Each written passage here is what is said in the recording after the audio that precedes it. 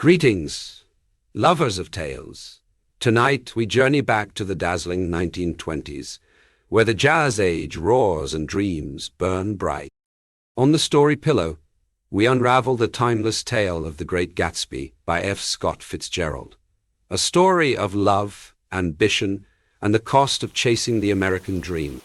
So, settle in, let the glow of Gatsby's green light guide you, and prepare to be swept into a world of glamour, heartbreak, and longing. The Great Gatsby by F. Scott Fitzgerald. Chapter 1. In my younger and more vulnerable years, my father gave me some advice that I've been turning over in my mind ever since. Whenever you feel like criticizing anyone, he told me, just remember that all the people in this world haven't had the advantages that you've had. He didn't say any more, but we've always been unusually communicative in a reserved way, and I understood that he meant a great deal more than that. In consequence, I'm inclined to reserve all judgments, a habit that has opened up many curious natures to me, and also made me the victim of not a few veteran bores. The abnormal mind is quick to detect and attach itself to this quality when it appears in a normal person, and so it came about that in college, I was unjustly accused of being a politician, because I was privy to the secret griefs of wild, unknown men. Most of the confidences were unsought. Frequently, I have feigned sleep, preoccupation, or a hostile levity when I realized by some unmistakable sign that an intimate revelation was quivering on the horizon, for the intimate revelations of young men, or at least the terms in which they express them, are usually plagiaristic and marred by obvious suppressions. Reserving judgments is a matter of infinite hope.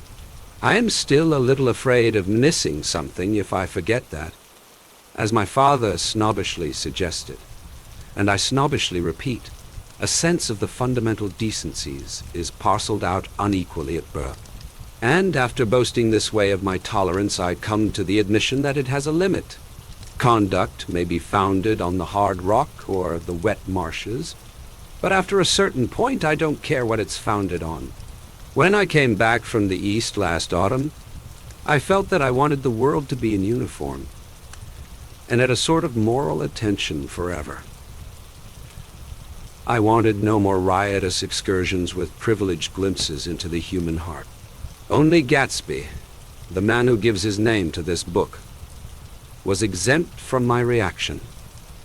Gatsby, who represented everything, for which I have an unaffected scorn.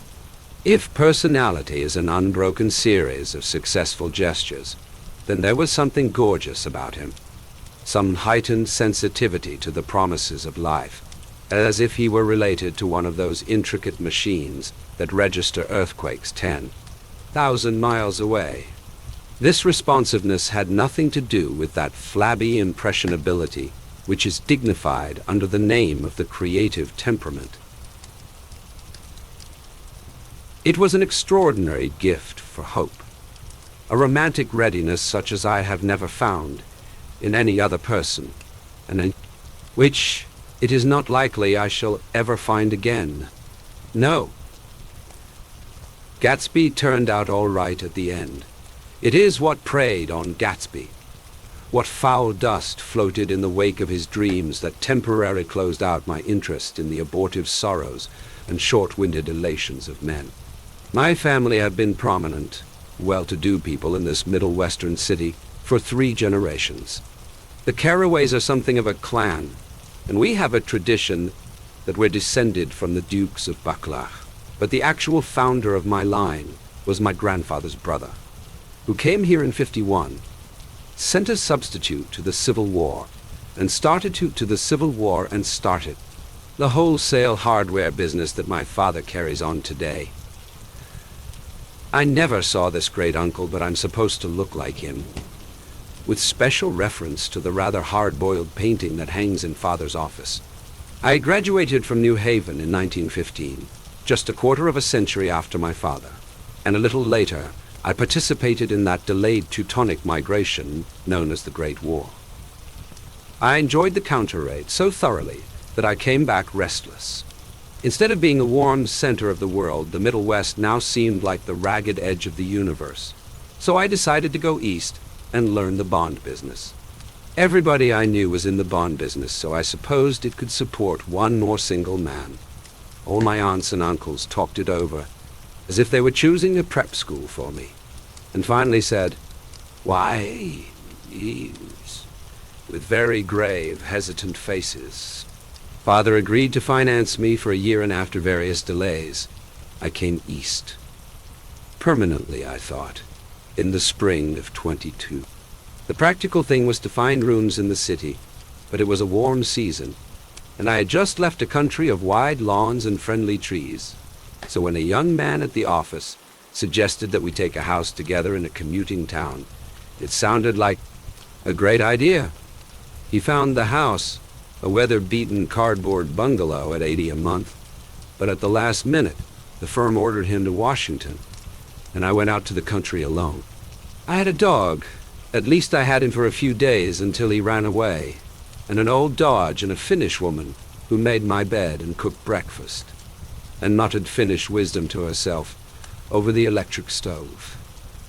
It was lonely for a day or so until one morning some man, more recently arrived than I, stopped me on the road. "How do you get to West Egg Village?" he asked helplessly. I told him, and as I walked on I was lonely no longer.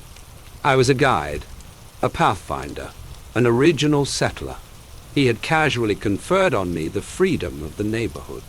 And so with the sunshine and the great bursts of leaves growing on the trees, just as things grow in fast movies, I had that familiar conviction that life was beginning over again with the summer. There was so much to read for one thing, and so much fine health to be pulled down out of the young breath-giving air. I bought a dozen volumes on banking and credit and investment securities, and they stood on my shelf in red and gold like new money from the mint, promising to unfold the shining secrets that only Midas and Morgan and Maecenas knew. And I had the high intention of reading many other books besides. I was rather literary in college. One year I wrote a series of very solemn and obvious editorials for the Yale News. And now I was going to bring back all such things into my life and become again that most limited of all specialists, the well-rounded man. This isn't just an epigram. Life is much more successfully looked at from a single window, after all. It was a matter of chance that I should have rented a house in one of the strangest communities in North America. It was on that slender, riotous island, which extends itself due east of New York, and where there are, among other natural curiosities, two unusual formations of land.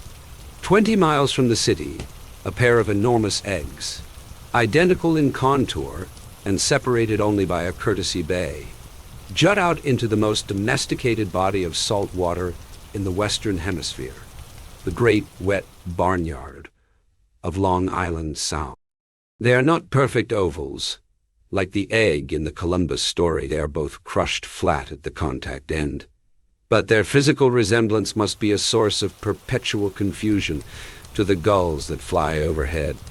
To the wingless, a more arresting phenomenon is their dissimilarity in every particular, except shape and size. I live at West Egg, the less fashionable of the two, though this is a most superficial tag to express the bizarre, and not a little sinister contrast between them. My house was at the very tip of the egg, only 50 yards from the Sound, and squeezed between two huge places that rented for $12,000 or $15,000 a season. The one on my right was a colossal affair by any standard. It was a factual imitation of some Hôtel de Ville in Normandy, with a tower on one side, spanking new under a thin beard of raw ivy, and a marble swimming pool, and more than 40 acres of lawn and garden. It was Gatsby's mansion, or rather, as I didn't know Mr. Gatsby, was a mansion inhabited by a gentleman of that name. My own house was an eyesore, but it was a small eyesore, and it had been overlooked, so I had a view of the water, a partial view of my neighbor's lawn, and the consoling proximity of millionaires, all for $80 a month. Across the courtesy bay, the white palaces of fashionable East Egg glittered along the water. And the history of the summer really begins on the evening I drove over there to have dinner with the Tom Buchanans. Daisy was my second cousin once removed, and I'd known Tom in college. And just after the war, I spent 2 days with them in Chicago. Her husband, among various physical accomplishments, had been one of the most powerful ends that ever played football at New Haven. A national figure in a way, one of those men who reach such an acute limited excellence at 21 at everything. Afterward, savors of anticlimax. His family were enormously wealthy. Even in college, his freedom with money was a matter for reproach. But now he'd left Chicago and come east in a fashion that rather took your breath away. For instance, he'd brought down a string of polo ponies from Lake Forest. It was hard to realize that a man in my own generation was wealthy enough to do that. Why they came east, I don't know. They had spent a year in France for no particular reason, and then drifted here and there unrestfully wherever people played polo and were rich together. This was a permanent move, said Daisy over the telephone. But I didn't believe it. I had no sight into Daisy's heart. But I felt that Tom would drift on, forever seeking a little wistfully for the dramatic turbulence of some irrecoverable football game. And so it happened that on a warm, windy evening I drove over to East Egg to see 2 old friends whom I scarcely knew at all. Their house was even more elaborate than I expected. A cheerful red and white Georgian colonial mansion overlooking the bay. The lawn started at the beach and ran toward the front door for a quarter of a mile, jumping over sundials and brick walks and burning gardens. Finally, when it reached the house, drifting up the side in bright vines, as though from the momentum of its side in bright vines. Run. The front was broken by a line of French windows, glowing now with reflected gold, and wide open to the warm, windy afternoon. And Tom Buchanan, in riding clothes, was standing with his legs apart on the front porch. He had changed since his New Haven years. Now he was a sturdy, straw-haired man of 30, with a rather hard mouth and a supercilious manner. 2 shining, arrogant eyes had established dominance over his face and gave him the appearance of always leaning aggressively forward. Not even the effeminate swank of his riding clothes could hide the enormous power of that body. He seemed to fill those glistening boots until he strained the top lacing, and you could see a great pack of muscle shifting when his shoulder moved under. His thin coat. It was a body capable of enormous leverage, a cruel body. His speaking voice, a gruff, husky tenor, added to the impression of fractiousness he conveyed. There was a touch of paternal contempt in it, even toward people he liked, and there were men at New Haven who had hated his guts. Now, don't think my opinion on these matters is final, he seemed to say, just because I'm stronger and more of a man than you are. We were in the same senior society, and while we were never intimate, I always had the impression that he approved of me and wanted me to like him with some harsh, defiant wistfulness of his own. We talked for a few minutes on the sunny porch. "I've got a nice place here," he said, his eyes flashing about restlessly. Turning me around by one arm, he moved a broad, flat hand along the front vista, including in its sweep a sunken Italian garden, a half-acre of deep, pungent roses, and a snub-nosed motorboat that bumped the tide offshore. It belonged to Demain the oilman. He turned me around again, politely and abruptly. "We'll go inside." We walked through a high hallway into a bright, rosy-colored space, fragilely bound into the house by French windows at either end. The windows were ajar and gleaming white against the fresh grass. Outside that seemed to grow a little way into the house. A breeze blew through the room, blew curtains in at one end and out the other like pale flags, twisting them up toward the frosted wedding cake of the ceiling, and then rippled over the wine-colored rug, making a shadow on it as wind does on the sea. The only completely stationary object in the room was an enormous couch, on which two young women were buoyed up as though upon an anchored balloon. They were both in white, and their dresses were rippling and fluttering, as if they had just been blown back in, after a short flight around the house. I must have stood for a few moments, listening to the whip and snap of the curtains, and the groan of a picture on the wall. Then there was a boom as Tom Buchanan shut the rear windows, and the caught wind died out about the room, and the curtains, and the rugs, and the two young women ballooned slowly to the floor. The younger of the two was a stranger to me.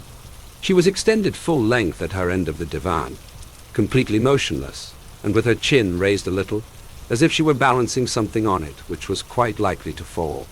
If she saw me out of the corner of her eyes, she gave no hint of it. Indeed, I was almost surprised into murmuring an apology for having disturbed her by coming in. The other girl, Daisy, made an attempt to rise. She leaned slightly forward with a conscientious expression.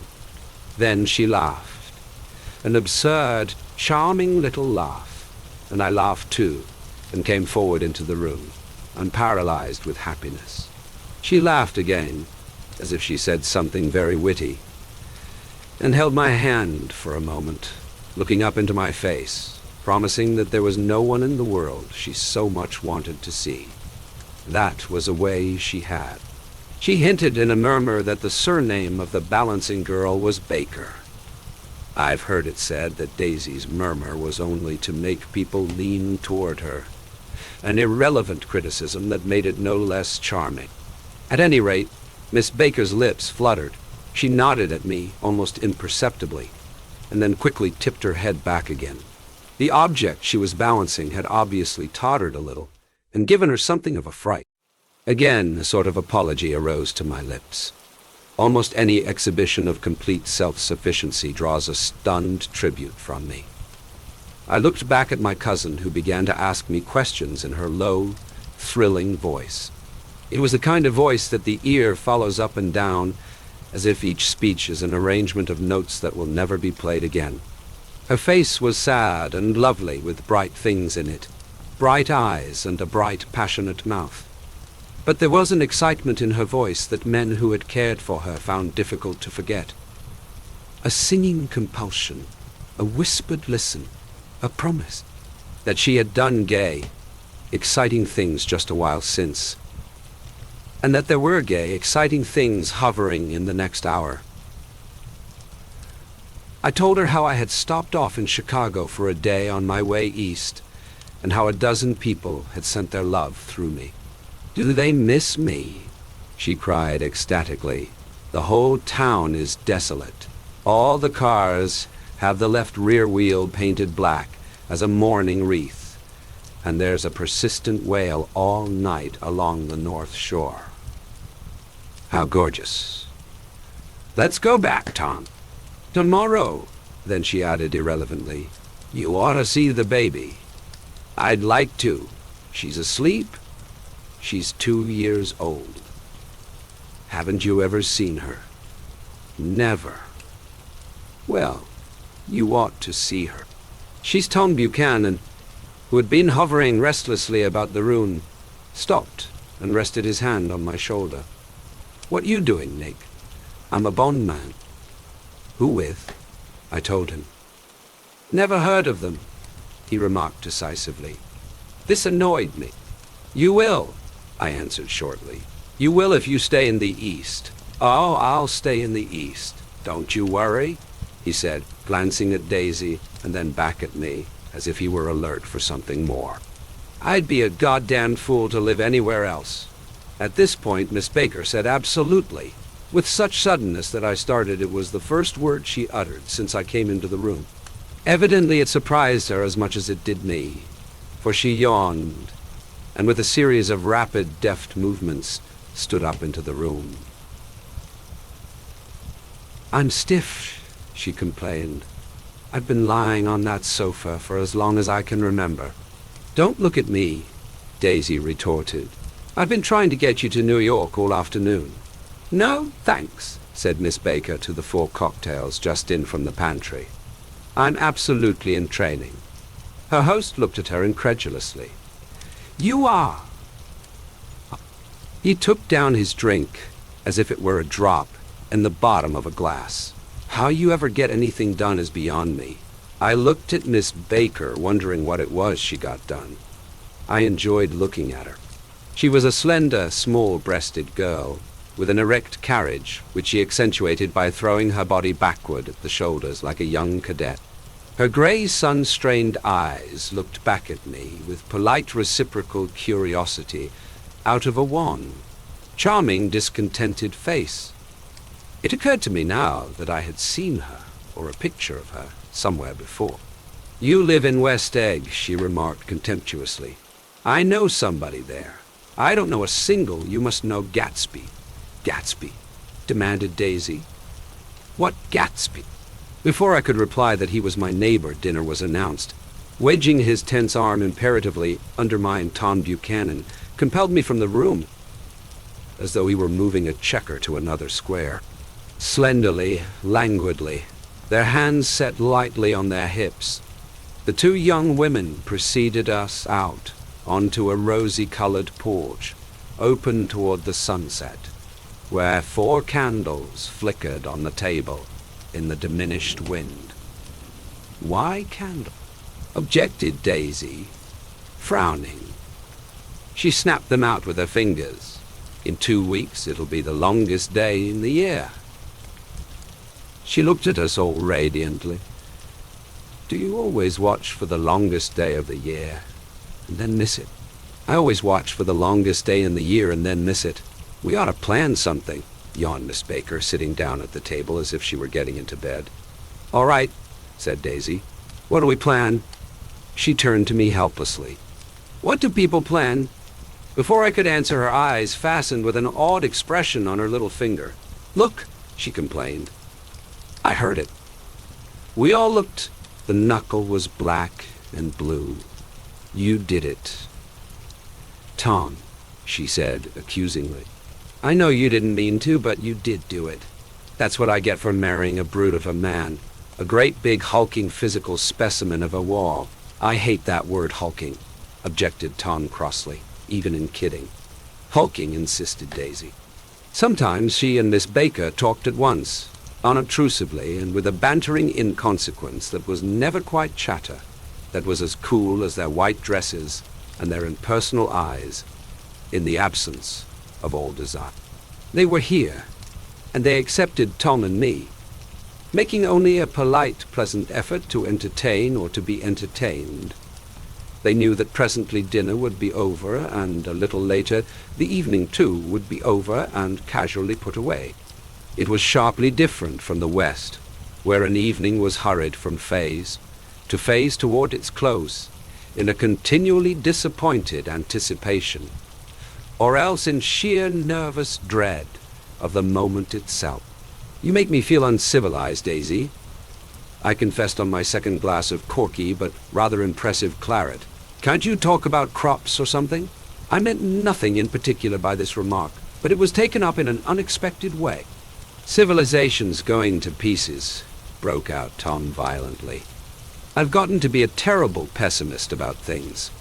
Have you read The Rise of the Colored Empires by this man Goddard?" "Why, no," I answered, rather surprised by his tone. "Well, it's a fine book, and everybody ought to read it. The idea is, if we don't look out, the white race will be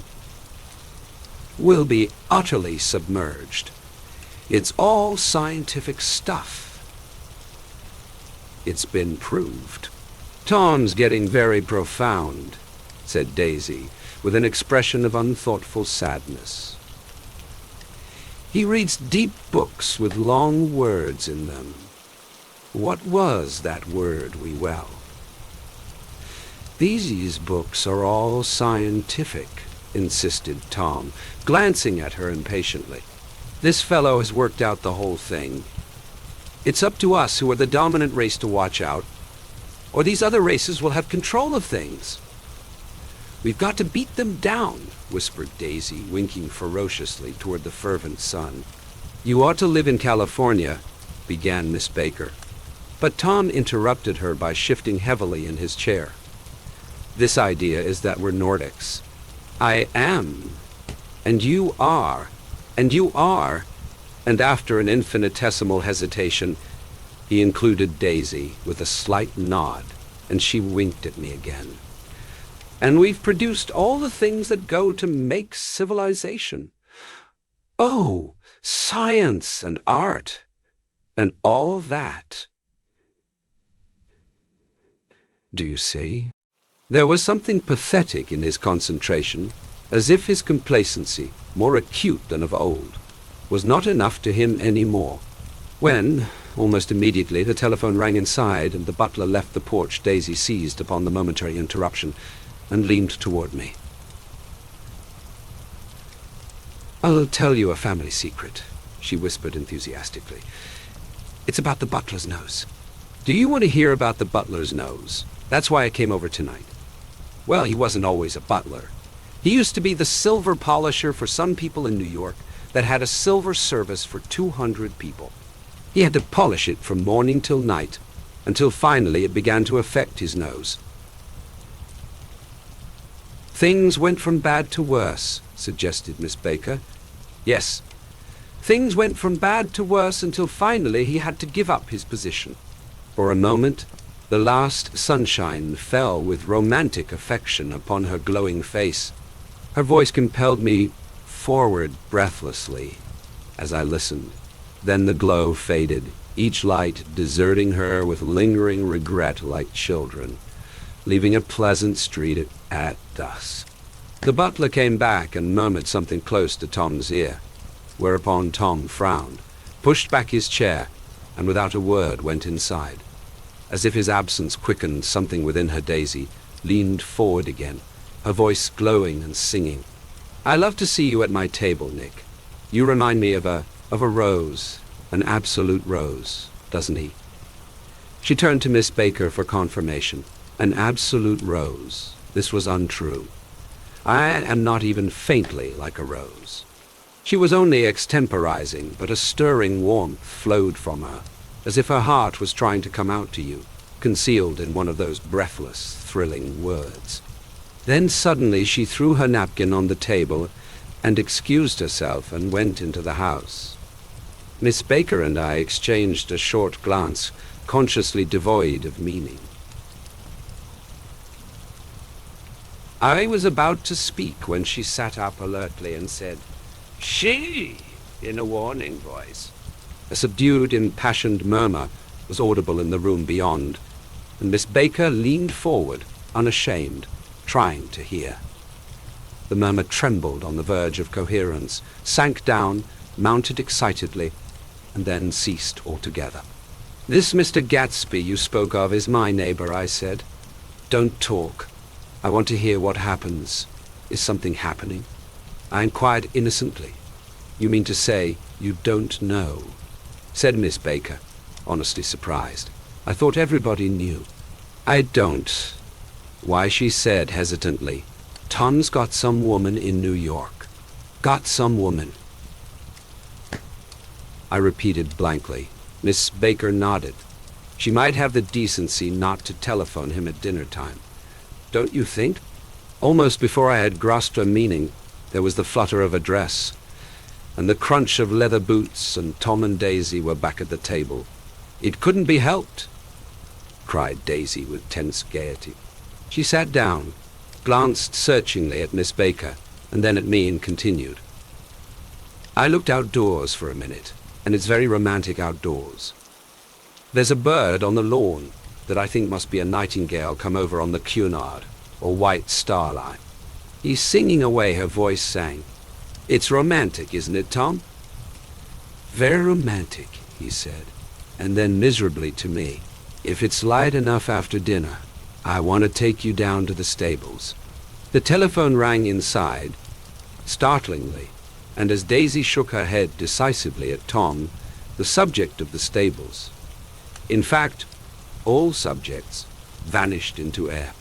Among the broken fragments of the last 5 minutes at table, I remember the candles being lit again, pointlessly, and I was conscious of wanting to look squarely at everyone, and yet to avoid all eyes.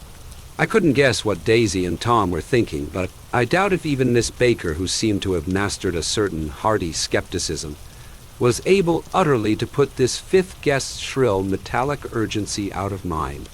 To a certain temperament, the situation might have seemed intriguing. My own instinct was to telephone immediately for the police. The horses, needless to say, were not mentioned again.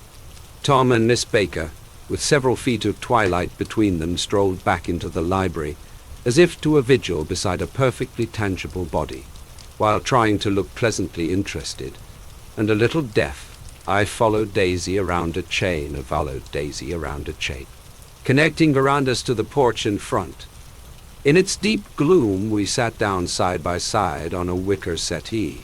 Daisy took her face in her hands, as if feeling its lovely shape, and her eyes moved gradually out into the velvet dusk. I saw that turbulent emotions possessed her, so I asked what I thought would be some sedative questions about her little girl. "We don't know each other very well, Nick," she said suddenly, "even if we are cousins. You didn't come to my wedding." "I wasn't back from the war. That's true." She hesitated. "Well, I've had a very bad time, Nick, and I'm pretty cynical about everything." Evidently she had reason to be. I waited, but she didn't say any more. And after a moment I returned rather feebly to the subject of her daughter. "I suppose she talks and eats and everything." "Oh, yes." She looked at me absently. "Listen, Nick. Let me tell you what I said when she was born. Would you like to hear?" "Very much. It'll show you how I've gotten to feel about things." Well, she was less than an hour old, and Tom was God knows where. I woke up out of the ether with an utterly abandoned feeling, and asked the nurse right away if it was a boy or a girl. She told me it was a girl, and so I turned my head away and wept. "All right," I said, "I'm glad it's a girl, and I hope she'll be a fool. That's the best thing a girl can be in this world, a beautiful little fool. You see, I think everything's terrible anyhow," she went on in a convinced way. "Everybody thinks so. The most advanced people. And I know. I've been everywhere and seen everything and done everything." Her eyes flashed around her in a defiant way, rather like Tom's, and she laughed with thrilling scorn. "Sophisticated? God, I'm sophisticated." The instant her voice broke off, ceasing to compel my attention, my belief, I felt the basic insincerity of what she had said. It made me uneasy, as though the whole evening had been a trick of some sort to exact a contributory emotion from me. I waited, and sure enough, in a moment she looked at me with an absolute smirk on her lovely face, as if she had asserted her membership in a rather distinguished secret society to which she and Tom belonged. Inside, the crimson room bloomed with light. Tom and Miss Baker sat at either end of the long couch, and she read aloud to him from the Saturday Evening Post, the words, murmurous and uninflected, running together in a soothing tune. The lamplight, bright on his boots and dull on the autumn leaf yellow of her hair, glinted along the paper as she turned a page, with a flutter of slender muscles in her arms. When we came in, she held us silent for a moment with a lifted hand. "To be continued," she said, tossing the magazine on the table, "in our very next issue." Her body asserted itself with a restless movement of her knee, and she stood up. 10 o'clock, she remarked, apparently finding the time on the ceiling. "Time for this good girl to go to bed. Jordan's going to play in the tournament tomorrow," explained Daisy, "over at Westchester." "Oh, you're Jordan Baker." I knew now why her face was familiar. Its pleasing, contemptuous expression had looked out at me from many rotogravure pictures of the sporting life at Asheville and Hot Springs and Palm Beach. I had heard some story of her too, a critical, unpleasant story, but what it was I had forgotten long ago. "Good night," she said softly. "Wake me at 8, won't you?" "If you'll get up." "I will. Good night, Mr. Carraway. See you anon." "Of course you will," confirmed Daisy. "In fact, I think I'll arrange a marriage. Come over often, Nick, and I'll sort of, fling you together. You know, lock you up accidentally in the linen closets, and push you out to sea in a boat, and all that sort of thing. Good night," called Miss Baker from the stairs. "I haven't heard a word. She's a nice girl," said Tom after a moment. "They oughtn't to let her run around the country this way." "Who oughtn't to?" inquired Daisy coldly. Her family is one aunt about 1,000 years old.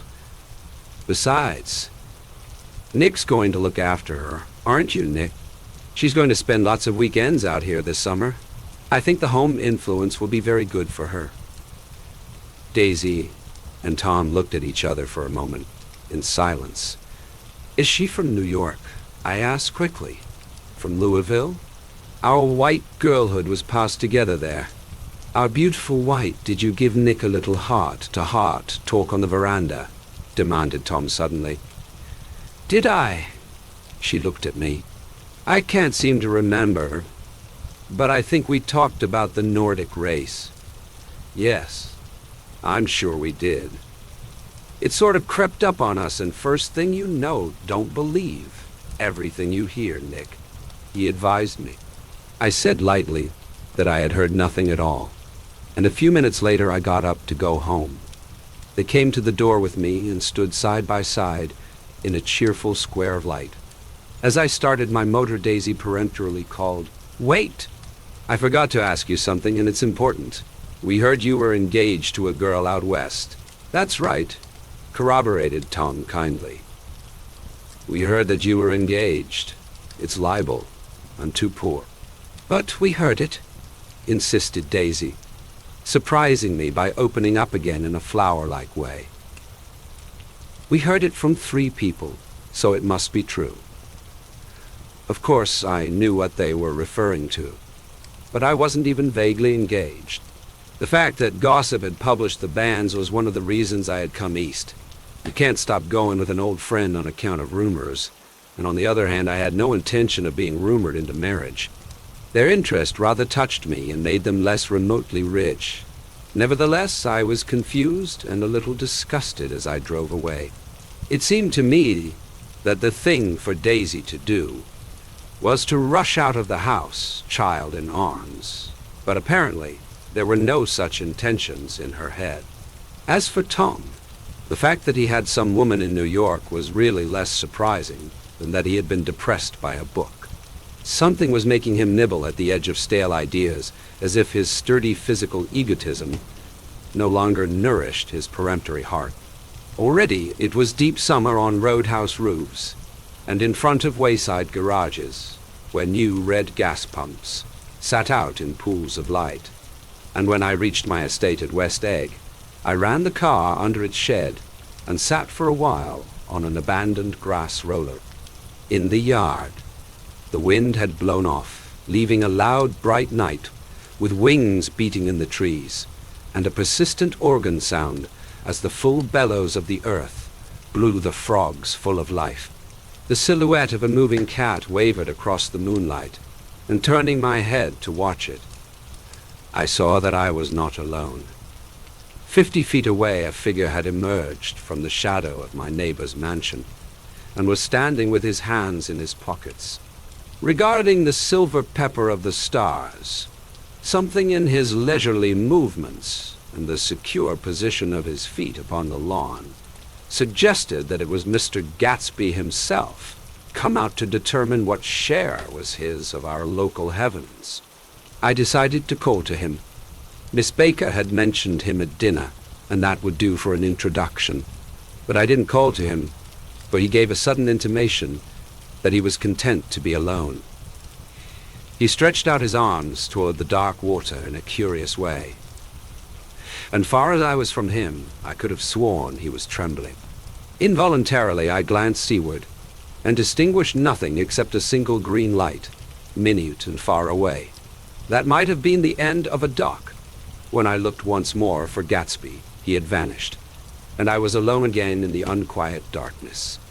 Chapter 2. About halfway between West Egg and New York, the motor road hastily joins the railroad and runs beside it for a quarter of a mile, so as to shrink away from a certain desolate area of land. This is a valley of ashes, a fantastic farm where ashes grow like wheat into ridges and hills, and grotesque gardens where ashes take the forms of houses and chimneys and rising smoke, and finally, with a transcendent effort, of men who move dimly and already crumbling through the powdery air. Occasionally, a line of grey cars crawls along an invisible track, gives out a ghastly creak, and comes to rest. And immediately the ash-grey men swarm up with leaden spades and stir up an impenetrable cloud which screens their obscure operations from your sight. But above the grey land and the spasms of bleak dust which drift endlessly over it, you perceive, after a moment, the eyes of Dr. T.J. Eckelberg. The eyes of Dr. T.J. Eckelberg are blue and gigantic. Their retinas are 1 yard high. They look out of no face, but instead from a pair of enormous yellow spectacles which pass over a non-existent nose. Evidently some wild wag of an oculist set them there to fatten his practice in the borough of Queens, and then sank down himself into eternal blindness, or forgot them and moved away. But his eyes, dimmed a little by many paintless days under sun and rain, brood on over the solemn dumping ground. The Valley of Ashes is bounded on one side by a small foul river, and when the drawbridge is up to let barges through, the passengers on waiting trains can stare at the dismal scene for as long as half an hour. There is always a halt there of at least a minute. And it was because of this that I first met Tom Buchanan's mistress. The fact that he had one was insisted upon wherever he was known. His acquaintances resented the fact that he turned up in popular restaurants with her, and, leaving her at a table, sauntered about, chatting with whomsoever he knew. Though I was curious to see her, I had no desire to meet her, but I did. I went up to New York with Tom on the train one afternoon, and when we stopped by the ash heaps, he jumped to his feet and, taking hold of my elbow, literally forced me from the car. "We're getting off," he insisted. "I want you to meet my girl."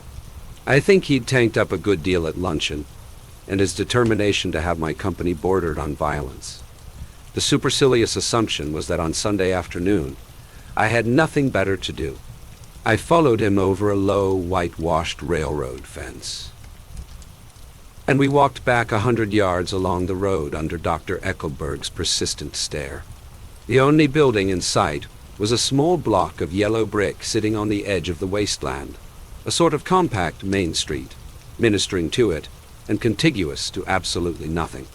One of the 3 shops it contained was for rent, and another was an all-night restaurant approached by a trail of ashes. The third was a garage. Repairs. George B. Wilson. Cars bought and sold. And I followed Tom inside. The interior was unprosperous and bare. The only car visible was the dust-covered wreck of a Ford which crouched in a dim corner.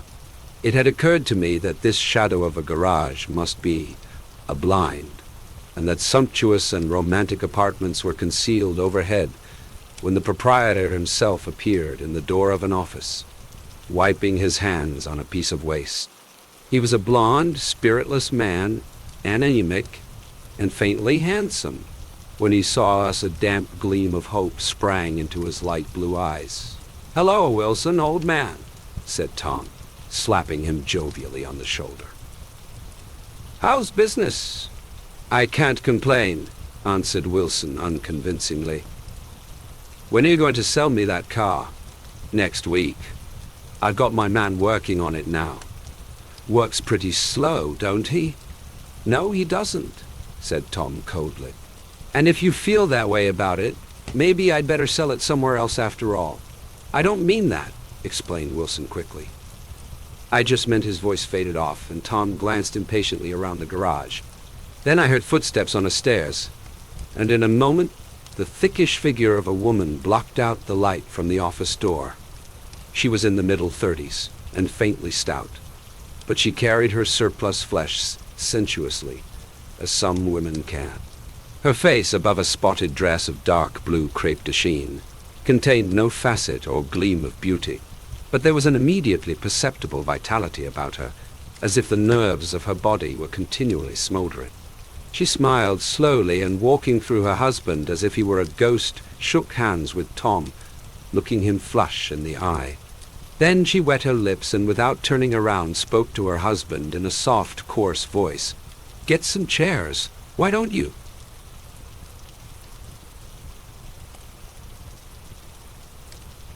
"So somebody can sit down?"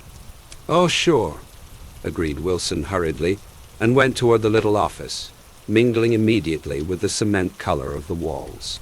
A white ashen dust veiled his dark suit, and his pale hair as it veiled everything in the vicinity, except his wife, who moved close to Tom. "I want to see you," said Tom intently. "Get on the next train, all right? I'll meet you by the newsstand on the lower level." She nodded and moved away from him just as George Wilson emerged with 2 chairs from his office door. We waited for her down the road and out of sight.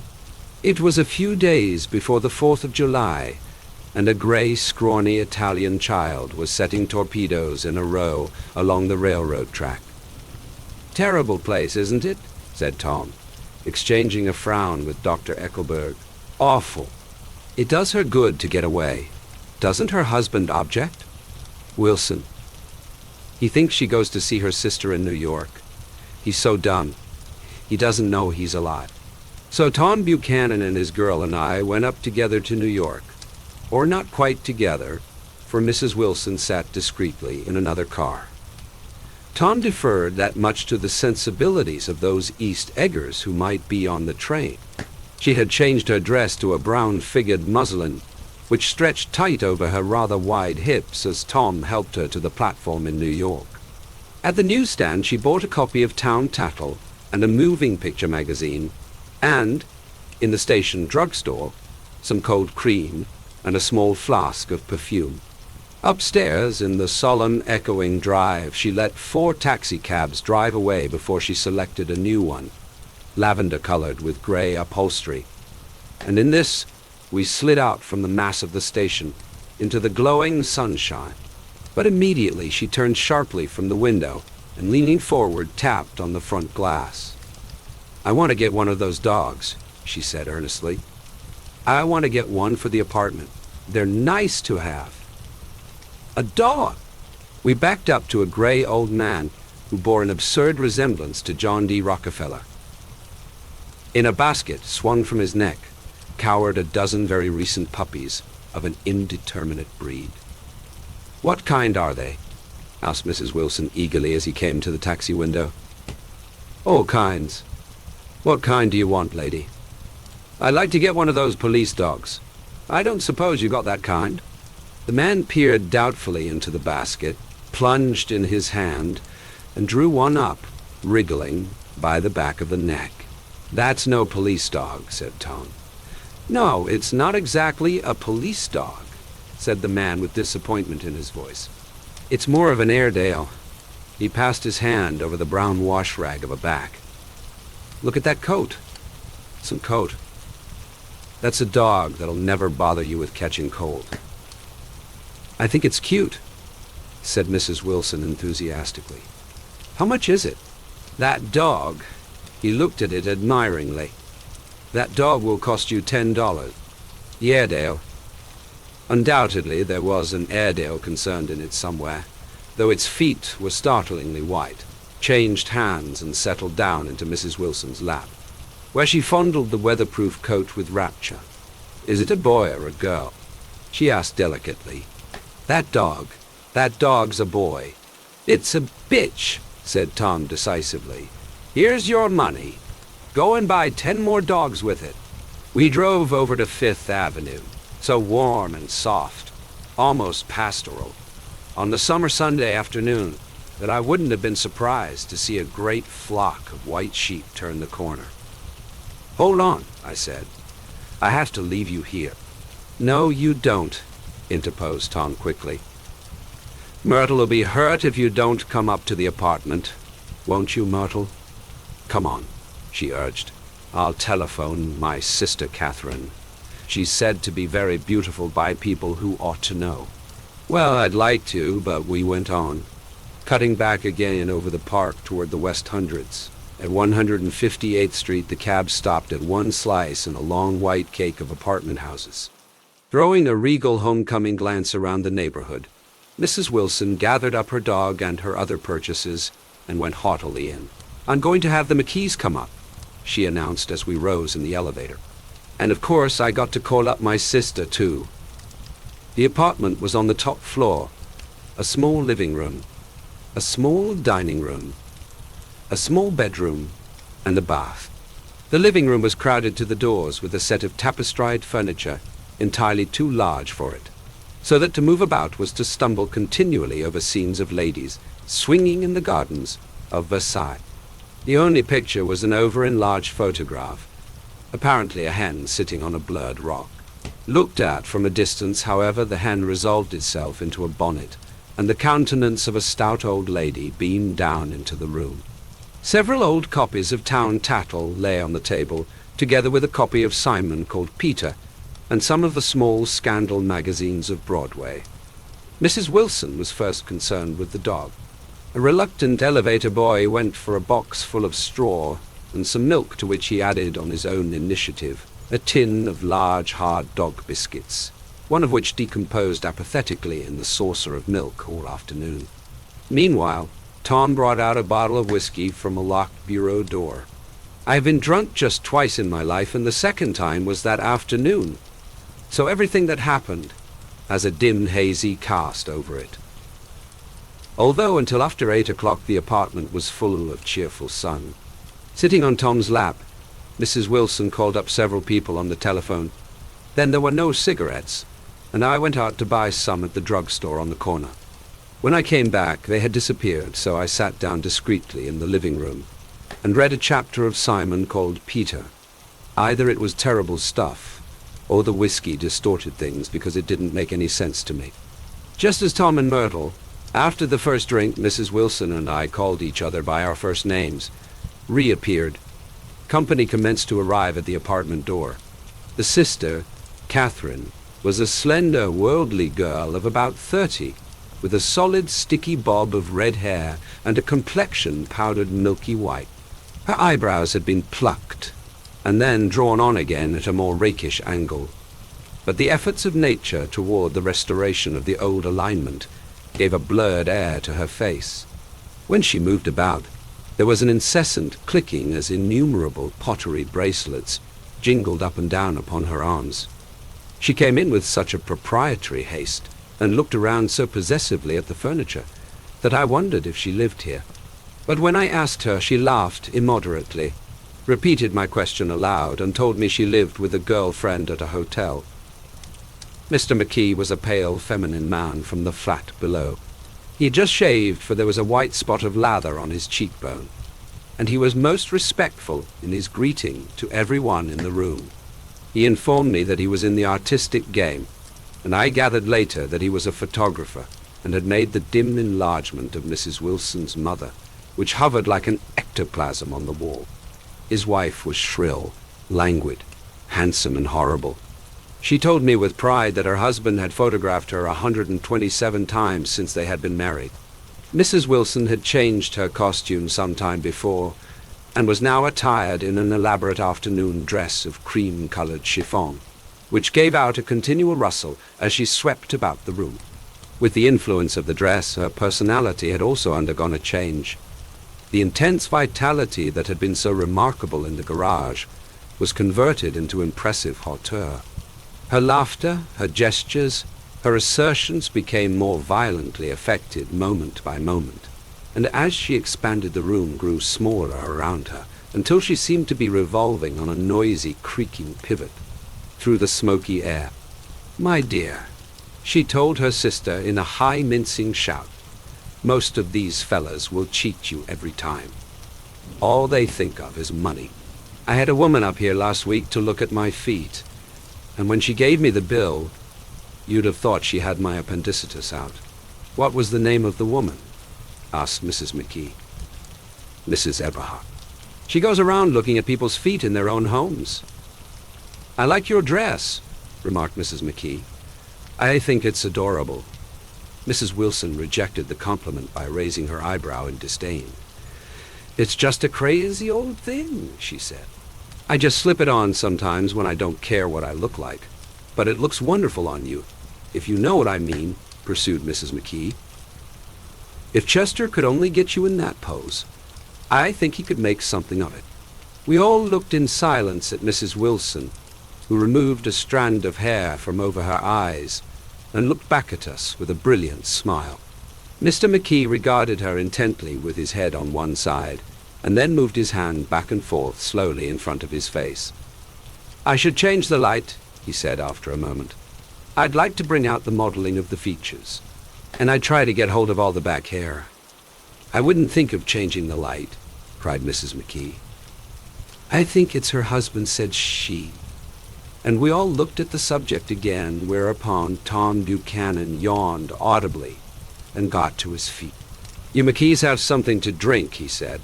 "Get some more ice and mineral water, Myrtle, before everybody goes to sleep." I told that boy about the ice. Myrtle raised her eyebrows in despair at the shiftlessness of the lower orders. "These people, you have to keep after them all the time." She looked at me and laughed pointlessly. Then she flounced over to the dog, kissed it with ecstasy, and swept into the kitchen, implying that a dozen chefs awaited her orders there. "I've done some nice things out on Long Island," asserted Mr. McKee. Tom looked at him blankly. "2 of them we have framed downstairs." "2 what?" demanded Tom. "2 studies. One of them I call Montauk Point, the Gulls, and the other I call Montauk Point, the Sea." The sister Catherine sat down beside me on the couch. "Do you live down on Long Island, too?" she inquired. "I live at West Egg." "Really?" "Really? I was down there at a party about a month ago, at a man named Gatsby's. Do you know him?" "I live next door to him. Well, they say he's a nephew or a cousin of Kaiser Wilhelm's. That's where all his money comes from." "Really?" She nodded. "I'm scared of him. I'd hate to have him get anything on me." This absorbing information about my neighbor was interrupted by Mrs. McKee's pointing suddenly at Catherine.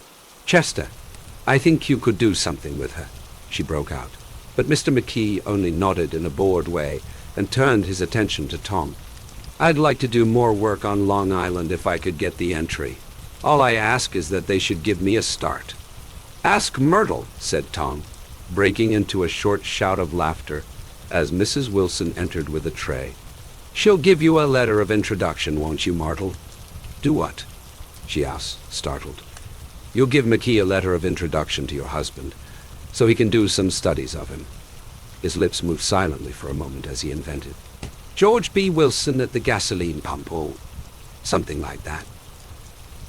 Catherine leaned close to me and whispered in my ear, "Neither of them can stand the person they're married to, can't they?"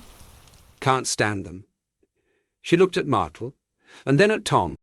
"What I say is, why go on living with them if they can't stand them? If I was them, I'd get a divorce and get married to each other right away." "Doesn't she like Wilson either?" The answer to this was unexpected. It came from Myrtle, who had overheard the question, and it was violent and obscene. "You see," cried Catherine triumphantly. She lowered her voice again. "It's really his wife that's keeping them apart. She's a Catholic and they don't believe in divorce. Daisy was not a Catholic, and I was a little shocked at the elaborateness of the lie. When they do get married," continued Catherine, They're going west to live for a while until it blows over. It'd be more discreet to go to Europe." "Oh, do you like Europe?" she exclaimed surprisingly. "I just got back from Monte Carlo.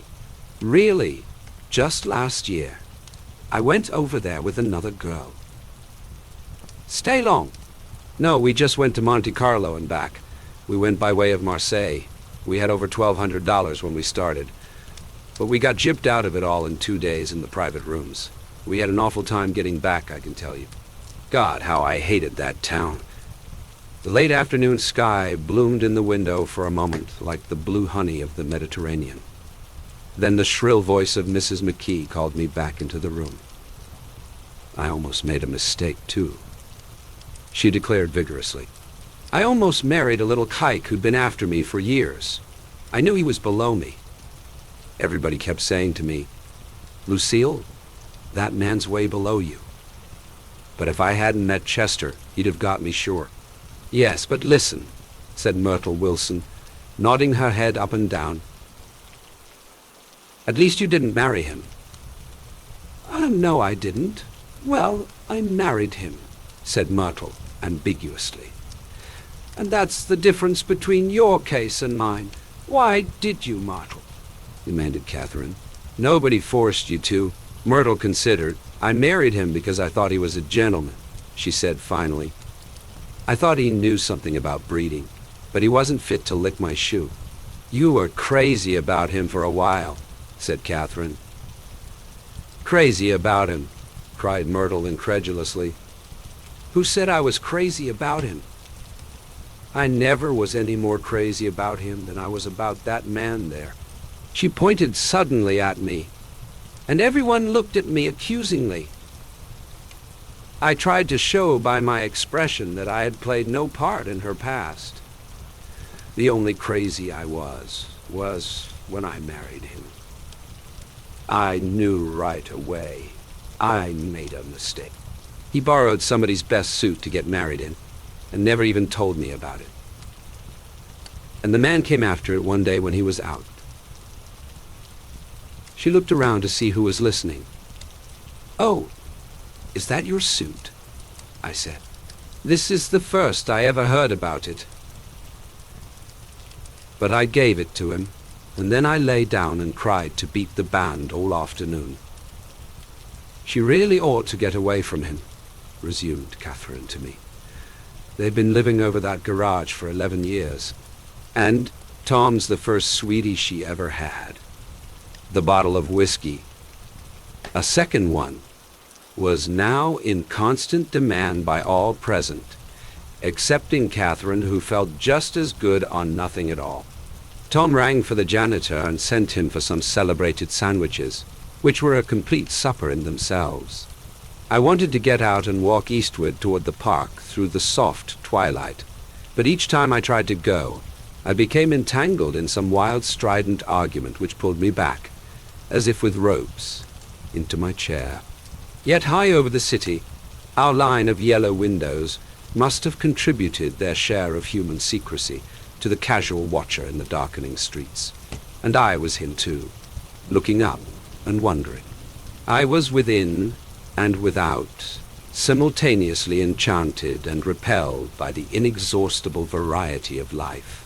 Myrtle pulled her chair close to mine, and suddenly her warm breath poured over me a story of her first meeting with Tom. It was on the two little seats facing each other that are always the last ones left on the train. I was going up to New York to see my sister and spend the night.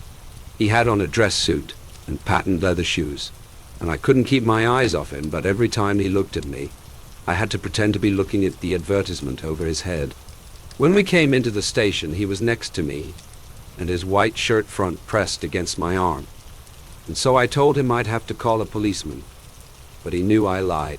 I was so excited that when I got into a taxi with him, I didn't hardly know I wasn't getting into a subway train. All I kept thinking about over and over was, you can't live forever. You can't live forever. She turned to Mrs. McKee, and the room rang full of her artificial laughter. "My dear," she cried. "I'm going to give you this dress as soon as I'm through with it. I've got to get another one tomorrow. I'm going to make a list of all the things I've got to get.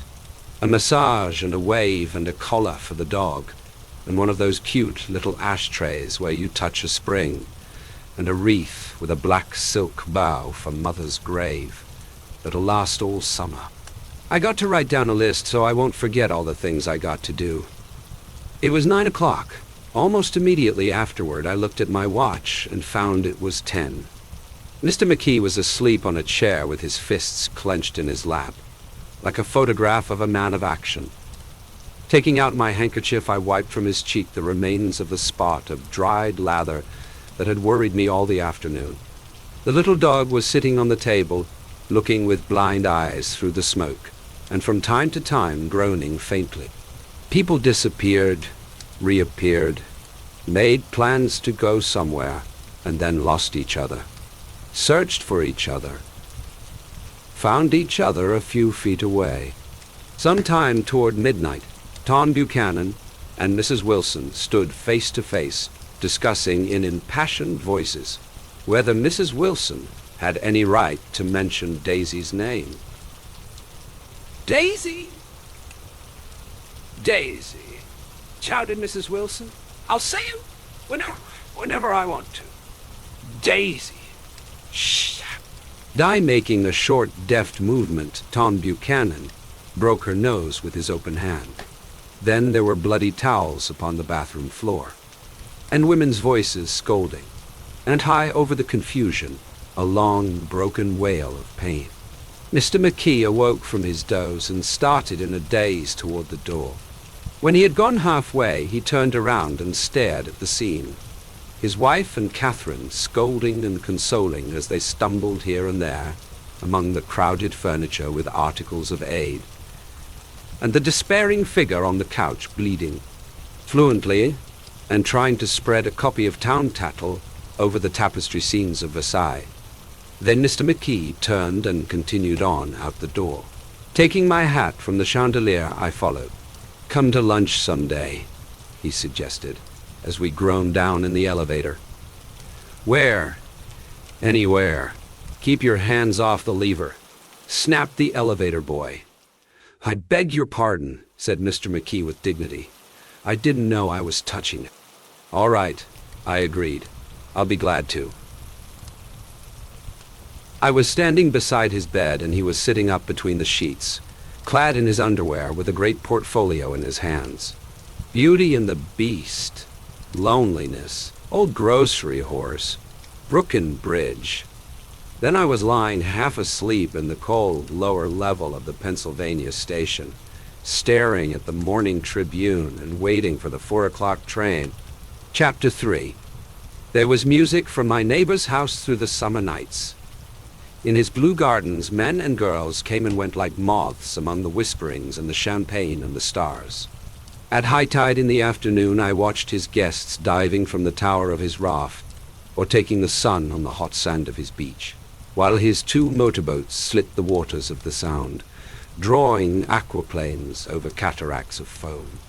On weekends, his Rolls-Royce became an omnibus, bearing parties to and from the city between 9 in the morning and long past midnight, while his station wagon scampered like a brisk yellow bug to meet all trains. And on Mondays, 8 servants, including an extra gardener, toiled all day with mops and scrubbing brushes and hammers and garden shears, repairing the ravages of the night before. Every Friday, 5 crates of oranges and lemons arrived from a fruiterer in New York. Every Monday, these same oranges and lemons left his back door in a pyramid of pulpless halves. There was a machine in the kitchen which could extract the juice of 200 oranges in half an hour, if a little button was pressed 200 times by a butler's thumb. At least once a fortnight, a corps of caterers came down with several hundred feet of canvas and enough colored lights to make a Christmas tree of Gatsby's enormous garden. On buffet tables, garnished with glistening hors d'oeuvre, spiced baked hams crowded against salads of harlequin designs, and pastry pigs, and turkeys bewitched to a dark gold. In the main hall, A bar with a real brass rail was set up, and stocked with gins and liquors, and with cordials so long forgotten that most of his female guests were too young to know one from another. By 7 o'clock the orchestra has arrived. No thin five-piece affair, but a whole pit full of oboes and trombones and saxophones and viols and cornets and piccolos and low and high drums. The last swimmers have come in from the beach now and are dressing upstairs. The cars from New York are parked 5 deep in the drive, and already the halls and salons and verandas are gaudy with primary colors and hair shorn in strange new ways and shawls beyond the dreams of Castile. The bar is in full swing, and floating rounds of cocktails permeate the garden outside until the air is alive with chatter and laughter and casual innuendo and introductions forgotten on the spot, and enthusiastic meetings between women who never knew each other's names. The lights grow brighter as the earth lurches away from the sun, and now the orchestra is playing yellow cocktail music, and the opera of voices pitches a key higher. Laughter is easier, minute by minute, spilled with prodigality, tipped out at a cheerful word. The groups change more swiftly, swell with new arrivals, dissolve and form in the same breath. Already there are wanderers, confident girls who weave here and there among the stouter and more stable, become, for a sharp, joyous moment, the center of a group, and then excited with triumph glide on through the sea change of faces and voices and color under the constantly changing light. Suddenly one of these gypsies in trembling opal seizes a cocktail out of the air, dumps it down for courage, and moving her hands like Frisco dances out alone on the canvas platform. A momentary hush. The orchestra leader varies his rhythm obligingly for her, and there is a burst of chatter as the erroneous news goes around that she is Gilda Gray's understudy from the Follies. The party has begun. I believe that on the first night I went to Gatsby's house, I was one of the few guests who had actually been invited. People were not invited. They went there. They got into automobiles which bore them out to Long Island, and somehow they ended up at Gatsby's door. Once there, they were introduced by somebody who knew Gatsby, and after that, they conducted themselves according to the rules of behavior associated with amusement parks. Sometimes they came and went without having met Gatsby at all, came for the party with a simplicity of heart that was its own ticket of admission. I had been actually invited. A chauffeur in a uniform of robin's egg blue crossed my lawn early that Saturday morning with a surprisingly formal note from his employer. The honor would be entirely Gatsby's, it said, if I would attend his little party that night. He had seen me several times and had intended to call on me long before, but a peculiar combination of circumstances had prevented it. Signed J. Gatsby in a majestic hand. Dressed up in white flannels, I went over to his lawn a little after 7 and wandered around rather ill at ease among swirls and eddies of people I didn't know. Though here and there was a face I had noticed on the commuting train, I was immediately struck by the number of young Englishmen dotted about, all well-dressed, all looking a little hungry, and all talking in low, earnest voices to solid and prosperous Americans. I was sure that they were selling something, bonds or insurance or automobiles. They were, at least, agonizingly aware of the easy money in the vicinity and convinced that it was theirs for a few words in the right key. As soon as I arrived, I made an attempt to find my host, but the 2 or 3 people of whom I asked his whereabouts stared at me in such an amazed way, and denied so vehemently any knowledge of his movements, that I slunk off in the direction of the cocktail table, the only place in the garden where a single man could linger without looking purposeless and alone. I was on my way to get roaring drunk from sheer embarrassment when Jordan Baker came out of the house and stood at the head of the marble steps, leaning a little backward and looking with contemptuous interest down into the garden. Welcome or not, I found it necessary to attach myself to someone before I should begin to address cordial remarks to the passers-by. "Hello," I roared, advancing toward her. My voice seemed unnaturally loud across the garden. "I thought you might be here," she responded absently as I came up. I remembered you lived next door till she held my hand impersonally, as a promise that she'd take care of me in a minute, and gave ear to two girls in twin yellow dresses, who stopped at the foot of the steps. "Hello!" they cried together. "Sorry you didn't win. That was for the golf tournament. She had lost in the finals the week before. You don't know who we are," said one of the girls in yellow, "but we met you here about a month ago." "You've dyed your hair since then," remarked Jordan. And I started, but the girls had moved casually on, and her remark was addressed to the premature moon, produced like the supper, no doubt, out of a caterer's basket.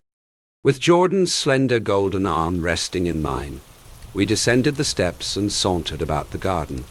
A tray of cocktails floated at us through the twilight, and we sat down at a table with the two girls in yellow and three men, each one introduced to us as Mr. Mumble. "Do you come to these parties often?" inquired Jordan of the girl beside her. "The last one was the one I met you at," answered the girl in an alert, confident voice. She turned to her companion. "Wasn't it for you, Lucille?" "It was for Lucille, too." "I like to come," Lucille said. "I never care what I do, so I always have a good time. When I was here last, I tore my gown on a chair, and he asked me my name and address. Inside of a week, I got a package from Crorier's with a new evening gown in it. Did you keep it?" asked Jordan. "Sure I did. I was going to wear it tonight, but it was too big in the bust and had to be altered. It was gas blue with lavender beads. $265. "There's something funny about a fellow that'll do a thing like that," said the other girl eagerly. "He doesn't want any trouble with anybody. Who doesn't?" I inquired. "Gatsby." Somebody told me the two girls and Jordan leaned together confidentially. Somebody told me they thought he killed a man once. A thrill passed over all of us. The three Mr. Mumbles bent forward and listened eagerly. "I don't think it's so much that," argued Lucille skeptically. "It's more that he was a German spy during the war." One of the men nodded in confirmation. "I heard that from a man who knew all about him. Grew up with him in Germany," he assured us positively. "Oh, no," said the first girl. "It couldn't be that, because he was in the American Army during the war." As our credulity switched back to her, she leaned forward with enthusiasm. "You look at him sometimes when he thinks nobody's looking at him. I'll bet he killed a man." She narrowed her eyes and shivered. Lucille shivered. We all turned and looked around for Gatsby. It was testimony to the romantic speculation he inspired that there were whispers about him from those who found little that it was necessary to whisper about in this world. The first supper, there would be another one after midnight, was now being served, and Jordan invited me to join her own party, who was spread around a table on the other side of the garden. There were three married couples and Jordan's escort, a persistent undergraduate given to violent innuendo, and obviously under the impression that sooner or later Jordan was going to yield him up her person to a greater or lesser degree. Instead of rambling, this party had preserved a dignified homogeneity and assumed to itself the function of representing the staid nobility of the countryside. East Egg condescending to West Egg, and carefully on guard against its spectroscopic gaiety. "Let's get out," whispered Jordan, after a somehow wasteful and inappropriate half-hour. "This is much too polite for me." We got up, and she explained that we were going to find the host. I had never met him, she said, and it was making me uneasy. The undergraduate nodded in a cynical, melancholy way. The bar, where we glanced first, was crowded, but Gatsby was not there. She couldn't find him from the top of the steps, and He wasn't on the veranda. On a chance we tried an important-looking door and walked into a high Gothic library, paneled with carved English oak, and probably transported complete from some ruin overseas.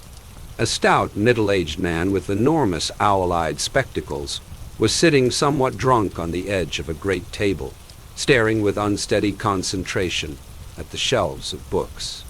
As we entered, he wheeled excitedly around and examined Jordan from head to foot. "What do you think?" he demanded impetuously. "About what?" He waved his hand toward the bookshelves. "About that. As a matter of fact, you needn't bother to ascertain." I ascertained. "They're real." "The books?" He nodded. "Absolutely real. Have pages and everything. I thought they'd be a nice, durable cardboard. Matter of fact, they're absolutely real. Pages and... Here, let me show you." Taking our skepticism for granted, he rushed to the bookcases and returned with Volume 1 of the Stoddard Lectures. "See," he cried triumphantly. "It's a bona fide piece of printed matter. It fooled me. This fella's a regular Belasco. It's a triumph. What thoroughness, what realism. Knew when to stop too, didn't cut the pages. But what do you want? What do you expect?" He snatched the book from me and replaced it hastily on its shelf, muttering that if one brick was removed, the whole library was liable to collapse. "Who brought you?" he demanded. "Or did you just come?" "I was brought." "Most people were brought." Jordan looked at him alertly, cheerfully, without answering. "I was brought by a woman named Roosevelt," he continued. "Mrs. Claude Roosevelt. Do you know her? I met her somewhere last night. I've been drunk for about a week now, and I thought it might sober me up to sit in a library. Has it? A little bit, I think. I can't tell yet. I've only been here an hour. Did I tell you about the books? They're real? There, you told us." We shook hands with him gravely and went back outdoors. There was dancing now on the canvas in the garden. Old men pushing young girls backward in eternal graceless circles. Superior couples holding each other tortuously, fashionably and keeping in the corners.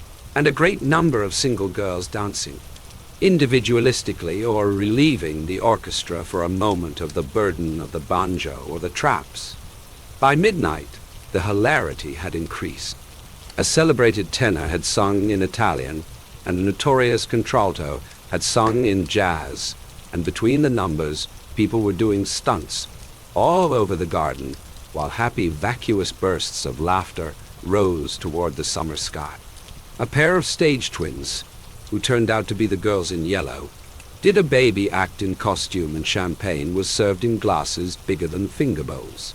The moon had risen higher, and floating in the sound was a triangle of silver scales, trembling a little to the stiff, tinny drip of the banjos on the lawn.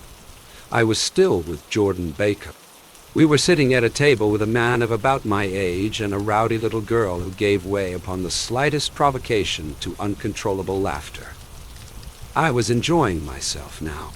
I had taken 2 finger bowls of champagne, and the scene had changed before my eyes into something significant, elemental, and profound. At a lull in the entertainment, the man looked at me and smiled. "Your face is familiar," he said politely. Weren't you in the 3rd Division during the war?" "Why, yes. I was in the 9th Machine Gun Battalion. I was in the 7th Infantry until June 1918. I knew I'd seen you somewhere before." We talked for a moment about some wet, gray little villages in France. Evidently he lived in this vicinity, for he told me that he had just bought a hydroplane and was going to try it out in the morning. "Want to go with me, old sport?" "Just near the shore along the Sound." "What time?" "Any time that suits you best."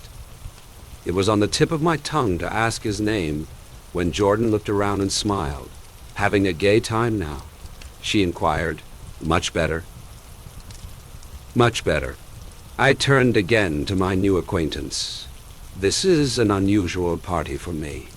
I haven't even seen the host. I live over there. I waved my hand at the invisible hedge in the distance. And this man, Gatsby, sent over his chauffeur with an invitation. For a moment he looked at me as if he failed to understand. "And Gatsby," he said suddenly. "What?" I exclaimed. "Oh, I beg your pardon. I thought you knew, old sport. I'm afraid I'm not a very good host." He smiled understandingly, much more than understandingly.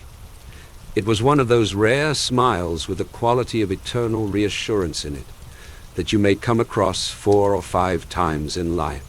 It faced, or seemed to face, the whole external world for an instant, and then concentrated on you with an irresistible prejudice in your favor.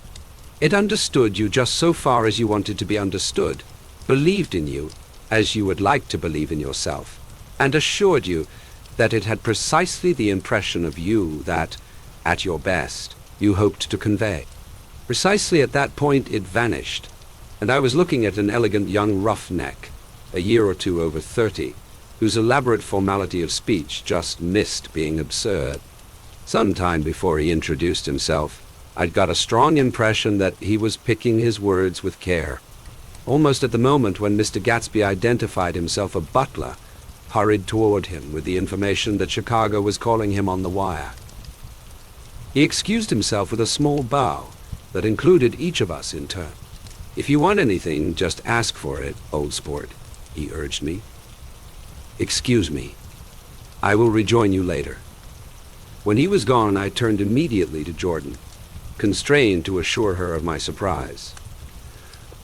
I had expected that Mr. Gatsby would be a florid and corpulent person in his middle years. "Who is he?" I demanded. "Do you know? He's just a man named Gatsby. Where is he from, I mean? And what does he do?" "Now you're started on the subject," she answered with a wan smile. "Well, he told me once he was an Oxford man." A dim background started to take shape behind him, but at her next remark it faded away. "However, I don't believe it." "Why not?" "I don't know," she insisted. "I just don't think he went there." Something in her tone reminded me of the other girls I think he killed a man, and had the effect of stimulating my curiosity. I would have accepted without question the information that Gatsby sprang from the swamps of Louisiana or from the Lower East Side of New York. That was comprehensible. But young men didn't, at least in my provincial inexperience, I believe they didn't, drift coolly out of nowhere and buy a palace on Long Island Sound. "Anyhow, he gives large parties," said Jordan, changing the subject with an urbane distaste for the concrete. "And I like large parties. They're so intimate. At small parties, there isn't any privacy." There was the boom of a bass drum, and the voice of the orchestra leader rang out suddenly above the echolalia of the garden. "Ladies and gentlemen," he cried, "at the request of Mr. Gatsby, we are going to play for you Mr. Vladimir Tostov's latest work, which attracted so much attention at Carnegie Hall last May. If you read the papers, you know there was a big sensation." He smiled with jovial condescension and added some sensation, whereupon everybody laughed. "The piece is known," he concluded lustily, "as Vladimir Tostov's Jazz History of the World." The nature of Mr. Tostov's composition eluded me, because just as it began my eyes fell on Gatsby, standing alone on the marble steps, and looking from one group to another with approving eyes. His tan skin was drawn attractively tight on his face, and his short hair looked as though it were trimmed every day. I could see nothing sinister about him. I wondered if the fact that he was not drinking helped to set him off from his guests, for it seemed to me that he grew more correct as the fraternal hilarity increased. When the Jazz History of the World was over, girls were putting their heads on men's shoulders in a puppyish, convivial way.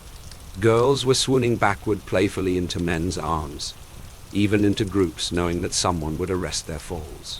But no one swooned backward on Gatsby, and no French bob touched Gatsby's shoulder, and no singing quartets were formed with Gatsby's head for one link. "I beg your pardon." Gatsby's butler was suddenly standing beside us. "Miss Baker?" he inquired. "I beg your pardon, but Mr. Gatsby would like to speak to you alone." "With me?" she exclaimed in surprise. "Yes, madame." She got up slowly, raising her eyebrows at me in astonishment, and followed the butler toward the house. I noticed that she wore her evening dress, all her dresses, like sports clothes. There was a jauntiness about her movements, as if she had first learned to walk upon golf courses on clean, crisp mornings. I was alone, and it was almost 2. For some time confused and intriguing sounds had issued from a long, many-windowed room, which overhung the terrace, eluding Jordan's undergraduate, who was now engaged in an obstetrical conversation with 2 chorus girls, and who implored me to join him. I went inside. The large room was full of people. One of the girls in yellow was playing the piano, and beside her stood a tall, red-haired young lady from a famous chorus, engaged in song. She had drunk a quantity of champagne, and during the course of her song she had decided ineptly that everything was very, very sad. She was not only singing, she was weeping too. Whenever there was a pause in the song, she filled it with gasping, broken sobs, and then took up the lyric again in a quavering soprano. The tears coursed down her cheeks, not freely, however, for when they came into contact with her heavily beaded eyelashes, they assumed an inky color and pursued the rest of their way in slow black rivulets. A humorous suggestion was made that she sing the notes on her face, whereupon she threw up her hands, sank into a chair, and went off into a deep vinous sleep. She had a fight with a man who says, "He's her husband," explained a girl at my elbow.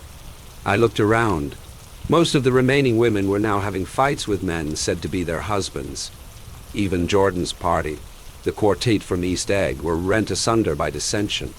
One of the men was talking with curious intensity to a young actress, and his wife, after attempting to laugh at the situation in a dignified and indifferent way, broke down entirely and resorted to flank attacks. At intervals she appeared suddenly attacked, his side like an angry diamond, and hissed "you promised" into his ear. The reluctance to go home was not confined to wayward men. The hall was at present occupied by 2 deplorably sober men and their highly indignant wives. The wives were sympathizing with each other in slightly raised voices. Whenever he sees I'm having a good time, he wants to go home. Never heard anything so selfish in my life. We're always the first ones to leave. So are we. Well, we're almost the last tonight, said one of the men sheepishly. The orchestra left half an hour ago. In spite of the wives' agreement that such malevolence was beyond credibility, the dispute ended in a short struggle, and both wives were lifted, kicking into the night. As I waited for my hat in the hall, the door of the library opened, and Jordan Baker and Gatsby came out together. He was saying some last word to her, but the eagerness in his manner tightened abruptly into formality as several people approached him to say goodbye. Jordan's party were calling impatiently to her from the porch, but she lingered for a moment to shake hands. "I've just heard the most amazing thing," she whispered. "How long were we in there?" "Why, about an hour." "It was simply amazing," she repeated abstractedly.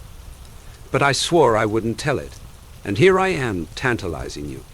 She yawned gracefully in my face. "Please come and see me. Phone book. Under the name of Mrs. Sigourney Howard, my..." She was hurrying off as she talked. Her brown hand waved a jaunty salute as she melted into her party at the door. Rather ashamed that on my first appearance I had stayed so late, I joined the last of Gatsby's guests who were clustered around him. I wanted to explain that I'd hunted for him early in the evening, and to apologize for not having known him in the garden. "Don't mention it," he enjoined me eagerly. "Don't give it another thought, old sport." The familiar expression held no more familiarity than the hand which reassuringly brushed my shoulder. And don't forget, we're going up in the hydroplane tomorrow morning at 9 o'clock. Then the butler behind his shoulder. Philadelphia wants you on the phone, sir. All right, in a minute. Tell them I'll be right there. Good night, good night, good night. He smiled, and suddenly there seemed to be a pleasant significance in having been among the last to go, as if he had desired it all the time. Good night, old sport. Good night. But as I walked down the steps, I saw that the evening was not quite over. 50 feet from the door, a dozen headlights illuminated a bizarre and tumultuous scene. In the ditch beside the road, right side up, but violently shorn of one wheel, rested a new coupe which had left Gatsby's drive not 2 minutes before. The sharp jut of a wall accounted for the detachment of the wheel, which was now getting considerable attention from half a dozen curious chauffeurs. However, as they had left their cars, blocking the road, a harsh, discordant din from those in the rear had been audible for some time, and added to the already violent confusion of the scene. A man in a long duster had dismounted from the wreck, and now stood in the middle of the road, looking from the car to the tire, and from the tire to the observers in a pleasant, puzzled way. "See," he explained, "it went in the ditch." The fact was infinitely astonishing to him, and I recognized first the unusual quality of wonder, and then the man. It was the late patron of Gatsby's library. "How'd it happen?" He shrugged his shoulders. "I know nothing whatever about mechanics," he said decisively. "But how did it happen? Did you run into the wall?" "Don't ask me," said Owl Eyes, washing his hands of the whole matter. "I know very little about driving. Next to nothing. It happened, and that's all I know." "Well, if you're a poor driver, you oughtn't to try driving at night." "But I wasn't even trying," he explained indignantly. "I wasn't even trying." An odd hush fell upon the bystanders. "Do you want to commit suicide? You're lucky it was just a wheel." "A bad driver, and not even trying." "You don't understand," explained the criminal. "I wasn't driving. There's another man in the car." The shock that followed this declaration found voice in a sustained "ah-h-h" as the door of the coupe swung slowly open. The crowd, it was now a crowd, stepped back involuntarily, and when the door had opened wide, there was a ghostly pause. Then, very gradually, part by part, a pale dangling individual stepped out of the wreck, pawing tentatively at the ground with a large uncertain dancing shoe.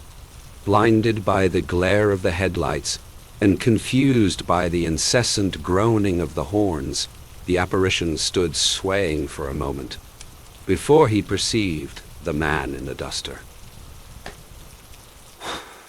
"What's the matter?" he inquired calmly. "Did we run out of gas? Look!" Half a dozen fingers pointed at the amputated wheel. He stared at it for a moment, and then looked upward as though he suspected that it had dropped from the sky. "It came off," someone explained. He nodded. "At first I didn't notice we'd stopped." A pause. Then, taking a long breath and straightening his shoulders, he remarked in a determined voice, Tell me where there's a gas line station?" At least a dozen men, some of them little better off than he was, explained to him that wheel and car were no longer joined by any physical bond. "Back out," he suggested after a moment. "Put her in reverse." "But the wheel's off." He hesitated. "No harm in trying," he said. The caterwauling horns had reached a crescendo, and I turned away and cut across the lawn toward home. I glanced back once.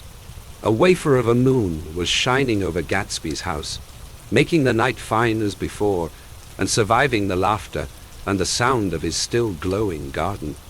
A sudden emptiness seemed to flow now from the windows and the great doors, endowing with complete isolation the figure of the host who stood on the porch, his hand up in a formal gesture of farewell. Reading over what I have written so far, I see I have given the impression that the events of 3 nights several weeks apart were all that absorbed me. On the contrary, they were merely casual events in a crowded summer, and until much later, they absorbed me infinitely less than my personal affairs. Most of the time, I worked. In the early morning, the sun threw my shadow westward as I hurried down the white chasms of lower New York to the Probity Trust. I knew the other clerks and young bond salesmen by their first names, and lunched with them in dark, crowded restaurants on little pig sausages and mashed potatoes and coffee. I even had a short affair with a girl who lived in Jersey City and worked in the accounting department. But her brother began throwing mean looks in my direction, so when she went on her vacation in July, I let it blow quietly away. I took dinner usually at the Yale Club. For some reason, it was the gloomiest event of my day, and then I went upstairs to the library and studied investments and securities for a conscientious hour. There were generally a few rioters around, but they never came into the library, so it was a good place to work. After that, if the night was mellow, I strolled down Madison Avenue, past the old Murray Hill Hotel, and over 33rd Street to the Pennsylvania Station. I began to like New York, the racy, adventurous feel of it at night, and the satisfaction that the constant flicker of men and women and machines gives to the restless eye. I liked to walk up Fifth Avenue and pick out romantic women from the crowd, and imagine that in a few minutes I was going to enter into their lives, and no one would ever know or disapprove. Sometimes, in my mind, I followed them to their apartments on the corners of hidden streets, and they turned and smiled back at me before they faded through a door into warm darkness.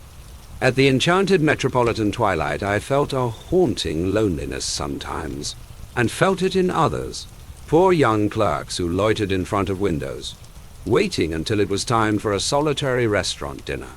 Young clerks in the dusk, wasting the dusk. Most poignant moments of night and life. Again, at 8 o'clock, when the dark lanes of the 40s were 5 deep with throbbing taxicabs, bound for the theater district, I felt a sinking in my heart.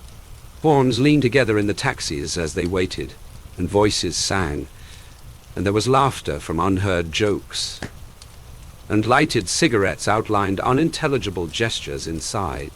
Imagining that I, too, was hurrying toward gaiety and sharing their intimate excitement, I wished them well.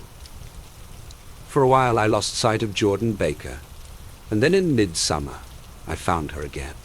At first I was flattered to go places with her because she was a golf champion, and everyone knew her name.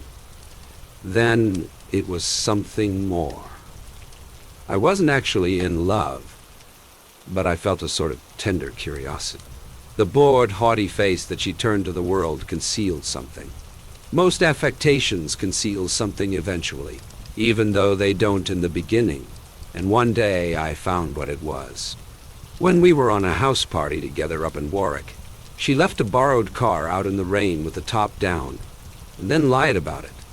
And suddenly I remembered the story about her that had eluded me that night at Daisy's. At her first big golf tournament, there was a row that nearly reached the newspapers, a suggestion that she had moved her ball from a bad lie in the semi-final round. The thing approached the proportions of a scandal, then died away. A caddy retracted his statement, and the only other witness admitted that he might have been mistaken. The incident and the name had remained together in my mind. Jordan Baker instinctively avoided clever, shrewd men, and now I saw that this was because she felt safer on a plane where any divergence from a code would be thought impossible. She was incurably dishonest. She wasn't able to endure being at a disadvantage, and given this unwillingness, I suppose she had begun dealing in subterfuges when she was very young in order to keep that cool, insolent smile turned to the world, and yet satisfy the demands of her hard, jaunty body. It made no difference to me. Dishonesty in a woman is a thing you never blame deeply. I was casually sorry, and then I forgot. It was on that same house party that we had a curious conversation about driving a car. It started because she passed so close to some workmen that our fender flicked a button on one man's coat. "You're a rotten driver," I protested. "Either you ought to be more careful, or you oughtn't to drive at all." "I'm careful." "No, you're not." "Well, other people are," she said lightly. "What's that got to do with it?" "They'll keep out of my way," she insisted. "It takes two to make an accident. Suppose you met somebody just as careless as yourself." "I hope I never will," she answered. "I hate careless people. That's why I like you." Her gray, sun-strained eyes stared straight ahead. But she had deliberately shifted our relations, and for a moment I thought I loved her. But I am slow-thinking and full of interior rules that act as brakes on my desires, and I knew that first I had to get myself definitely out of that tangle back home. I had been writing letters once a week and signing them. Love, Nick, and all I could think of was how, when that certain girl played tennis, a faint mustache of perspiration appeared on her upper lip. Nevertheless, there was a vague understanding that had to be tactfully broken off before I was free. Everyone suspects himself of at least one of the cardinal virtues, and this is mine. I am one of the few honest people that I have ever known. Chapter 4. On Sunday morning, while church bells rang in the villages along shore, the world and its mistress returned to Gatsby's house and twinkled hilariously on his lawn. "He's a bootlegger," said the young ladies, moving somewhere between his cocktails and his flowers. "One time he killed a man who had found out that he was nephew to von Hindenburg and second cousin to the devil. Reach me a rose, honey, and pour me a last drop into that there crystal glass." Once I wrote down on the empty spaces of a timetable the names of those who came to Gatsby's house that summer.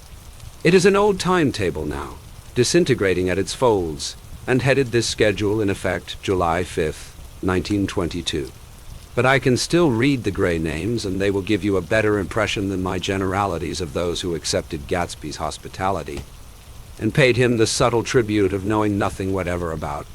From East Egg, then, came the Chester Beckers and the Leaches and a man named Bunsen, whom I knew at Yale, and Dr. Webster Civet, who was drowned last summer up in Maine, and the Hornbeams and the Willie Voltaires, and a whole clan named Blackbuck, who always gathered in a corner and flipped up their noses like goats at whosoever came near, and the Ismays and the Christies, or rather Hubert Auerbach and Mr. Christie's wife, and Edgar Beaver, whose hair, they say, turned cotton white one winter afternoon for no good reason at all.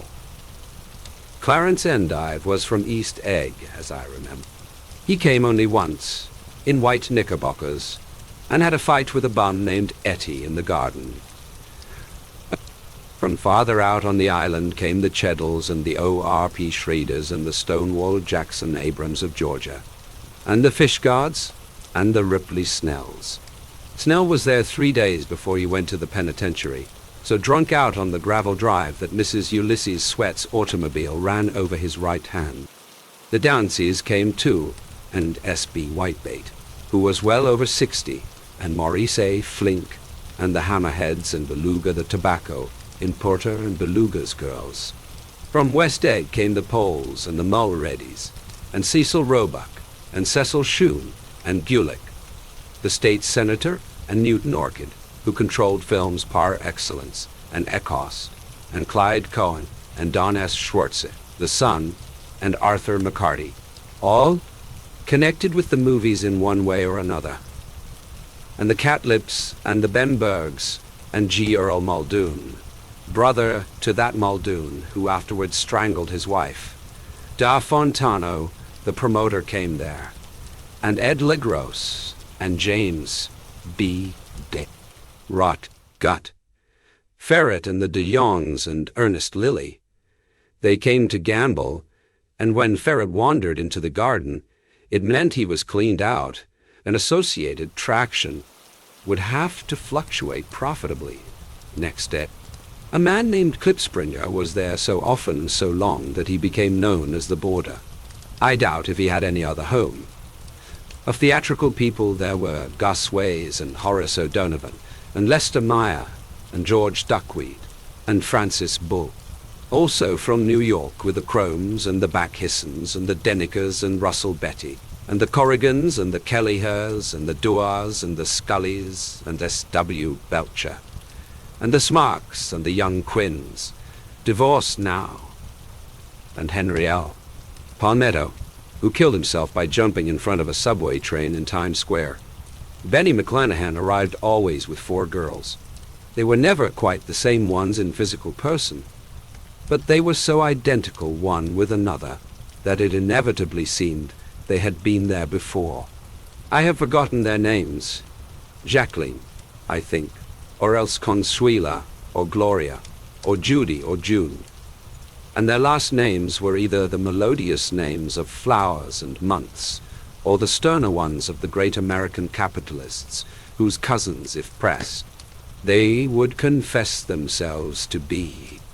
In addition to all these, I can remember that Faustina O'Brien came there at least once, and the Baedeker girls, and young Brewer, who had his nose shot off in the war, and Mr. Albruxberger and Miss Haag, his fiancée, and Ardita Fitzpeters, and Mr. P.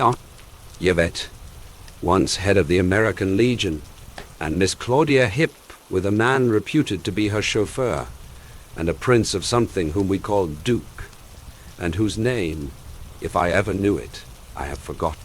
All these people came to Gatsby's house in the summer. At 9 o'clock one morning late in July, Gatsby's gorgeous car lurched up the rocky drive to my door and gave out a burst of melody from its 3-noted horn. It was the first time he had called on me, though I had gone to 2 of his parties, mounted in his hydroplane, and, at his urgent invitation, made frequent use of his beach. "Good morning, old sport. You're having lunch with me today, and I thought we'd ride up together." He was balancing himself on the dashboard of his car with that resourcefulness of movement that is so peculiarly American. That comes, I suppose, with the absence of lifting work or rigid sitting in youth, and even more, with the formless grace of our nervous, sporadic games. This quality was continually breaking through his punctilious manner in the shape of restlessness. He was never quite still. There was always a tapping foot somewhere, or the impatient opening and closing of a hand. He saw me looking with admiration at his car. "It's pretty, isn't it, old sport?" He jumped off to give me a better view. "Haven't you ever seen it before?" I'd seen it. Everybody had seen it.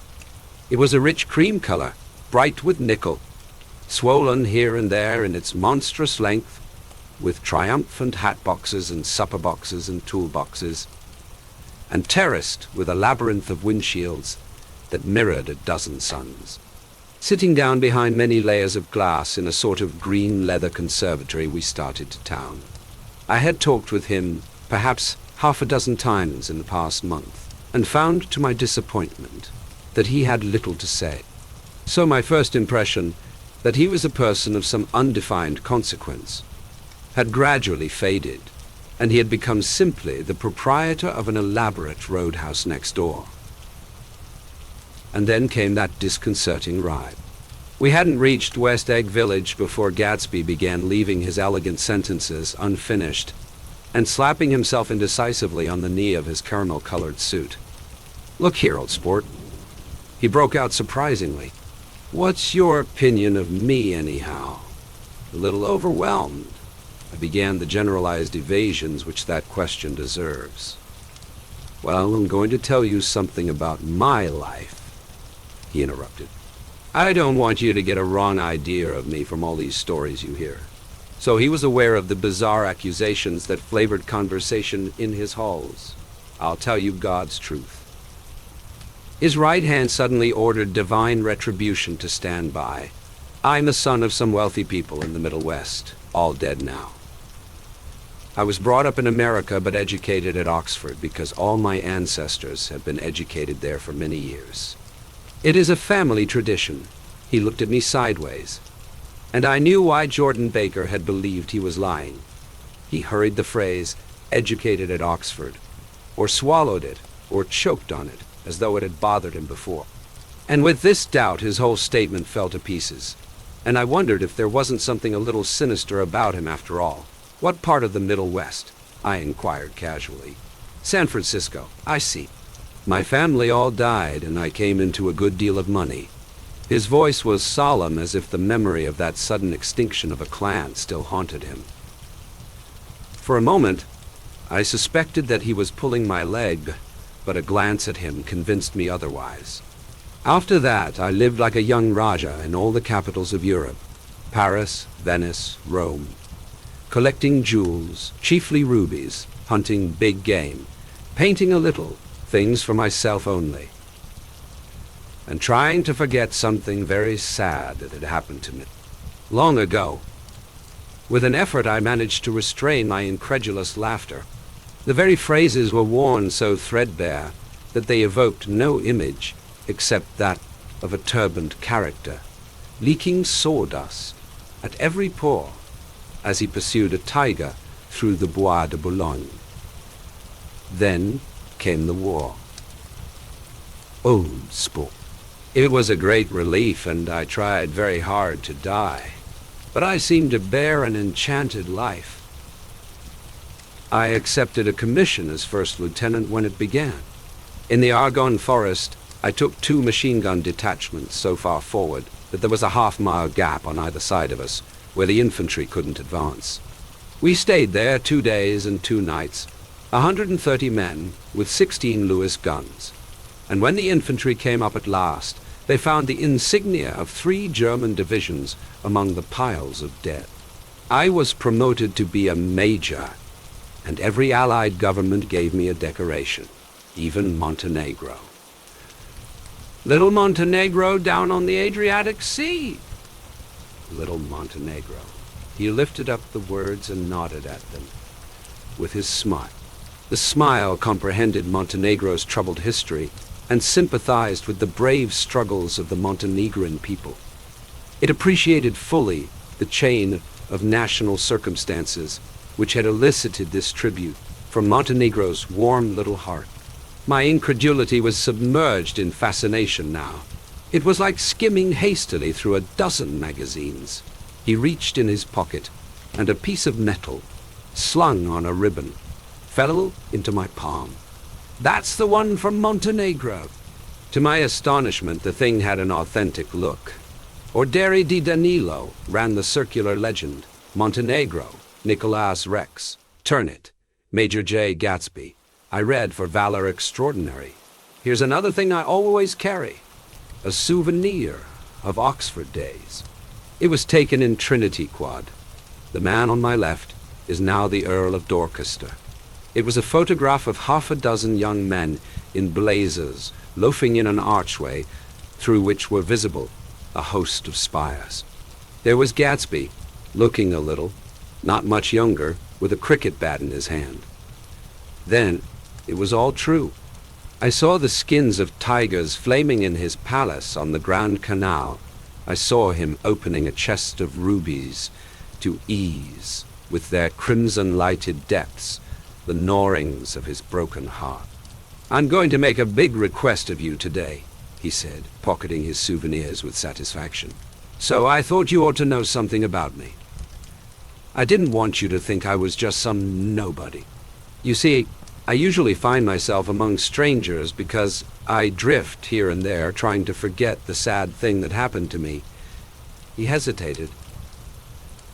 You'll hear about it this afternoon. At lunch? No, this afternoon. I happened to find out that you're taking Miss Baker to tea. Do you mean you're in love with Miss Baker? No. Old sport, I'm not. But Miss Baker has kindly consented to speak to you about this matter. I hadn't the faintest idea what this matter was, but I was more annoyed than interested. I hadn't asked Jordan to tea in order to discuss Mr. J. Gatsby. I was sure the request would be something utterly fantastic, and for a moment I was sorry I'd ever set foot upon his overpopulated lawn. He wouldn't say another word. His correctness grew on him as we neared the city. We passed Port Roosevelt, where there was a glimpse of red-belted ocean-going ships, and sped along a cobbled slum lined with the dark, undeserted saloons of the faded gilt 1900s. Then the Valley of Ashes opened out on both sides of us, and I had a glimpse of Mrs. Wilson straining at the garage pump with panting vitality as we went by. With fenders spread like wings, we scattered light through half Astoria. Only half, for as we twisted among the pillars of the elevated, I heard the familiar jug, spat, of a motorcycle, and a frantic policeman rode alongside. "All right, old sport," called Gatsby. We slowed down. Taking a white card from his wallet, he waved it before the man's eyes. "Right you are," agreed the policeman, tipping his cap. "Know you next time, Mr. Gatsby. Excuse me, what was that?" I inquired. "The picture of Oxford. I was able to do the commissioner a favor once, and he sends me a Christmas card every year. Over the Great Bridge, with the sunlight through the girders making a constant flicker upon the moving cars, with the city rising up across the river in white heaps and sugar lumps, all built with a wish, out of non-olfactory money.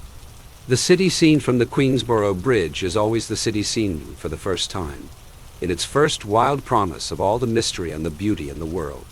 A dead man passed us in a hearse heaped with blooms, followed by 2 carriages with drawn blinds and by more cheerful carriages for friends. The friends looked out at us with the tragic eyes and short upper lips of southeastern Europe. And I was glad that the sight of Gatsby's splendid car was included in their somber holiday. As we crossed Blackwell's Island, a limousine passed us, driven by a white chauffeur, in which sat 3 modish Negroes, 2 bucks and a girl. I laughed aloud as the yolks of their eyeballs rolled toward us in haughty rivalry. Anything can happen now that we've slid over this bridge, I thought. Anything at all. Even Gatsby could happen, without any particular wonder. Roaring noon. In a well-fanned 42nd Street cellar, I met Gatsby for lunch. Blinking away the brightness of the street outside my eyes, picked him out obscurely in the anteroom, talking to another man. "Mr. Carraway, this is my friend, Mr. Wolfsheim." A small, flat-nosed Jew raised his large head and regarded me with 2 fine growths of hair, which luxuriated in either nostril. After a moment, I discovered his tiny eyes in the half-darkness. "So I took one look at him," said Mr. Wolfsheim, shaking my hand earnestly. "And what do you think I did?" "What?" I inquired politely. But evidently he was not addressing me, for he dropped my hand and covered Gatsby with his expressive nose. I handed the money to Catspaw, and I said, "All right, Catspaw, don't pay him a penny till he shuts his mouth." He shut it then and there. Gatsby took an arm of each of us and moved forward into the restaurant, whereupon Mr. Wolfsheim swallowed a new sentence he was starting and lapsed into a somnambulatory abstraction. "Highballs?" asked the head waiter. "This is a nice restaurant here," said Mr. Wolfsheim, looking at the Presbyterian nymphs on the ceiling. "But I like across the street better." "Yes, highballs," agreed Gatsby. And then to Mr. Wolfsheim, "It's too hot over there." "Hot and small." "Yes," said Mr. Wolfsheim, but full of memories. "What place is that?" I asked. "The old Metropole?" "The old Metropole," brooded Mr. Wolfsheim gloomily, "filled with faces dead and gone, filled with friends gone now forever. I can't forget so long as I live the night. They shot Rosie Rosenthal there. It was 6 of us at the table, and Rosie had eat and drunk a lot all evening.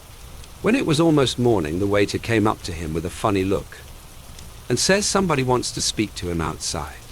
"All right," says Rosie, and begins to get up, and I pulled him down in his chair. Let the bastards come in here if they want you, Rosie. But don't you, so help me, move outside this room. It was 4 o'clock in the morning then, and if we'd have raised the blinds, we'd have seen daylight. Did he go? I asked innocently.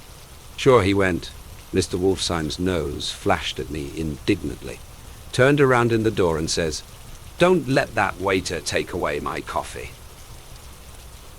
Then he went out on the sidewalk, and they shot him 3 times in his full belly and drove away. 4 of them were electrocuted, I said, remembering. 5 with Becker. His nostrils turned to me in an interested way. I understand you're looking for a business connection. The juxtaposition of these 2 remarks was startling. Gatsby answered for me. "Oh no," he exclaimed. "This isn't the man." "No." Mr. Wolfsheim seemed disappointed. "This is just a friend. I told you we'd talk about that some other time." "I beg your pardon," said Mr. Wolfsheim. "I had a wrong man." A succulent hash arrived, and Mr. Wolfsheim, forgetting the more sentimental atmosphere of the old metropole, began to eat with ferocious delicacy. His eyes, meanwhile, roved very slowly all around the room. He completed the arc by turning to inspect the people directly behind. I think that, except for my presence, he would have taken one short glance beneath our own table. "Look here, old sport," said Gatsby, leaning toward me. "I'm afraid I made you a little angry this morning in the car." There was the smile again, but this time I held out against it. "I don't like mysteries," I answered. "And I don't understand why you won't come out frankly and tell me what you want. Why has it all got to come through Miss Baker?" "Oh, it's nothing underhand," he assured me. "Miss Baker's a great sportswoman, you know, and she'd never do anything that wasn't all right." Suddenly, he looked at his watch, jumped up and hurried from the room, leaving me with Mr. Wolfsheim at the table. "He has to telephone," said Mr. Wolfsheim, following him with his eyes. "Fine fellow, isn't he? Handsome to look at and a perfect gentleman." "Yes, he's an Oxford man." "Oh, he went to Oxford College in England. You know Oxford College?" "I've heard of it. It's one of the most famous colleges in the world. Have you known Gatsby for a long time?" I inquired. "Several years," he answered in a gratified way. "I made the pleasure of his acquaintance just after the war, but I knew I had discovered a man of fine breeding after I talked with him an hour. I said to myself, there's the kind of man you'd like to take home and introduce to your mother and sister." He paused. "I see you're looking at my cuff buttons." I hadn't been looking at them, but I did now. They were composed of oddly familiar pieces of ivory. "Finest specimens of human molars," he informed me. "Well, I inspected them. That's a very interesting idea." "Yeah." He flipped his sleeves up under his coat. "Yeah, Gatsby's very careful about women. He would never so much as look at a friend's wife." When the subject of this instinctive trust returned to the table and sat down, Mr. Wolfsheim drank his coffee with a jerk and got to his feet. "I have enjoyed my lunch," he said, "and I'm going to run off from you 2 young men before I outstay my welcome." "Don't hurry, Maya," said Gatsby without enthusiasm.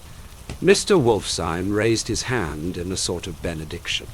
"You're very polite, but I belong to another generation," he announced solemnly. "You sit here and discuss your sports and your young ladies. And your—" He supplied an imaginary noun with another wave of his handers for me. "I am 50 years old, and I won't impose myself on you any longer." As he shook hands and turned away, his tragic nose was trembling. I wondered if I had said anything to offend him. "He becomes very sentimental sometimes," explained Gatsby. "This is one of his sentimental days. He's quite a character around New York, a denizen of Broadway." Who is he, anyhow? An actor? No. A dentist? Meyer Wolfstein? No, he's a gambler. Gatsby hesitated, then added coolly, "He's the man who fixed the World Series back in 1919. Fixed the World Series, I repeated. The idea staggered me. I remembered, of course, that the World Series had been fixed in 1919, but if I had thought of it at all, I would have thought of it as a thing that merely happened, the end of some inevitable chain. It never occurred to me that one man could start to play with the faith of 50 million people, with the single-mindedness of a burglar blowing a safe. How did he happen to do that? I asked after a minute. He just saw the opportunity. Why isn't he in jail? They can't get him, old sport. He's a smart man. I insisted on paying the check. As the waiter brought my change, I caught sight of Tom Buchanan across the crowded room. "Come along with me for a minute," I said. "I've got to say hello to someone." When he saw us, Tom jumped up and took half a dozen steps in our direction. "Where have you been?" he demanded eagerly. "Daisy's furious because you haven't called up. This is Mr. Gatsby. Mr. Buchanan." They shook hands briefly, and a strained, unfamiliar look of embarrassment came over Gatsby's face. "How have you been, anyhow?" demanded Tom of me. "How'd you happen to come up this far to eat?" "I've been having lunch with Mr. Gatsby." I turned toward Mr. Gatsby, but he was no longer there. "One October day, 1917, said Jordan Baker that afternoon, sitting up very straight on a straight chair in the tea garden at the Plaza Hotel. "I was walking along from one place to another, half on the sidewalks and half on the lawns. I was happier on the lawns because I had on shoes from England with rubber knobs on the soles that bit into the soft ground. I had on a new plaid skirt also that blew a little in the wind, and whenever this happened the red, white, and blue banners in front of all the houses stretched out stiff and said, 'Tut, tut, tut,' in a disapproving way. The largest of the banners and the largest of the lawns belonged to Daisy Fay's house. She was just 18, 2 years older than me, and by far the most popular of all the young girls in Louisville. She dressed in white and had a little white roadster, and all day long the telephone rang in her house, and excited young officers from Camp Taylor demanded the privilege of monopolizing her that night. Anyways, for an hour. When I came opposite her house that morning, her white roadster was beside the curb, and she was sitting in it with a lieutenant I had never seen before. They were so engrossed in each other that she didn't see me until I was 5 feet away. "Hello, Jordan," she called unexpectedly. "Please come here." I was flattered that she wanted to speak to me because of all the older girls I admired her most. She asked me if I was going to the Red Cross and make bandages. I was. Well then, would I tell them that she couldn't come that day? The officer looked at Daisy while she was speaking, in a way that every young girl wants to be looked at sometime. And because it seemed romantic to me, I have remembered the incident ever since. His name was J. Gatsby, and I didn't lay eyes on him again for over 4 years. Even after I'd met him on Long Island, I didn't realize it was the same man. That was 1917. By the next year, I had a few beaux myself, and I began to play in tournaments, so I didn't see Daisy very often. She went with a slightly older crowd, when she went with anyone at all. Wild rumors were circulating about her, how her mother had found her packing her bag one winter night to go to New York and say goodbye to a soldier who was going overseas. She was effectually prevented, but she wasn't on speaking terms with her family for several weeks. After that, she didn't play around with the soldiers anymore, but only with a few flat-footed, short-sighted young men in town who couldn't get into the army at all. By the next autumn, she was gay again, gay as ever. She had a debut after the armistice, and in February she was presumably engaged to a man from New Orleans. In June, she married Tom Buchanan of Chicago with more pomp and circumstance than Louisville ever knew before. He came down with 100 people in 4 private cars and hired a whole floor of the Seelbach Hotel. And the day before the wedding, he gave her a string of pearls valued at $350,000. I was bridesmaid. I came into her room half an hour before the bridal dinner and found her lying on her bed as lovely as the June night in her flowered dress, and as drunk as a monkey. She had a bottle of sauterne in one hand and a letter in the other. "Gratulate me," she muttered. "Never had a drink before, but oh, how I do enjoy it. What's the matter, Daisy?" I was scared, I can tell you. I'd never seen a girl like that before. "Here, dearest." She groped around in a wastebasket she had with her on the bed and pulled out the string of pearls. "Take 'em downstairs and give 'em back to whoever they belong to. Tell 'em all Daisy's changed her mind. Say, Daisy's changed her mind. Say, Daisy's changed her mind." She began to cry. She cried and cried. I rushed out and found her mother's maid, and we locked the door and got her into a cold bath. She wouldn't let go of the letter. She took it into the tub with her and squeezed it up into a wet ball, and only let me leave it in the soap dish when she saw that it was coming to pieces like snow. But she didn't say another word.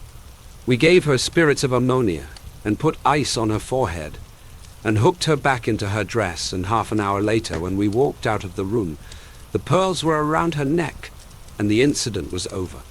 Next day at 5 o'clock, she married Tom Buchanan without so much as a shiver and started off on a 3-month trip to the South Seas. I saw them in Santa Barbara when they came back, and I thought I'd never seen a girl so mad about her husband. If he left the room for a minute, she'd look around uneasily and say, "Where's Tom gone?" and wear the most abstracted expression until she saw him coming in the door. She used to sit on the sand with his head in her lap by the hour, rubbing her fingers over his eyes and looking at him with unfathomable delight. It was touching to see them together. It made you laugh in a hushed, fascinated way. That was in August. A week after I left Santa Barbara, Tom ran into a wagon on the Ventura Road one night and ripped a front wheel off his car. The girl who was with him got into the papers too because her arm was broken. She was one of the chambermaids in the Santa Barbara hotel. The next April, Daisy had her little girl, and they went to France for a year. I saw them one spring in Cannes and later in Deauville, and then they came back to Chicago to settle down. Daisy was popular in Chicago, as you know. They moved with a fast crowd, all of them young and rich and wild, but she came out with an absolutely perfect reputation. Perhaps because she doesn't drink. It's a great advantage not to drink among hard-drinking people. You can hold your tongue, and, moreover, you can time any little irregularity of your own, so that everybody else is so blind that they don't see or care. Perhaps Daisy never went in for a more at all, and yet there's something in that voice of hers. Well, about 6 weeks ago, she heard the name Gatsby for the first time in years. It was when I asked you, do you remember? If you knew Gatsby in West Egg. After you had gone home, she came into my room and woke me up and said, "What Gatsby?" And when I described him, I was half asleep, she said in the strangest voice that it must be the man she used to know. It wasn't until then that I connected this Gatsby with the officer in her white car. When Jordan Baker had finished telling all this, we had left the plaza for half an hour and were driving in a Victoria through Central Park. The sun had gone down behind the tall apartments of the movie stars in the West 50s, and the clear voices of girls, already gathered like crickets on the grass, rose through the hot twilight. "I'm the Sheikh of Araby. Your love belongs to me. At night when you're asleep, enter your tent. I'll creep." It was a strange coincidence, I said. But it wasn't a coincidence at all. Why not? Gatsby bought that house so that Daisy would be just across the bay. Then it had not been merely the stars to which he had aspired on that June night. He came alive to me, delivered suddenly from the womb of his purposeless splendor. "He wants to know," continued Jordan, "if you'll invite Daisy to your house some afternoon, and then let him come over." The modesty of the demand shook me. He had waited 5 years and bought a mansion where he dispensed starlight to casual moths so that he could come over some afternoon to a stranger's garden. Did I have to know all this before he could ask such a little thing? He's afraid. He's waited so long he thought you might be offended. You see, he's a regular tough underneath it all. Something worried me. Why didn't he ask you to arrange a meeting? He wants her to see his house, she explained. And your house is right next door. Oh, I think he half expected her to wander into one of his parties. Some night, went on Jordan. But she never did. Then he began asking people casually if they knew her, and I was the first one he found. It was that night he sent for me at his dance, and you should have heard the elaborate way he worked up to it. Of course, I immediately suggested a luncheon in New York, and I thought he'd go mad. I don't want to do anything out of the way. He kept saying, I want to see her right next door. When I said you were a particular friend of Tom's, he started to abandon the whole idea. He doesn't know very much about Tom, though he says he's read a Chicago paper for years, just on the chance of catching a glimpse of Daisy's name.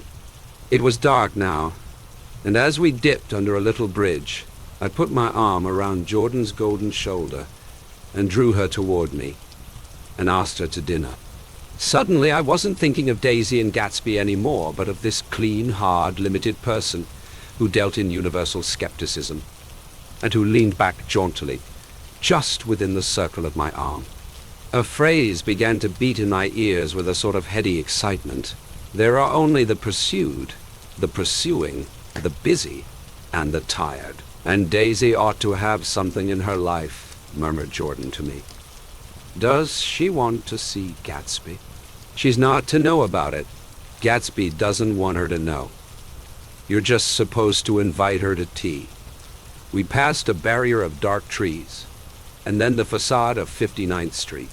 A block of delicate pale light beamed down into the park. Unlike Gatsby and Tom Buchanan, I had no girl whose disembodied face floated along the dark cornices and blinding signs, and so I drew up the girl beside me, tightening my arms. Her wan, scornful mouth smiled, and so I drew her up again, closer, this time to my face. Chapter 5. When I came home to West Egg that night, I was afraid for a moment that my house was on fire. 2 o'clock, and the whole corner of the peninsula was blazing with light, which fell unreal on the shrubbery and made thin, elongating glints upon the roadside wires. Turning a corner, I saw that it was Gatsby's house, lit from tower to cellar.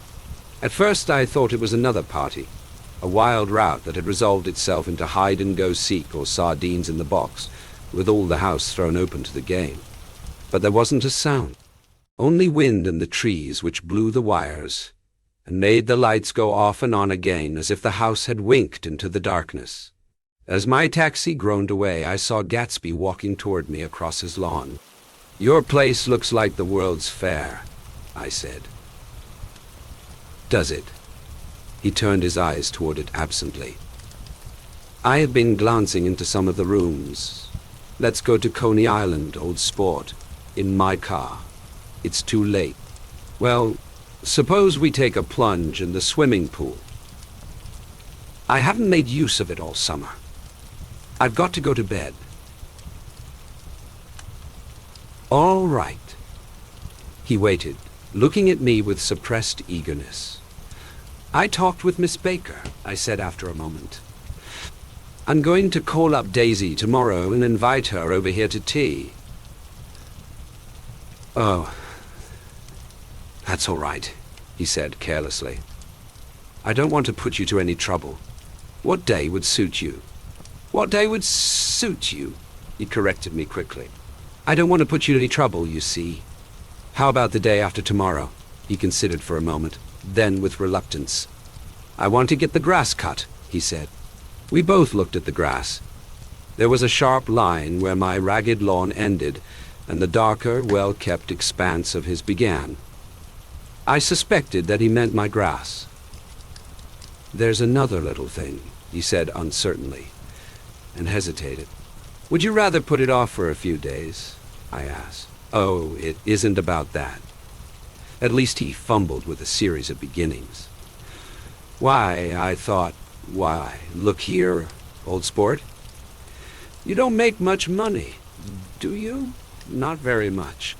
This seemed to reassure him, and he continued more confidently. I thought you didn't, if you'll pardon you see, I carry on a little business on the side. A sort of sideline, you understand. And I thought that if you don't make very much, you're selling bonds, aren't you, old sport? Trying to. Well, this would interest you. It wouldn't take up much of your time, and you might pick up a nice bit of money. It happens to be a rather confidential sort of thing. I realize now that under different circumstances that conversation might have been one of the crises of my life. But because the offer was obviously and tactlessly for a service to be rendered, I had no choice except to cut him off there. I've got my hands full, I said. I'm much obliged, but I couldn't take on any more work. You wouldn't have to do any business with Wolfsheim. Evidently, he thought that I was shying away from the Gonichen mentioned at lunch. But I assured him he was wrong. He waited a moment longer, hoping I'd begin a conversation. But I was too absorbed to be responsive, so he went unwillingly home. The evening had made me lightheaded and happy. I think I walked into a deep sleep as I entered my front door. So I didn't know whether or not Gatsby went to Coney Island, or for how many hours he glanced into rooms while his house blazed gaudily on. I called up Daisy from the office next morning and invited her to come to tea. Don't bring Tom, I warned her. What? Don't bring Tom? Who is Tom? She asked innocently. The day agreed upon was pouring rain. At 11 o'clock, a man in a raincoat dragging a lawnmower tapped at my front door and said that Mr. Gatsby had sent him over to cut my grass. This reminded me that I had forgotten to tell my Finn to come back, so I drove into West Egg Village to search for her among soggy, whitewashed alleys and to buy some cups and lemons and flowers. The flowers were unnecessary, for at 2 o'clock a greenhouse arrived from Gatsby's, with innumerable receptacles to contain it. An hour later, the front door opened nervously, and Gatsby in a white flannel suit, silver shirt and gold-colored tie hurried in. He was pale, and there were dark signs of sleeplessness beneath his eyes. Is everything all right? He asked immediately. The grass looks fine, if that's what you mean. What grass? He inquired blankly.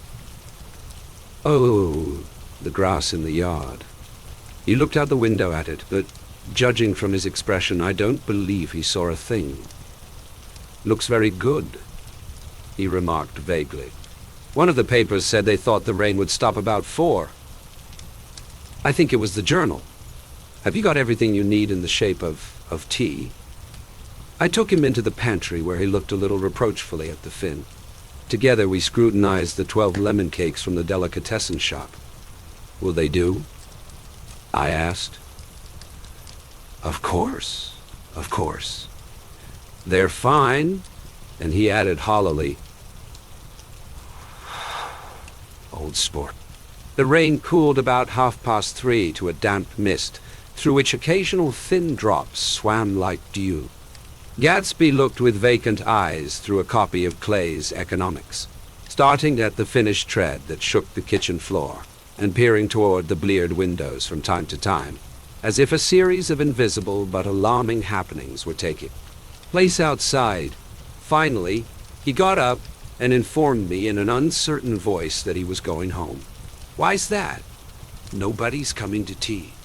It's too late. He looked at his watch, as if there was some pressing demand on his time elsewhere. I can't wait all day. Don't be silly. It's just 2 minutes to 4. He sat down miserably, as if I had pushed him, and simultaneously there was the sound of a motor turning into my lane.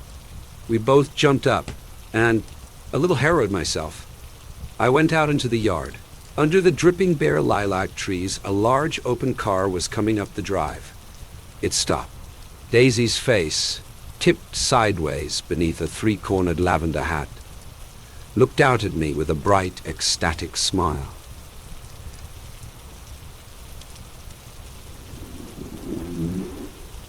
Is this absolutely where you live, my dearest one? The exhilarating ripple of her voice was a wild tonic in the rain. I had to follow the sound of it for a moment, up and down, with my ear alone before any words came through. A damp streak of hair lay like a dash of blue paint across her cheek, and her hand was wet with glistening drops as I took it to help her from the car. "Are you in love with me?" she said low in my ear. "Or why did I have to come alone?" "That's the secret of Castle Rackrent. Tell your chauffeur to go far away and spend an hour. Come back in an hour, Ferdy." Then in a grave murmur, "His name is Ferdy. Does the gasoline affect his nose?" "I don't think so," she said innocently. "Why? We went in." To my overwhelming surprise, the living room was deserted. "Well, that's funny," I exclaimed. "What's funny?" She turned her head as there was a light, dignified knocking at the front door. I went out and opened it. Gatsby, pale as death, with his hands plunged like weights in his coat pockets, was standing in a puddle of water, glaring tragically into my eyes. With his hands still in his coat pockets, he stalked by me into the hall, turned sharply as if he were on a wire, and disappeared into the living room. It wasn't a bit funny. Aware of the loud beating of my own heart, I pulled the door to against the increasing rain. For half a minute, there wasn't a sound. Then from the living room, I heard a sort of choking murmur, and part of a laugh followed by Daisy's voice on a clear artificial note. "I certainly am awfully glad to see you again." A pause. It endured horribly. I had nothing to do in the hall, so I went into the room. Gatsby, his hands still in his pockets, was reclining against the mantelpiece in a strained counterfeit of perfect ease, even of boredom. His head leaned back so far that it rested against the face of a defunct mantelpiece clock, and from this position his distraught eyes stared down at Daisy, who was sitting frightened but graceful on the edge of a stiff chair. "We've met before," muttered Gatsby. His eyes glanced momentarily at me, and his lips parted with an abortive attempt at a laugh. Luckily, the clock took this moment to tilt dangerously at the pressure of his head, whereupon he turned and caught it with trembling fingers and set it back in place. Then he sat down, rigidly, his elbow on the arm of the sofa and his chin in his hand. "I'm sorry about the clock," he said. My own face had now assumed a deep tropical burn. I couldn't muster up a single commonplace out of the 1,000 in my head. "It's an old clock," I told them idiotically. I think we all believed for a moment that it had smashed in pieces on the floor. "We haven't met for many years," said Daisy, her voice as matter-of-fact as it could ever be. 5 years next November." The automatic quality of Gatsby's answer set us all back at least another minute. I had them both on their feet with the desperate suggestion that they help me make tea in the kitchen when the demoniac Finn brought it in on a tray. Amid the welcome confusion of cups and cakes, a certain physical decency established itself. Gatsby got himself into a shadow, and while Daisy and I talked, looked conscientiously from one to the other of us with tense, unhappy eyes. However, as calmness wasn't an end in itself, I made an excuse at the first possible moment and got to my feet. "Where are you going?" demanded Gatsby in immediate alarm. "I'll be back. I've got to speak to you about something before you go." He followed me wildly into the kitchen, closed the door, and whispered, "Oh, God," in a miserable way. "What's the matter?" "This is a terrible mistake," he said, shaking his head from side to side. "A terrible, terrible mistake. You're just embarrassed, that's all." And luckily I added, "Daisy's embarrassed too. She's embarrassed." He repeated incredulously, "Just as much as you are." "Don't talk so loud." "You're acting like a little boy," I broke out impatiently. "Not only that, but you're rude. Daisy's sitting in there all alone." He raised his hand to stop my words, looked at me with unforgettable reproach, and opening the door, cautiously went back into the other room. I walked out the back way, just as Gatsby had when he had made his nervous circuit of the house half an hour before. and ran for a huge black knotted tree, whose massed leaves made a fabric against the rain. Once more it was pouring, and my irregular lawn, well shaved by Gatsby's gardener, abounded in small muddy swamps and prehistoric marshes. There was nothing to look at from under the tree except Gatsby's enormous house. So I stared at it, like Kant at his church steeple, for half an hour. A brewer had built it early in the period craze, a decade before, and there was a story that he'd agreed to pay 5 years' taxes on all the neighboring cottages if the owners would have their roofs thatched with straw. Perhaps their refusal took the heart out of his plan to found a family. He went into an immediate decline. His children sold his house with the black wreath still on the door. Americans, while occasionally willing to be serfs, have always been obstinate about being peasantry. After half an hour, the sun shone again, and the grocer's automobile rounded Gatsby's drive with the raw material for his servant's dinner. I felt sure he wouldn't eat a spoonful. A maid began opening the upper windows of his house, appeared momentarily in each, and leaning from a large central bay, spat meditatively into the garden. It was time I went back. While the rain continued, it had seemed like the murmur of their voices, rising and swelling a little, now and then, with gusts of emotion. But in the new silence, I felt that silence had fallen within the house too. I went in, after making every possible noise in the kitchen short of pushing over the stove. But I don't believe they heard a sound. They were sitting at either end of the couch, looking at each other as if some question had been asked or was in the air, and every vestige of embarrassment was gone. Daisy's face was smeared with tears, and when I came in, she jumped up and began wiping at it with her handkerchief before a mirror. But there was a change in Gatsby that was simply confounding. He literally glowed. Without a word or a gesture of exultation, a new well-being radiated from him and filled the little room. "Oh, hello, old sport," he said, as if he hadn't seen me for years. I thought for a moment he was going to shake hands. "It stopped raining, has it?"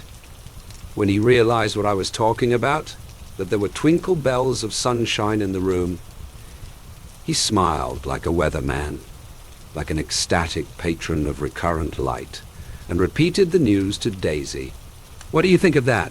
It stopped raining." "I'm glad, Jay." Her throat full of aching, grieving beauty, told only of her unexpected joy. "I want you and Daisy to come over to my house," he said. "I'd like to show her around." "You're sure you want me to come?" "Absolutely, old sport." Daisy went upstairs to wash her face. Too late, I thought, with humiliation of my towels, while Gatsby and I waited on the lawn. "My house looks well, doesn't it?" he demanded. "See how the whole front of it catches the light?" I agreed that it was splendid. Yes, his eyes went over it. Every arched door and square tower. It took me just 3 years to earn the money that bought it. "I thought you inherited your money." "I did, old sport," he said automatically. "But I lost most of it in the big panic. The panic of the war." I think he hardly knew what he was saying, for when I asked him what business he was in, he answered, "That's my affair," before he realized that it wasn't the appropriate reply. "Oh, I've been in several things," he corrected himself. "I was in the drug business and then I was in the oil business, but I'm not in either one now." He looked at me with more attention. "Do you mean you've been thinking over what I proposed the other night?" Before I could answer, Daisy came out of the house and 2 rows of brass buttons on her dress gleamed in the sunlight. "That huge place there," she cried, pointing. "Do you like it? I love it. But I don't see how you live there all alone." "I keep it always full of interesting people, night and day. People who do interesting things. Celebrated people. Instead of taking the shortcut along the Sound, we went down the road and entered by the big poster." With enchanting murmurs, Daisy admired this aspect or that of the feudal silhouette against the sky. Admired the gardens, the sparkling odor of jonquils and the frothy odor of hawthorn and plum blossoms, and the pale gold odor of kiss me at the gate. It was strange to reach the marble steps and find no stir of bright dresses in and out the door, and hear no sound but bird voices in the trees. And inside, as we wandered through Marie Antoinette music rooms and restoration salons, I felt that there were guests concealed behind every couch and table, under orders to be breathlessly silent until we had passed through. As Gatsby closed the door of the Merton College Library, I could have sworn I heard the owl-eyed man break into ghostly laughter. We went upstairs through period bedrooms swathed in rose and lavender silk and vivid with new flowers, through dressing rooms and pool rooms, and bathrooms with sunken baths, intruding into one chamber where a disheveled man in pajamas was doing liver exercises on the floor. It was Mr. Klipspringer, the boarder. I had seen him wandering hungrily about the beach that morning. Finally, we came to Gatsby's own apartment, a bedroom and a bath and an Adam's study, where we sat down and drank a glass of some chartreuse he took from a cupboard in the wall. He hadn't once ceased looking at Daisy, and I think he revalued everything in his house according to the measure of response it drew from her well-loved eyes. Sometimes, too, he stared around at his possessions in a dazed way, as though in her actual and astounding presence, none of it was any longer real. Once he nearly toppled down a flight of stairs. His bedroom was the simplest room of all, except where the dresser was garnished with a toilet set of pure dull gold. Daisy took the brush with delight and smoothed her hair, whereupon Gatsby sat down and shaded his eyes and began to laugh. "It's the funniest thing, old sport," he said hilariously. "I can't. When I tried to, he had passed visibly through 2 states and was entering upon a third. After his embarrassment and his unreasoning joy, he was consumed with wonder at her presence.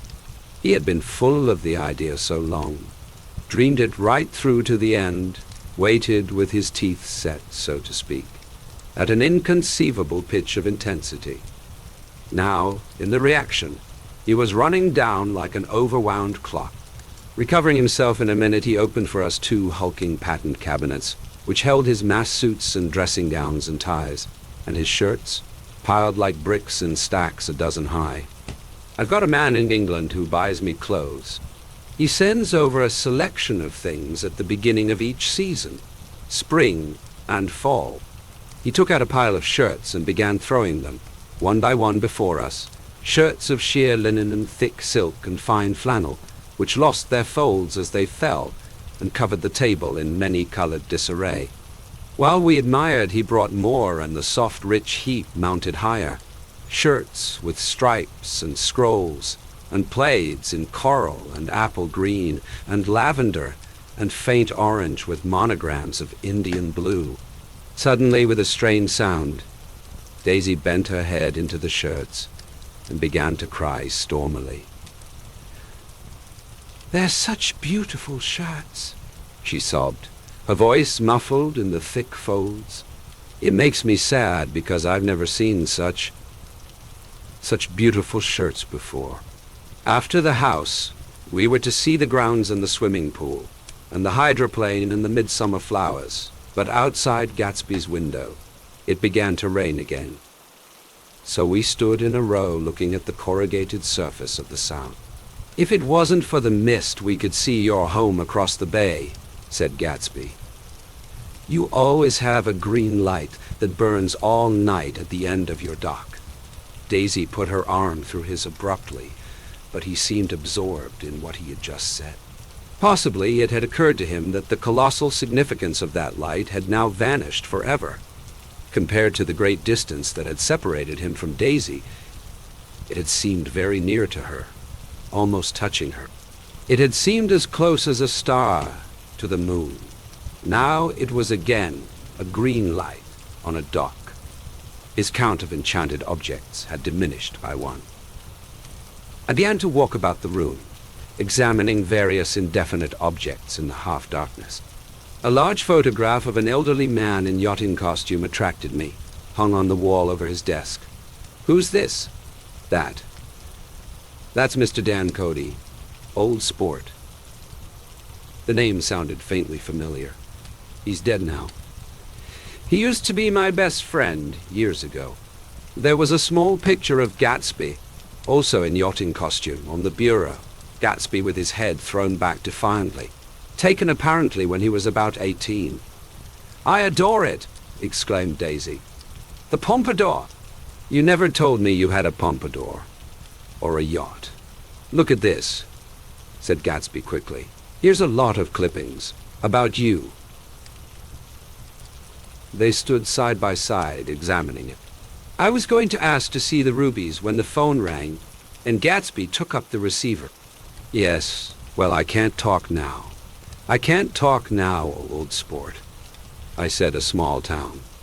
He must know what a small town is. Well, he's no use to us if Detroit is his idea of a small town." He rang off. "Come here quick," cried Daisy at the window. The rain was still falling, but the darkness had parted in the west, and there was a pink and golden billow of foamy clouds above the sea. "Look at that," she whispered. And then, after a moment, "I'd like to just get one of those pink clouds and put you in it and push you around." I tried to go then, but they wouldn't hear of it. Perhaps my presence made them feel more satisfactorily alone. "I know what we'll do," said Gatsby. "We'll have Klipspringer play the piano." He went out of the room calling Ewing, and returned in a few minutes accompanied by an embarrassed, slightly worn young man with shell-rimmed glasses and scanty blonde hair. He was now decently clothed in a sports shirt open at the neck, sneakers and duck trousers of a nebulous hue. "Did we interrupt your exercises?" inquired Daisy politely. "I was asleep," cried Mr. Klipspringer, in a spasm of embarrassment. "That is, I'd been asleep. Then I got up." "Klipspringer plays the piano," said Gatsby, cutting him off. "Don't you, Ewing, old sport?" "I don't play well. I hardly play at all. I'm all out of prac will go downstairs," interrupted Gatsby. He flipped a switch. The gray windows disappeared as the house glowed full of light. In the music room, Gatsby turned on a solitary lamp beside the piano. He lit Daisy's cigarette from a trembling match and sat down with her on a couch far across the room, where there was no light save what the gleaming floor bounced in from the hall. When Klipspringer had played the Love Nest, he turned around on the bench and searched unhappily for Gatsby in the gloom. "I'm all out of practice, you see. I told you I couldn't play." "I'm all out of prac, don't talk so much, old sport," commanded Gatsby. "Play.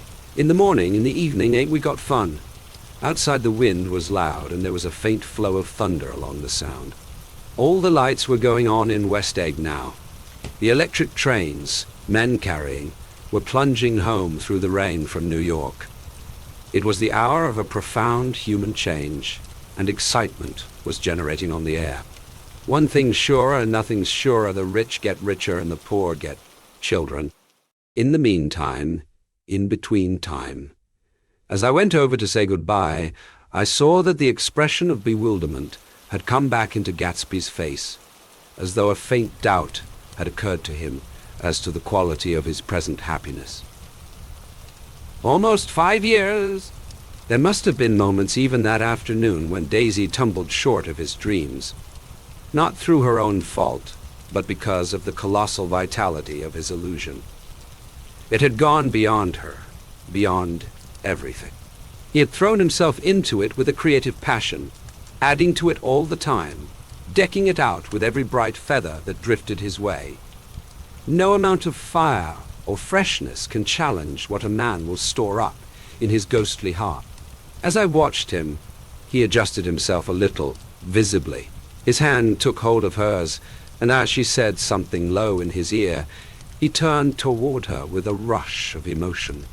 I think that voice held him most, with its fluctuating, feverish warmth, because it couldn't be overdreamed. That voice was a deathless song. They had forgotten me, but Daisy glanced up and held out her hand. Gatsby didn't know me now at all. I looked once more at them, and they looked back at me, remotely, possessed by intense life. Then I went out of the room and down the marble steps into the rain. leaving them there together. Chapter 6. About this time, an ambitious young reporter from New York arrived one morning at Gatsby's door and asked him if he had anything to say. Anything to say? About what? Go ahead.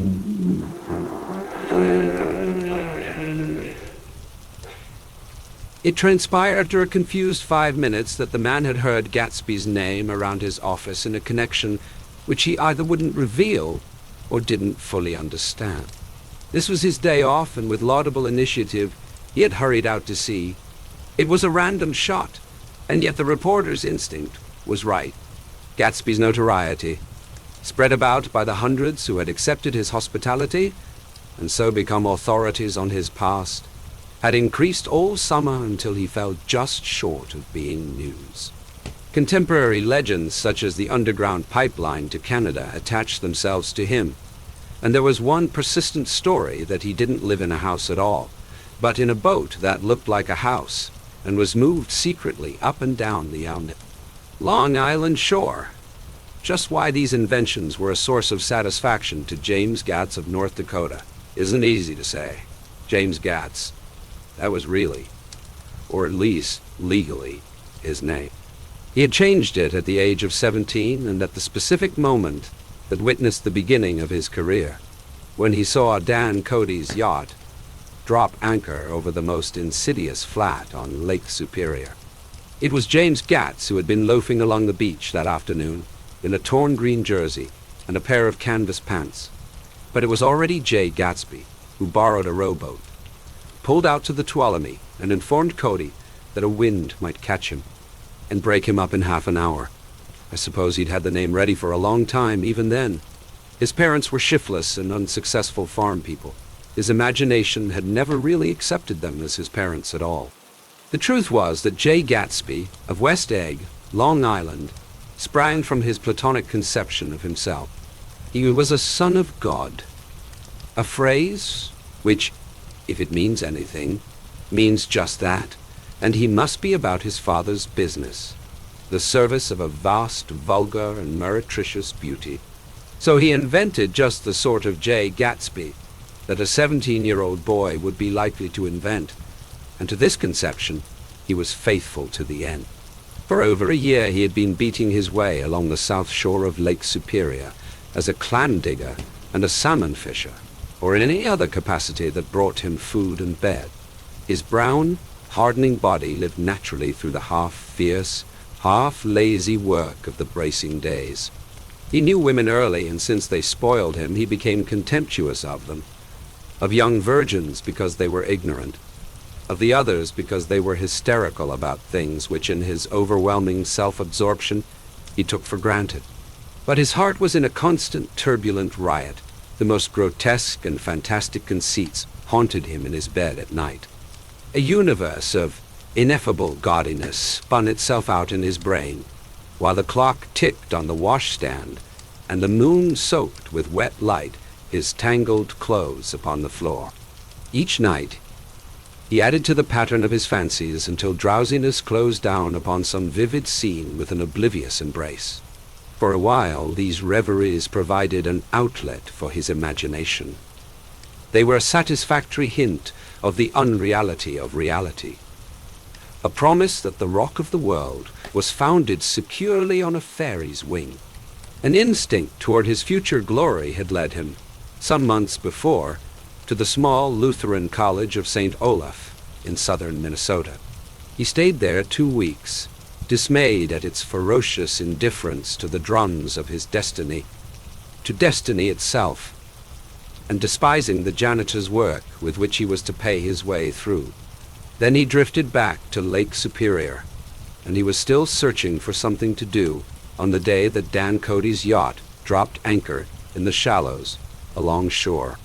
Cody was 50 years old then, a product of the Nevada silver fields, of the Yukon, of every rush for metal since '75.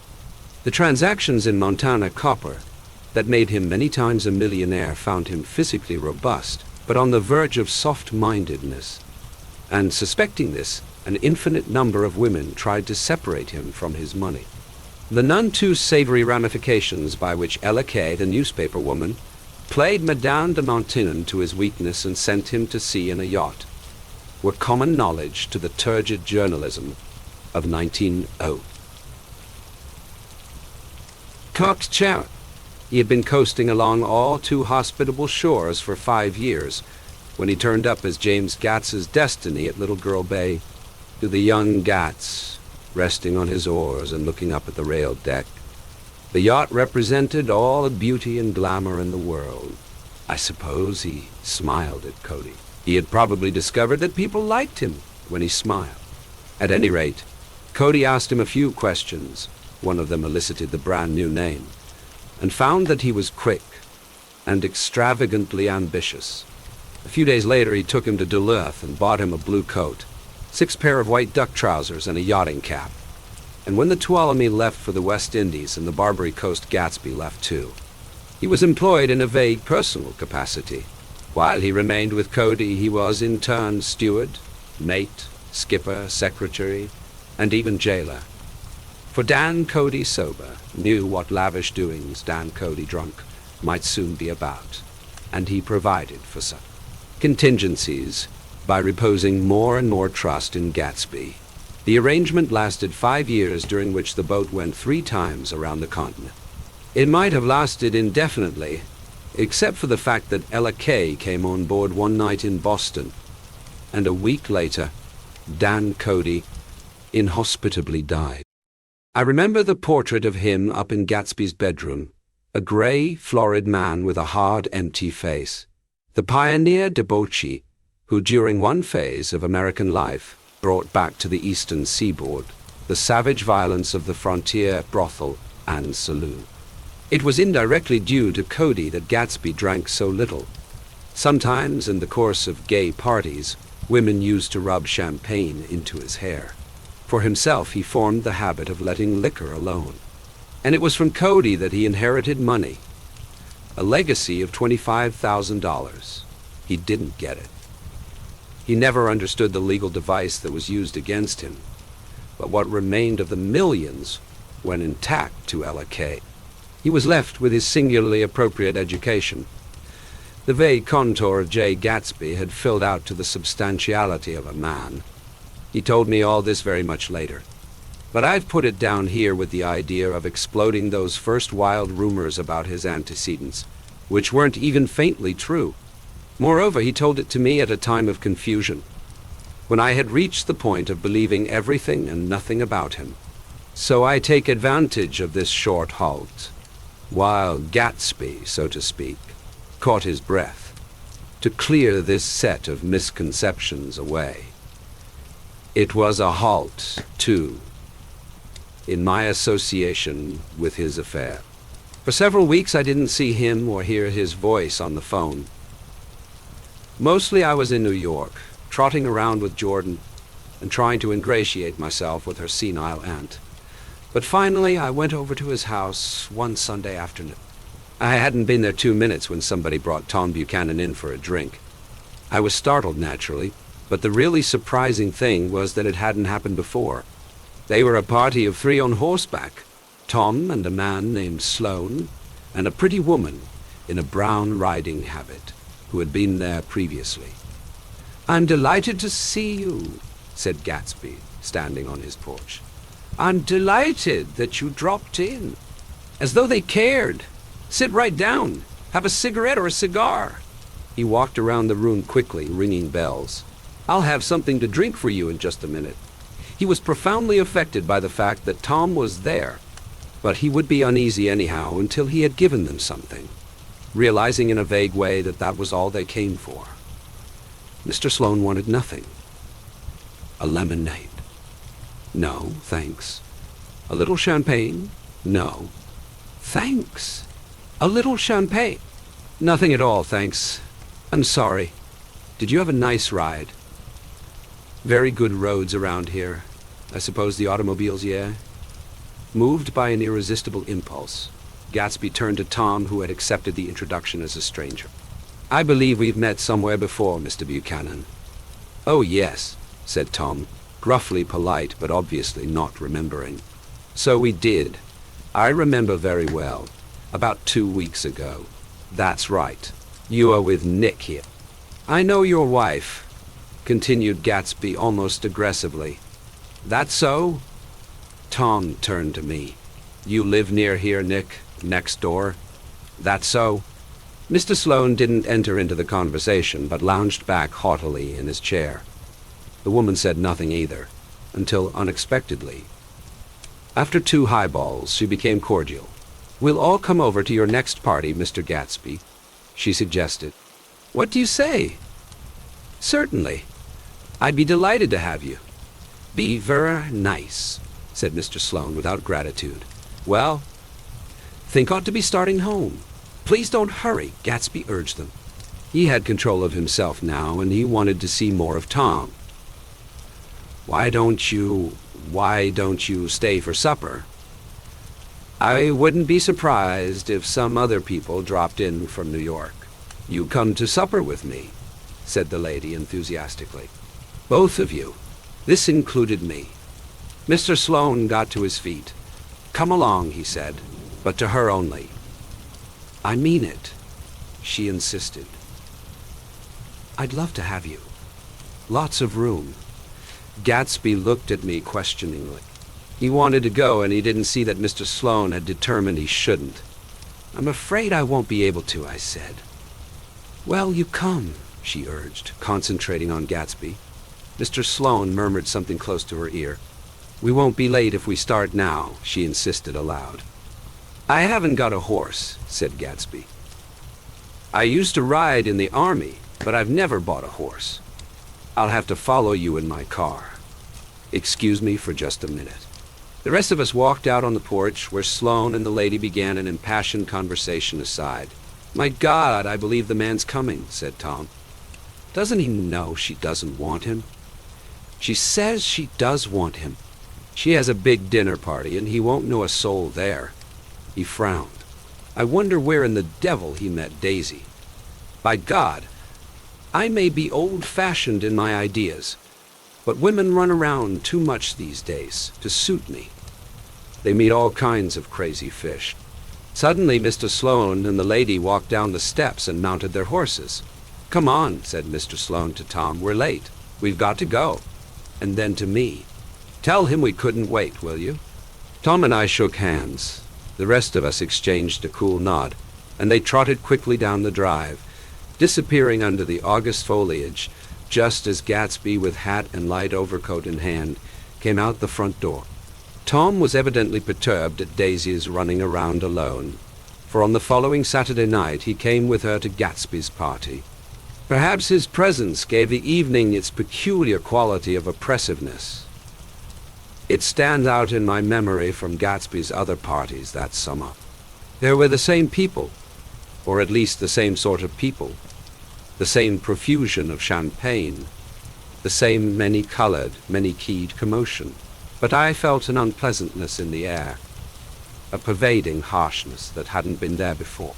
Or perhaps I had merely grown used to it, grown to accept West Egg as a world complete in itself, with its own standards and its own great figures, second to nothing because it had no consciousness of being so. And now I was looking at it again, through Daisy's eyes. It is invariably saddening to look through new eyes at things upon which you have expended your own powers of adjustment. They arrived at twilight, and as we strolled out among the sparkling hundreds, Daisy's voice was playing murmurous tricks in her throat. These things excite me so, she whispered. If you want to kiss me any time during the evening, Nick, just let me know, and I'll be glad to arrange it for you. Just mention my name. Or present a green card. I'm giving out green. Look around, suggested Gatsby. I'm looking around. I'm having them marvelous. You must see the faces of many people you've heard about. Tom's arrogant eyes roamed the crowd. We don't go around very much, he said. In fact, I was just thinking I don't know a soul here. Perhaps you know that lady? Gatsby indicated a gorgeous, scarcely human orchid of a woman who sat in state under a white plum tree. Tom and Daisy stared, with that peculiarly unreal feeling that accompanies the recognition of a hitherto ghostly celebrity of the movies. "She's lovely," said Daisy. The man bending over her is her director. He took them ceremoniously from group to group. "Mrs. Buchanan." And Mr. Buchanan, after an instant's hesitation, he added, "The polo player." "Oh, no," objected Tom quickly. "Not me." But evidently the sound of it pleased Gatsby, for Tom remained the polo player for the rest of the evening. "I've never met so many celebrities," Daisy exclaimed. "I liked that man." "What was his name?" "With the sort of blue nose." Gatsby identified him, adding that he was a small producer. "Well, liked him anyhow. I'd a little rather not be the polo player," said Tom pleasantly. "I'd rather look at all these famous people in oblivion." Daisy and Gatsby danced. I remember being surprised by his graceful, conservative foxtrot. I had never seen him dance before. Then they sauntered over to my house and sat on the steps for half an hour while at her request. I remained watchfully in the garden. "In case there's a fire or a flood," she explained, "or any act of God." Tom appeared from his oblivion as we were sitting down to supper together. "Do you mind if I eat with some people over here?" he said. "A fellow's getting off some funny stuff." "Go ahead," answered Daisy genially. "And if you want to take down any addresses, here's my little gold pencil." She looked around after a moment and told me the girl was common, but pretty, and I knew that except for the half hour she'd been alone with Gatsby, she wasn't having a good time. We were at a particularly tipsy table. That was my fault. Gatsby had been called to the phone, and I'd enjoyed these same people only 2 weeks before. But what amused me then turned septic on the air now. "How do you feel, Miss Bedecker?" The girl addressed was trying, unsuccessfully, to slump against my shoulder. At this inquiry she sat up and opened her eyes. "What?" A massive and lethargic woman, who had been urging Daisy to play golf with her at the local club tomorrow, spoke in Miss Bedecker's defense. "Oh, she is all right now. When she has had 5 or 6 cocktails, she always starts screaming like that. I tell her she ought to leave it alone." "I do leave it alone," affirmed the accused hollowly. "We heard you yelling, so I said to Doc Civet here, 'There's somebody that needs your help, Doc.'" "She's much obliged, I'm sure," said another friend, "without gratitude. But you got her dress all wet when you stuck her head in the pool." "Anything I hate is to get my head stuck in a pool," mumbled Miss Bedecker. "They almost drowned me once over in New Jersey." "Then you ought to leave it alone," countered Dr. Civet. "Speak for yourself," cried Miss Bedecker violently. "Your hand shakes. I wouldn't let you operate on me. It was like that." Almost the last thing I remember was standing with Daisy and watching the moving picture director and his star. They were still under the white plum tree, and their faces were touching, except for a pale, thin ray of moonlight between. It occurred to me that he had been very slowly bending toward her all evening to attain this proximity, and even while I watched, I saw him stoop one ultimate degree and kiss at her cheek. "I like her," said Daisy. "I think she's lovely." But the rest offended her, and inarguably, because it wasn't a gesture but an emotion. She was appalled by West Egg, this unprecedented place that Broadway had begotten upon a Long Island fishing village. Appalled by its raw vigor that chafed under the old euphemisms, and by the too obtrusive fate that herded its inhabitants along a shortcut from nothing to nothing. She saw something awful in the very simplicity she failed to understand. I sat on the front steps with them while they waited for their car. It was dark here in front. Only the bright door sent 10 square feet of light, volleying out into the soft black morning. Sometimes a shadow moved against a dressing room blind above, gave way to another shadow, an indefinite procession of shadows, who roused and powdered in an invisible glass. "Who is this Gatsby, anyhow?" demanded Tom suddenly. Some big bootlegger? Where'd you hear that? I inquired. I didn't hear it. I imagined it. A lot of these newly rich people are just big bootleggers, you know. Not Gatsby, I said shortly. He was silent for a moment. The pebbles of the drive crunched under his feet. Well, he certainly must have strained himself to get this menagerie together. A breeze stirred the gray haze of Daisy's fur collar. At least they're more interesting than the people we know, she said with an effort. You didn't look so interested. Well, I was. Tom laughed and turned to me. Did you notice Daisy's face when that girl asked her to put her under a cold shower? Daisy began to sing with the music in a husky, rhythmic whisper, bringing out a meaning in each word that it had never had before and would never have again. When the melody rose, her voice broke up sweetly, following it, in the way contralto voices have, and each change tipped out a little of her warm human magic upon the air. Lots of people come who haven't been invited, she said suddenly. That girl hadn't been invited. They simply forced their way in, and he's too polite to object. I'd like to know who he is and what he does, insisted Tom. And I think I'll make a point of finding out. I can tell you right now, she answered. He owned some drugstores, a lot of drugstores. He built them up himself. The dilatory limousine came rolling up the drive. Good night, Nick, said Daisy. Her glance left me and sought the lighted top of the steps, where 3 o'clock in the morning, a neat, sad little waltz of that year, was drifting out the open door. After all, in the very casualness of Gatsby's party, there were romantic possibilities totally absent from her world. What was it up there in the song that seemed to be calling her back inside? What would happen now, in the dim, incalculable hour?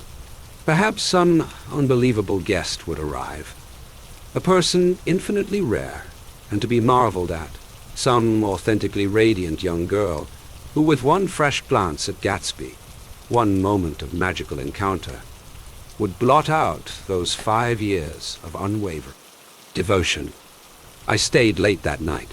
Gatsby asked me to wait until he was free, and I lingered in the garden until the inevitable swimming party had run up, chilled and exalted, from the black beach until the lights were extinguished in the guest rooms overhead. When he came down the steps at last, the tan skin was drawn unusually tight on his face, and his eyes were bright and tired. She didn't like it, he said immediately. Of course she did. She didn't have a good time. He was silent, and I guessed at his unutterable depression. I feel far away from her, he said. It's hard to make her understand.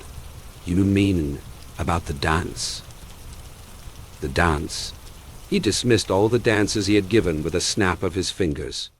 Old sport, the dance is unimportant.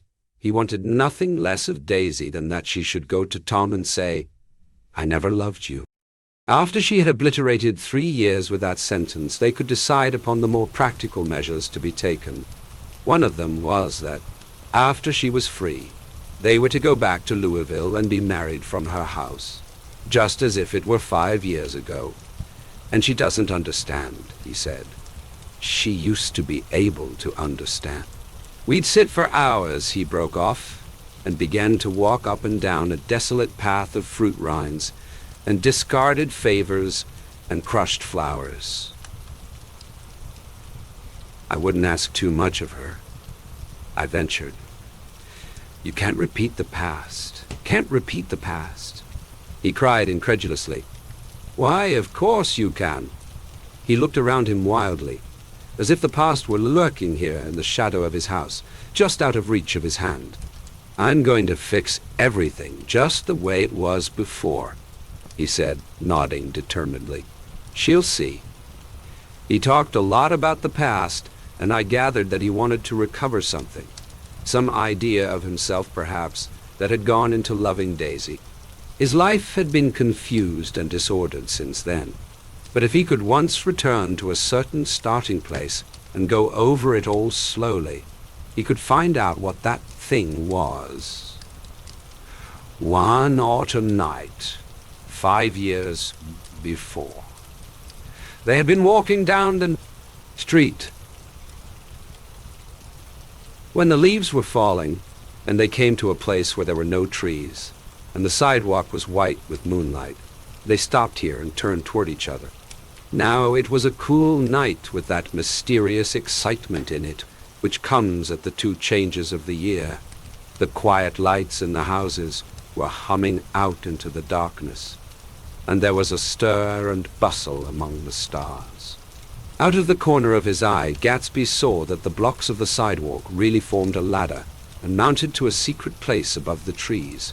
He could climb to it, if he climbed alone, and once there he could suck on the pap of life, gulp down the incomparable milk of wonder. His heart beat faster and faster as Daisy's white face came up to his own.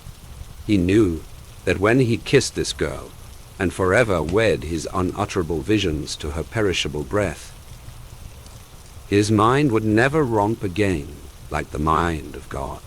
So he waited, listening for a moment longer to the tuning fork that had been struck upon a star. Then he kissed her.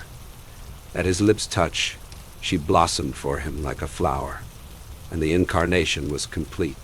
Through all he said, even through his appalling sentimentality, I was reminded of something, an elusive rhythm, a fragment of lost words that I had heard somewhere a long time ago. For a moment a phrase tried to take shape in my mouth, and my lips parted like a dumb man's, as though there was more struggling upon them than a wisp of startled air. But they made no sound, and what I had almost remembered was uncommunicable forever. Chapter 7. It was when curiosity about Gatsby was at its highest that the lights in his house failed to go on one Saturday night. And, as obscurely as it had begun, his career as Trimalchio was over. Only gradually did I become aware that the automobiles which turned expectantly into his drive stayed for just a minute, and then drove sulkily away. Wondering if he were sick, I went over to find out. An unfamiliar butler with a villainous face squinted at me suspiciously from the door. "Is Mr. Gatsby sick?" "Nope." After a pause, he added "sir" in a dilatory, grudging way. I hadn't seen him around. I was rather worried. "Tell him Mr. Carroway came over." "Who?" he demanded rudely. "Carroway! Carroway!" "All right, I'll tell him." Abruptly, he slammed the door. My Finn informed me that Gatsby had dismissed every servant in his house a week ago, and replaced them with half a dozen others, who never went into West Egg Village to be bribed by the tradesmen, but ordered moderate supplies over the telephone. The grocery boy reported that the kitchen looked like a pigsty, and the general opinion in the village was that the new people weren't servants at all. Next day, Gatsby called me on the phone. "Going away?" I inquired. "No, old sport. I hear you fired all your servants. I wanted somebody who wouldn't gossip. Daisy comes over quite often, in the afternoons." So the whole caravansary had fallen in like a card house at the disapproval in her eyes. There are some people Wolfsheim wanted to do something for. They're all brothers and sisters. They used to run a small hotel. I see. He was calling up at Daisy's request. Would I come to lunch at her house tomorrow? Miss Baker would be there. Half an hour later, Daisy herself telephoned and seemed relieved to find that I was coming. Something was up, and yet I couldn't believe that they would choose this occasion for a scene, especially for the rather harrowing scene that Gatsby had outlined in the garden. The next day was broiling, almost the last, certainly the warmest of the summer. As my train emerged from the tunnel into sunlight, only the hot whistles of the National Biscuit Company broke the simmering hush at noon. The straw seats of the car hovered on the edge of combustion. The woman next to me perspired delicately for a while into her white shirtwaist, and then, as her newspaper dampened under her fingers, lapsed despairingly into deep heat with a desolate cry. Her pocketbook slapped to the floor. "Oh, my," she gasped. I picked it up with a weary bend and handed it back to her, holding it at arm's length and by the extreme tip of the corners to indicate that I had no designs upon it. But everyone nearby, including the woman, suspected me just the same. "Hot," said the conductor to familiar faces. "Some weather. Hot, hot, hot. Is it hot? Is it hot? Is it hot? Is it?" My commutation ticket came back to me with a dark stain from his hand. That anyone should care in this heat, whose flushed lips he kissed, whose head made damp the pajama pocket over his heart. Through the hall of the Buchanan's house blew a faint wind, carrying the sound of the telephone bell out to Gatsby and me as we waited at the door. "The master's body," roared the butler into the mouthpiece. "I'm sorry, madame, but we can't furnish it. It's far too hot to touch this noon." What he really said was, "Yes, yes. I'll see." He set down the receiver and came toward us, glistening slightly, to take our stiff straw hats. "Madame expects you in the salon," he cried, needlessly indicating the direction. In this heat, every extra gesture was an affront to the common store of life. The room, shadowed well with awnings, was dark and cool. Daisy and Jordan lay upon an enormous couch, like silver idols, weighing down their own white dresses against the singing breeze of the fans. "We can't move," they said together. Jordan's fingers, powdered white over their tan, rested for a moment in mine. "And Mr. Thomas Buchanan, the athlete?" I inquired. Simultaneously, I heard his voice, gruff, muffled, husky, at the hall telephone. Gatsby stood in the center of the crimson carpet and gazed around with fascinated eyes. Daisy watched him and laughed. A sweet, exciting laugh. A tiny gust of powder rose from her bosom into the air. "The rumor is," whispered Jordan, "that that's Tom's girl on the telephone." We were silent. The voice in the hall rose high with annoyance. "Very well, then. I won't sell you the car at all. I'm under no obligations to you at all. And as for your bothering me about it at lunchtime, I won't stand that at all," holding down the receiver, said Daisy cynically. "No, he's not," I assured her. "It's a bona fide deal. I happen to know about it." Tom flung open the door, blocked out its space for a moment with his thick body, and hurried into the room. "Mr. Gatsby." He put out his broad, flat hand with well-concealed dislike.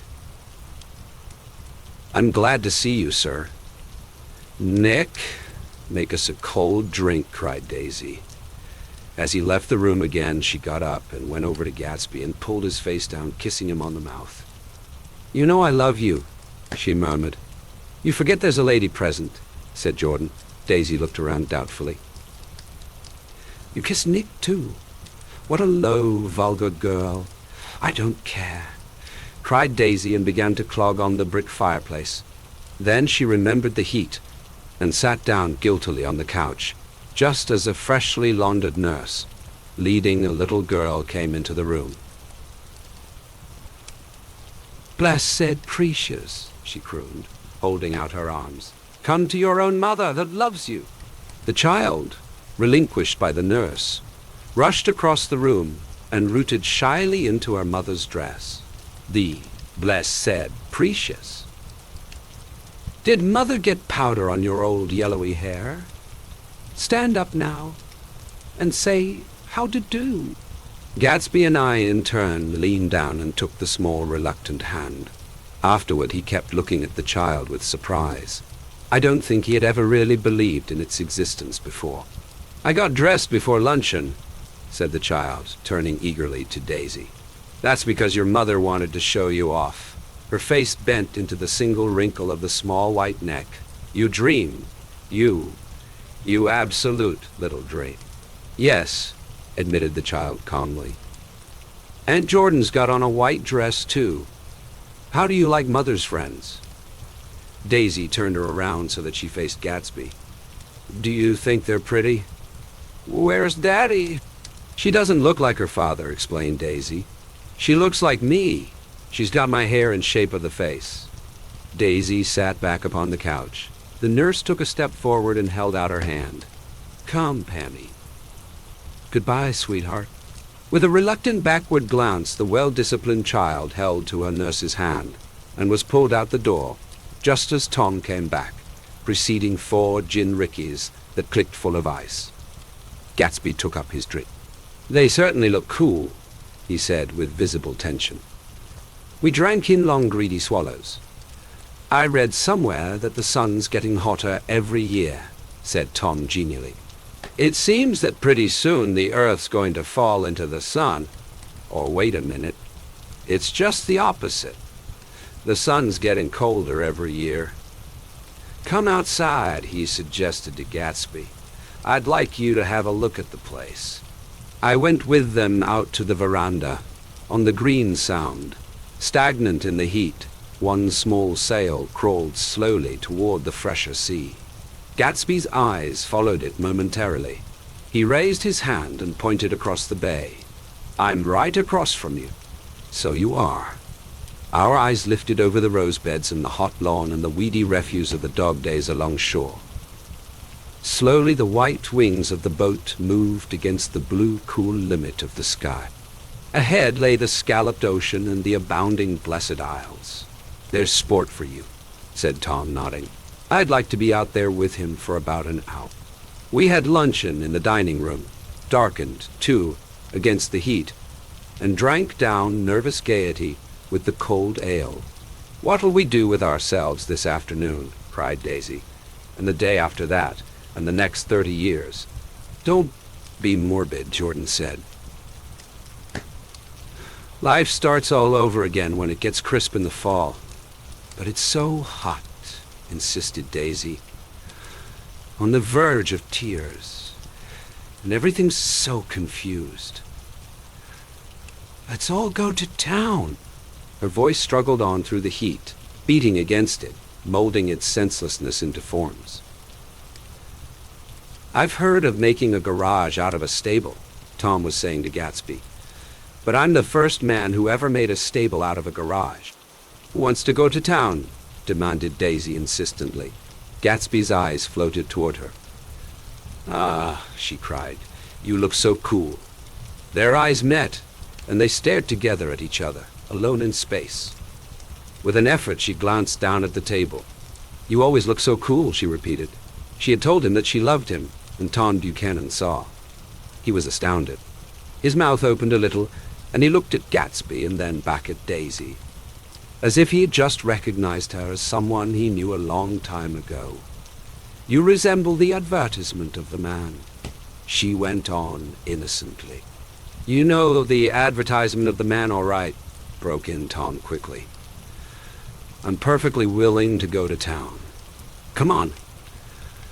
We're all going to town. He got up, his eyes still flashing between Gatsby and his wife. No one moved. Come on.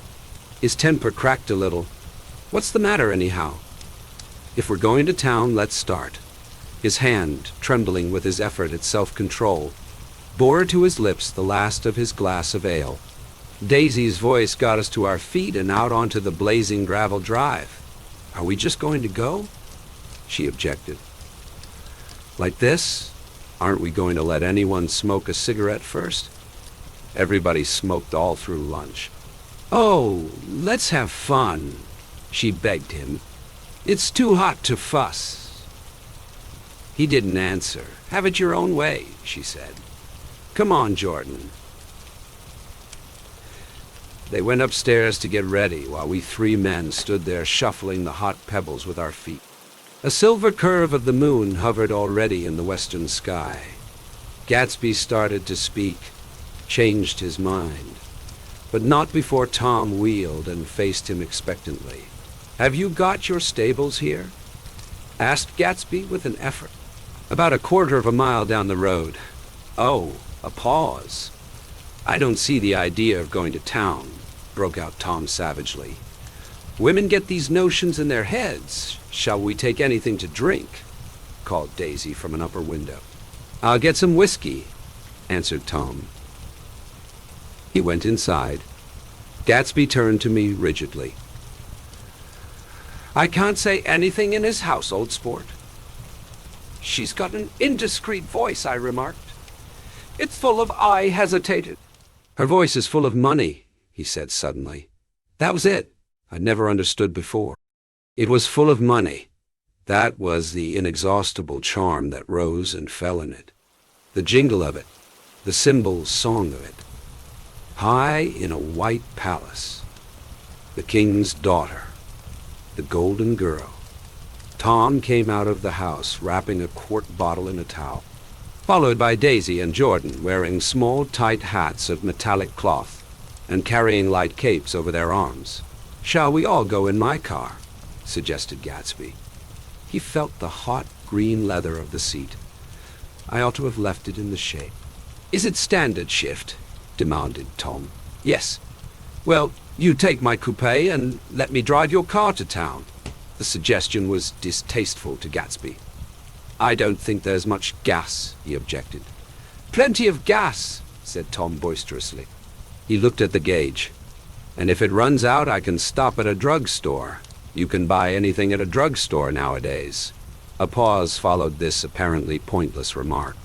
Daisy looked at Tom, frowning, and an indefinable expression, at once definitely unfamiliar and vaguely recognizable, as if I had only heard it described in words, passed over Gatsby's face. "Come on, Daisy," said Tom, pressing her with his hand toward Gatsby's car. "I'll take you in this circus wagon." He opened the door, but she moved out from the circle of his arm. "You take Nick and Jordan. We'll follow you in the coupe." "We'll follow you in the coupe." She walked close to Gatsby, touching his coat with her hand. Jordan and Tom and I got into the front seat of Gatsby's car. Tom pushed the unfamiliar gears tentatively, and we shot off into the oppressive heat, leaving them out of sight behind. "Did you see that?" demanded Tom. "See what?" He looked at me keenly, realizing that Jordan and I must have known all along. "You think I'm pretty dumb, don't you?" he suggested. "Perhaps I am, but I have almost a second sight sometimes that tells me what to do. Maybe you don't believe that, but science." He paused. The immediate contingency overtook him, pulled him back from the edge of the theoretical abyss. "I made a small investigation of this fellow," he continued. "I could have gone deeper if I'd known." "Do you mean you've been to a medium?" inquired Jordan humorously. "What?" Confused. He stared at us as we laughed. "A medium. About Gatsby." "About Gatsby? No, I haven't. I said I'd been making a small investigation of his past." "And you found he was an Oxford man," said Jordan helpfully. "An Oxford man?" He was incredulous. "Like hell he is. He wears a pink suit." "Nevertheless, he's an Oxford man." "Oxford, New Mexico," snorted Tom contemptuously. "Or something like that. Listen, Tom. If you're such a snob, why did you invite him to lunch?" demanded Jordan crossly. "Daisy invited him. She knew him before we were married. God knows where. We were all irritable now with the fading ale, and, aware of it, we drove for a while in silence. Then, as Dr. T.J. Eckelberg's faded eyes came into sight down the road, I remembered Gatsby's caution about gasoline. "We've got enough to get us to town," said Tom. "But there's a garage right here," objected Jordan. "I want to get stalled in this baking heat." Tom threw on both brakes impatiently, and we slid to an abrupt, dusty stop under Wilson's sun. After a moment, the proprietor emerged from the interior of his establishment and gazed hollow-eyed at the car. "Let's have some gas," cried Tom roughly. "What do you think we stopped for? To admire the view? I'm sick," said Wilson without moving. "I've been sick all day. What's the matter?" "I'm all run down." "Well, shall I help myself?" Tom demanded. "You sounded well enough on the phone." With an effort, Wilson left the shade and support of the doorway, and breathing hard, unscrewed the cap of the tank. In the sunlight, his face was green.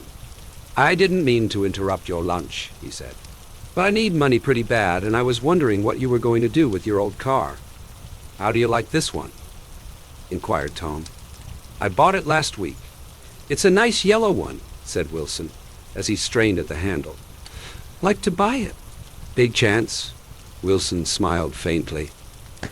"No, but I could make some money on the other." "What do you want money for, all of a sudden?" "I've been here too long. I want to get away. My wife and I want to go west." "Your wife does," exclaimed Tom, startled. "She's been talking about it for 10 years. He rested for a moment against the pump, shading his eyes. "And now she's going whether she wants to or not. I'm going to get her away." The coupe flashed by us with a flurry of dust and the flash of a waving hand. "What do I owe you?" demanded Tom harshly. "I just got wised up to something funny the last 2 days," remarked Wilson. "That's why I want to get away. That's why I've been bothering you about the car." "What do I owe you?" $1.20.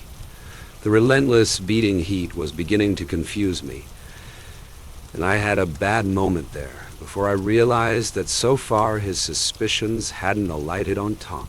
He had discovered that Myrtle had some sort of life apart from him in another world, and the shock had made him physically sick. I stared at him, and then at Tom, who had made a parallel discovery less than an hour before, and it occurred to me that there was no difference between men in intelligence or race so profound as the difference between the sick and the well. Wilson was so sick that he looked guilty, unforgivably guilty, as if he had just got some poor girl with child. "I'll let you have that car," said Tom.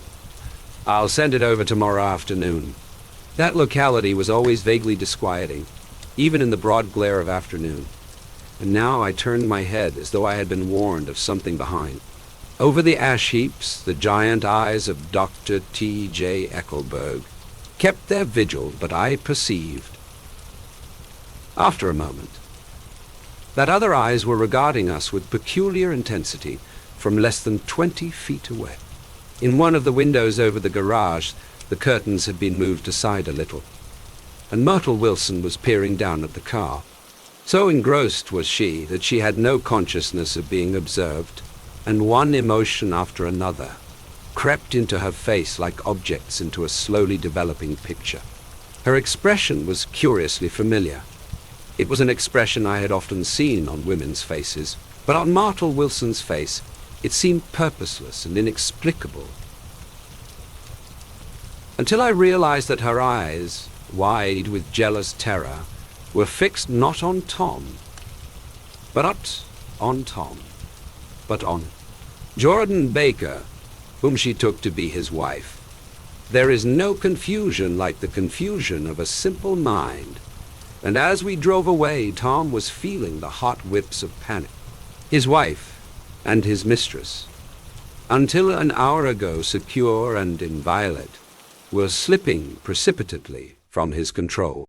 Instinct made him step on the accelerator with the double purpose of overtaking Daisy and leaving Wilson behind, and we sped along toward Astoria at 50 miles an hour, until, among the spidery girders of the elevated, we came in sight. Easy-going blue coupe. "Those big movies around 50th Street are cool," suggested Jordan. "I love New York on summer afternoons when everyone's away. There's something very sensuous about it, overripe, as if all sorts of funny fruits were going to fall into your hands." The word sensuous had the effect of further disquieting Tom, but before he could invent a protest, the coupe came to a stop, and Daisy signaled us to draw up alongside. "Where are we going?" she cried. "How about the movies?" "It's so hot," she complained. "You go. We'll ride around and meet you after." With an effort, her wit rose faintly. "We'll meet you on some corner. I'll be the man smoking 2 cigarettes. We can't argue about it here," Tom said impatiently, as a truck gave out a cursing whistle behind us. You follow me to the south side of Central Park, in front of the plaza. Several times he turned his head and looked back for their car, and if the traffic delayed them, he slowed up until they came into sight. I think he was afraid they would dart down a side street and out of his life forever. But they didn't, and we all took the less explicable step of engaging the parlor of a suite in the Plaza Hotel. The prolonged and tumultuous argument that ended by herding us into that room eludes me, though I have a sharp physical memory that in the course of it, my underwear kept climbing like a damp snake around my legs, and intermittent beads of sweat raced cool across my back. The notion originated with Daisy's suggestion that we hire 5 bathrooms and take cold baths, and then assume more tangible form as a place to have a mint julep. Each of us said over and over that it was a crazy idea. We all talked at once to a baffled clerk and thought, or pretended to think, that we were being very funny. The room was large and stifling, and, though it was already 4 o'clock, opening the windows admitted only a gust of hot shrubbery from the park. Daisy went to the mirror and stood with her back to us, fixing her hair. "It's a swell suite," whispered Jordan respectfully, and everyone laughed. "Open another window," commanded Daisy without turning around. "There aren't any more." "Well, we'd better telephone for an axe. The thing to do is to forget about the heat," said Tom impatiently. "You make it 10 times worse by crabbing about it." He unrolled the bottle of whiskey from the towel and put it on the table. "Why not let her alone, old sport?" remarked Gatsby. "You're the one that wanted to come to town." There was a moment of silence. The telephone book slipped from its nail and splashed to the floor, whereupon Jordan whispered, "Excuse me." But this time, no one laughed. "I'll pick it up," I offered. "I've got it." Gatsby examined the parted string, muttered, "Hum," in an interested way, and tossed the book on a chair. "That's a great expression of yours, isn't it?" said Tom sharply. "What is all this old sport business? Where'd you pick that up?" "Now, see here, Tom," said Daisy, turning around from the mirror. "If you're going to make personal remarks, I won't stay here a minute. Call up and order some ice for the mint julep." As Tom took up the receiver, the compressed heat exploded into sound, and we were listening to the portentous chords of Mendelssohn's Wedding March from the ballroom below. "Imagine marrying anybody in this heat," cried Jordan dismally. "Still, I was married in the middle of June," Daisy remembered. "Louisville in June." Somebody fainted. "Who was it fainted, Tom?" "Biloxi," he answered shortly. "A man named Biloxi.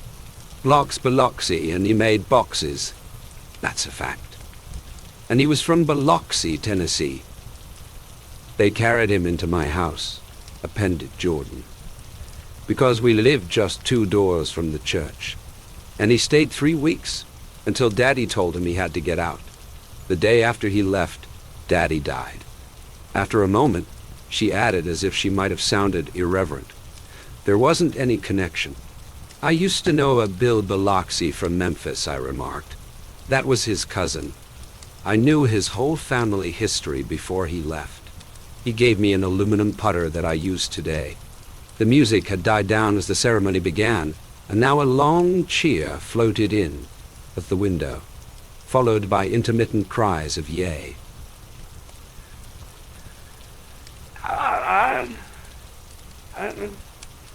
And finally by a burst of jazz as the dancing began. "If we were young, we'd rise and dance." "Remember Biloxi," Jordan warned her. "Where'd you know him, Tom?" "Biloxi." He concentrated with an effort. "I didn't know him. He was a friend of Daisy's." "He was not," she denied. "I'd never seen him before. He came down in the private car. Well, he said he knew you. He said he was raised in Louisville. Asa Bird brought him around at the last minute and asked if we had room for him." Jordan smiled. "He was probably bumming his way home. He told me he was president of your class at Yale." Tom and I looked at each other blankly. Biloxi? First place, we didn't have any President Gatsby's foot beat a short, restless tattoo, and Tom eyed him suddenly. By the way, Mr. Gatsby, I understand you're an Oxford man. Not exactly. Oh, yes. I understand you went to Oxford. Yes. I went there. A pause. Then Tom's voice, incredulous and insulting. You must have gone there about the time Biloxi went to New Haven. Another pause. A waiter knocked and came in with crushed mint and ice, but the silence was unbroken by his thank you and the soft closing of the door. This tremendous detail was to be cleared up at last. I told you I went there, said Gatsby. I heard you, but I'd like to know when. It was in 1919. I only stayed 5 months. That's why I can't really call myself an Oxford man. Tom glanced around to see if we mirrored his unbelief. But we were all looking at Gatsby. It was an opportunity they gave to some of the officers after the armistice, he continued. We could go to any of the universities in England or France. I wanted to get up and slap him on the back. I had one of the renewals of complete faith in him that I'd experienced before. Daisy rose, smiling faintly, and went to the table. Open the whiskey, Tom, she ordered. And I'll make you a mint julep. Then you won't seem so stupid to yourself. Look at the mint. Wait a minute, snapped Tom. I want to ask Mr. Gatsby one more question. Go on, Gatsby said politely. What kind of a row are you trying to cause in my house anyhow? They were out in the open at last, and Gatsby was content. He isn't causing a row. Daisy looked desperately from one to the other. You're causing a row. Please have a little self-control. Self-control, repeated Tom incredulously. I suppose the latest thing is to sit back and let Mr. Nobody from Nowhere make love to your wife. Well, if that's the idea, you can count me out. Nowadays, people begin by sneering at family life and family institutions. And next, they'll throw everything overboard and have intermarriage between black and white. Flushed with his impassioned gibberish, he saw himself standing alone on the last barrier of civilization. We're all white here, murmured Jordan. I know I'm not very popular. I don't give big parties. I suppose you've got to make your house into a pigsty in order to have any friends in the modern world. Angry as I was, as we all were, I was tempted to laugh whenever he opened his mouth. The transition from libertine to prig was so complete. I've got something to tell you, old sport, began Gatsby. But Daisy guessed at his intention. Please don't, she interrupted helplessly. Please, let's all go home. Why don't we all go home? That's a good idea. I got up. Come on, Tom. Nobody wants a drink. I want to know what Mr. Gatsby has to tell me. Your wife doesn't love you, said Gatsby. She's never loved you. She loves me. You must be crazy, exclaimed Tom automatically. Gatsby sprang to his feet, vivid with excitement. She never loved you, do you hear? He cried. She only married you because I was poor, and she was tired of waiting for me. It was a terrible mistake, but in her heart, she never loved anyone except me. At this point, Jordan and I tried to go, but Tom and Gatsby insisted with competitive firmness that we remain, as though neither of them had anything to conceal, and it would be a privilege to partake vicariously of their emotions. Sit down, Daisy. Tom's voice groped unsuccessfully for the paternal note. What's been going on? I want to hear all about it. I told you what's been going on, said Gatsby. Going on for 5 years, and you didn't know. Tom turned to Daisy sharp. You've been seeing this fellow for 5 years? Not seeing, said Gatsby. No, we couldn't meet. But both of us loved each other all that time, old sport, and you didn't know. I used to laugh sometimes, but there was no laughter in his eyes, to think that you didn't know. Oh, that's all. Tom tapped his thick fingers together like a clergyman and leaned back in his chair. You're crazy. he exploded. I can't speak about what happened 5 years ago because I didn't know Daisy then. And I'll be damned if I see how you got within a mile of her unless you brought the groceries to the back door. But all the rest of that's a goddamned lie. Daisy loved me when she married me, and she loves me now. No, said Gatsby, shaking his head. She does, though. The trouble is that sometimes she gets foolish ideas in her head and doesn't know what she's doing. He nodded sagely. And what's more, I love Daisy too. Once in a while I go off on a spree and make a fool of myself. But I always come back, and in my heart, I love her all the time. You're revolting, said Daisy. She turned to me, and her voice, dropping an octave lower, filled the room with thrilling scorn. Do you know why we left Chicago? I'm surprised that they didn't treat you to the story of that little spree. Gatsby walked over and stood beside her. Daisy, that's all over now, he said earnestly. It doesn't matter anymore. Just tell him the truth, that you never loved him, and it's all wiped out forever. She looked at him blindly. Why? How could I love him? Possibly. You never loved him. Possibly. You never loved him. She hesitated. Her eyes fell on Jordan and me with a sort of appeal, as though she realized at last what she was doing, and as though she had never, all along, intended doing anything at all. But it was done now. It was too late. I never loved him, she said with perceptible reluctance. Not at Capiolani? Demanded Tom suddenly. No. From the ballroom beneath, muffled and suffocating chords were drifting up on hot waves of air. Not that day I carried you down from the punch bowl to keep your shoes dry. There was a husky tenderness in his tone. Daisy. Please don't. Her voice was cold, but the rancor was gone from it. She looked at Gatsby. There, Jay, she said, but her hand, as she tried to light a cigarette, was trembling. Suddenly she threw the cigarette and the burning match on the carpet. Oh, you want too much, she cried to Gatsby. I love you now. Isn't that enough? I can't help what's past. She began to sob helplessly. I did love him once, but I loved you too. Gatsby's eyes opened and closed. You loved me too. He repeated. Even that's a lie, said Tom savagely. She didn't know you were alive. Why, there are things between Daisy and me that you'll never know. Things that neither of us can ever forget. The words seemed to bite physically into Gatsby. I want to speak to Daisy alone, he insisted. She's all excited now, even alone. I can't say I never loved Tom, she admitted in a pitiful voice. It wouldn't be true. Of course it wouldn't, agreed Tom. She turned to her husband. As if it mattered to you, she said. Of course it matters.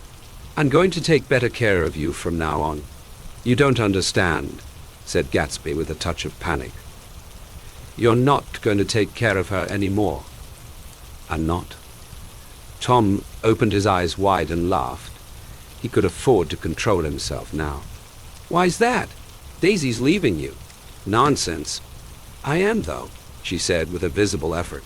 She's not leaving me. Tom's words suddenly leaned down over Gatsby. Certainly not for a common swindler who'd have to steal the ring he put on her finger. I won't stand this, cried Daisy. Oh, please, let's get out. Who are you, anyhow? Broke out Tom. You're one of that bunch that hangs around with Meyer Wolfsheim. That much I happen to know. I've made a little investigation into your affairs, and I'll carry it further tomorrow. You can suit yourself about that, old sport, said Gatsby steadily. I found out what your drugstores were. He turned to us and spoke rapidly. He and this Wolfsheim bought up a lot of side street drugstores here and in Chicago and sold grain alcohol over the counter. That's one of his little stunts. I picked him for a bootlegger the first time I saw him, and I wasn't far wrong." "What about it?" said Gatsby politely. "I guess your friend Walter Chase wasn't too proud to come in on it. And you left him in the lurch, didn't you? You let him go to jail for a month over in New Jersey. God, you ought to hear Walter on the subject of you. He came to us dead broke. He was very glad to pick up some money, old sport." "Don't you call me old sport," cried Tom. Gatsby said nothing. Walter could have you up on the betting laws too, but Wolfsheim scared him into shutting his mouth. That unfamiliar yet recognizable look was back again in Gatsby's face. "That drugstore business was just small change," continued Tom slowly. "But you've got something on now that Walter's afraid to tell me about." I glanced at Daisy, who was staring terrified between Gatsby and her husband and at Jordan, who had begun to balance an invisible but absorbing object on the tip of her chin. Then I turned back to Gatsby and was startled at his expression. He looked, and this is said in all contempt for the babbled slander of his garden, as if he had killed a man. For a moment, the set of his face could be described in just that fantastic way. It passed, and he began to talk excitedly to Daisy, denying everything, defending his name against accusations that had not been made. But with every word she was drawing further and further into herself.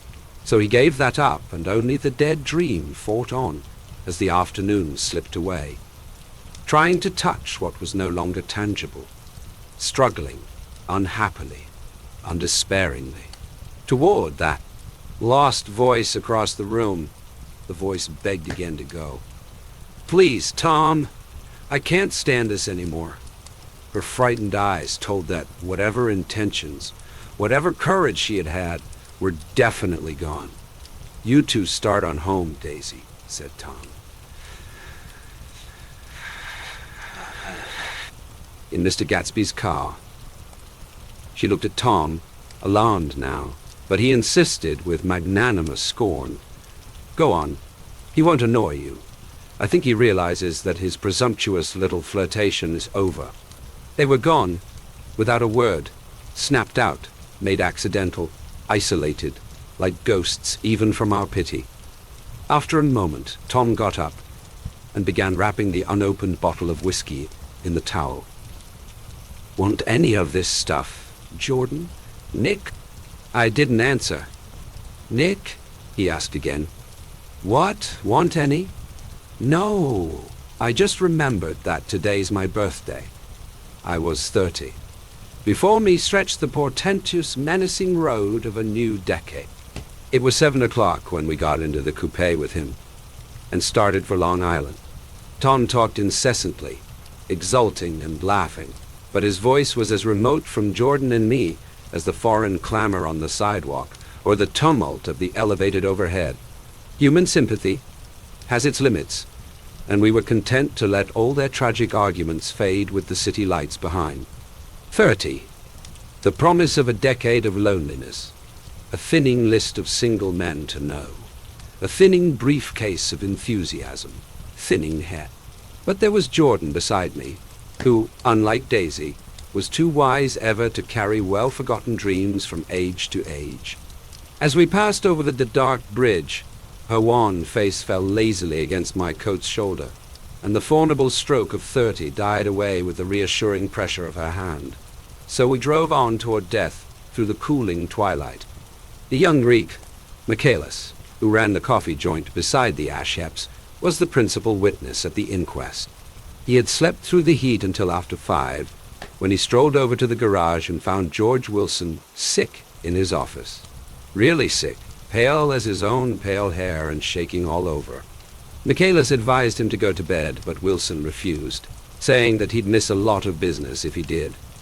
While his neighbor was trying to persuade him, a violent racket broke out overhead. "I've got my wife locked in up there," explained Wilson calmly. "She's going to stay there till the day after tomorrow, and then we're going to move away." Michaelis was astonished. They had been neighbors for 4 years, and Wilson had never seemed faintly capable of such a statement. Generally, he was one of these worn-out men. When he wasn't working, he sat on a chair in the doorway and stared at the people and the cars that passed along the road.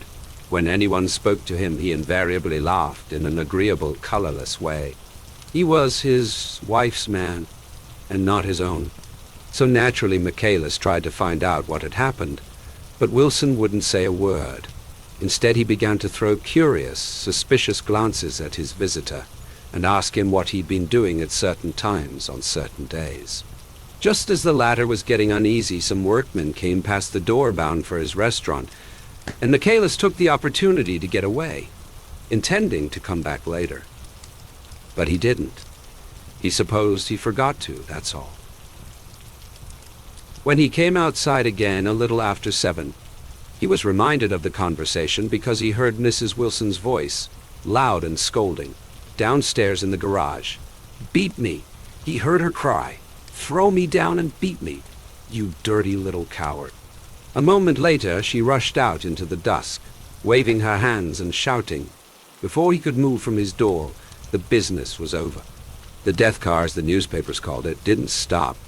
It came out of the gathering darkness, wavered tragically for a moment, and then disappeared around the next bend. Michaelis wasn't even sure of its color. He told the first policeman that it was light green. The other car, the one going toward New York, came to rest 100 yards beyond, and its driver hurried back to where Myrtle Wilson, her life violently extinguished, knelt in the road and mingled her thick, dark blood with the dust. Michaelis and this man reached her first, but when they had torn open her shirtwaist still damp with perspiration, they saw that her left breast was swinging loose like a flap, and there was no need to listen for the heart beneath. Wow. The mouth was wide open and ripped at the corners as though she had choked a little in giving up the tremendous vitality she had stored so long. We saw the 3 or 4 automobiles in the crowd when we were still some distance away. "Wreck," said Tom. "That's good.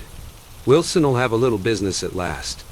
He slowed down, but still without any intention of stopping until, as we came nearer, the hushed, intent faces of the people at the garage door made him automatically put on the brakes.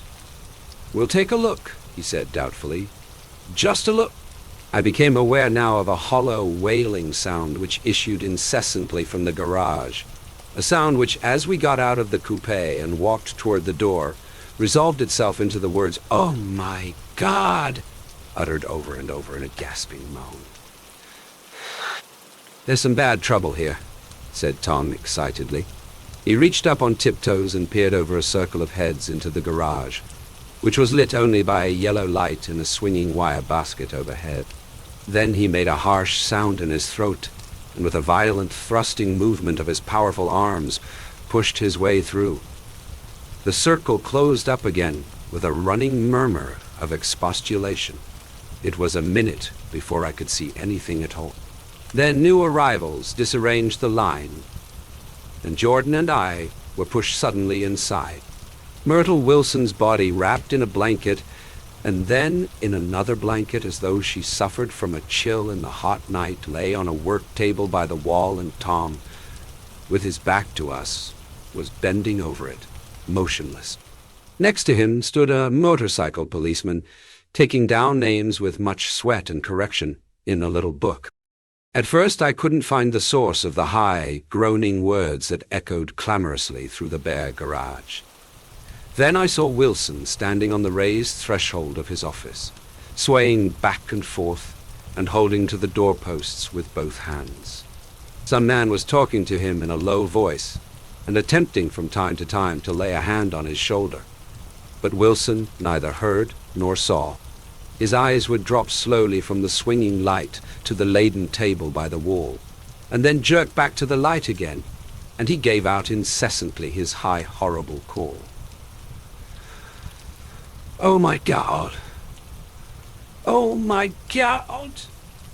Oh my God! Oh my God!" Presently Tom lifted his head with a jerk, and after staring around the garage with glazed eyes, addressed a mumbled, incoherent remark to the policeman.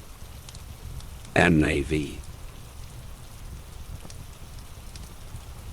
The policeman was saying, "Oh, no. Corrected the man. MAVRO, listen to me," muttered Tom fiercely. "I said the policeman. OGG." He looked up as Tom's broad hand fell sharply on his shoulder. "What do you want, fella? What happened? That's what I want to know." "Auto hit her. Instantly killed." "Instantly killed," repeated Tom, staring. "She ran out Ena Road. Son of a bitch didn't even stop his car." "There was 2 cars," said Michaelis. "One coming, one going." "See?" "Going where?" asked the policeman keenly. "One going each way." "Well," his hand rose toward the blankets but stopped halfway and fell to his side. "She ran out there and the one coming from New York knocked right into her going 30 or 40 miles an hour. What's the name of this place here?" demanded the officer. "Hasn't got any name." A pale, well-dressed Negro stepped near. "It was a yellow car," he said. "Big yellow car. New." "See the accident?" asked the policeman. "No, but the car passed me down the road, going faster than 40. Going 50, 60. Come here and let's have your name. Look out now. I want to get his name." Some words of this conversation must have reached Wilson swaying in the office door, for suddenly a new theme found voice among his gasping cries. "You don't have to tell me what kind of car it was. I know what kind of car it was." Watching Tom, I saw the wadded muscle back of his shoulder tighten under his coat.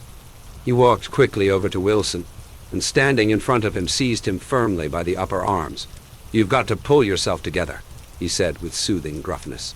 Wilson's eyes fell upon Tom. He started up on his tiptoes, and then would have collapsed to his knees, had not Tom held him upright. "Listen," said Tom, shaking him a little. "I just got here a minute ago from New York. I was bringing you that coupe we've been talking about. That yellow car I was driving this afternoon wasn't mine. Do you hear? I haven't seen it all afternoon." Only the Negro and I were near enough to hear what he said, but the policeman caught something in the tone and looked over with truculent eyes. "What's all that?" he demanded.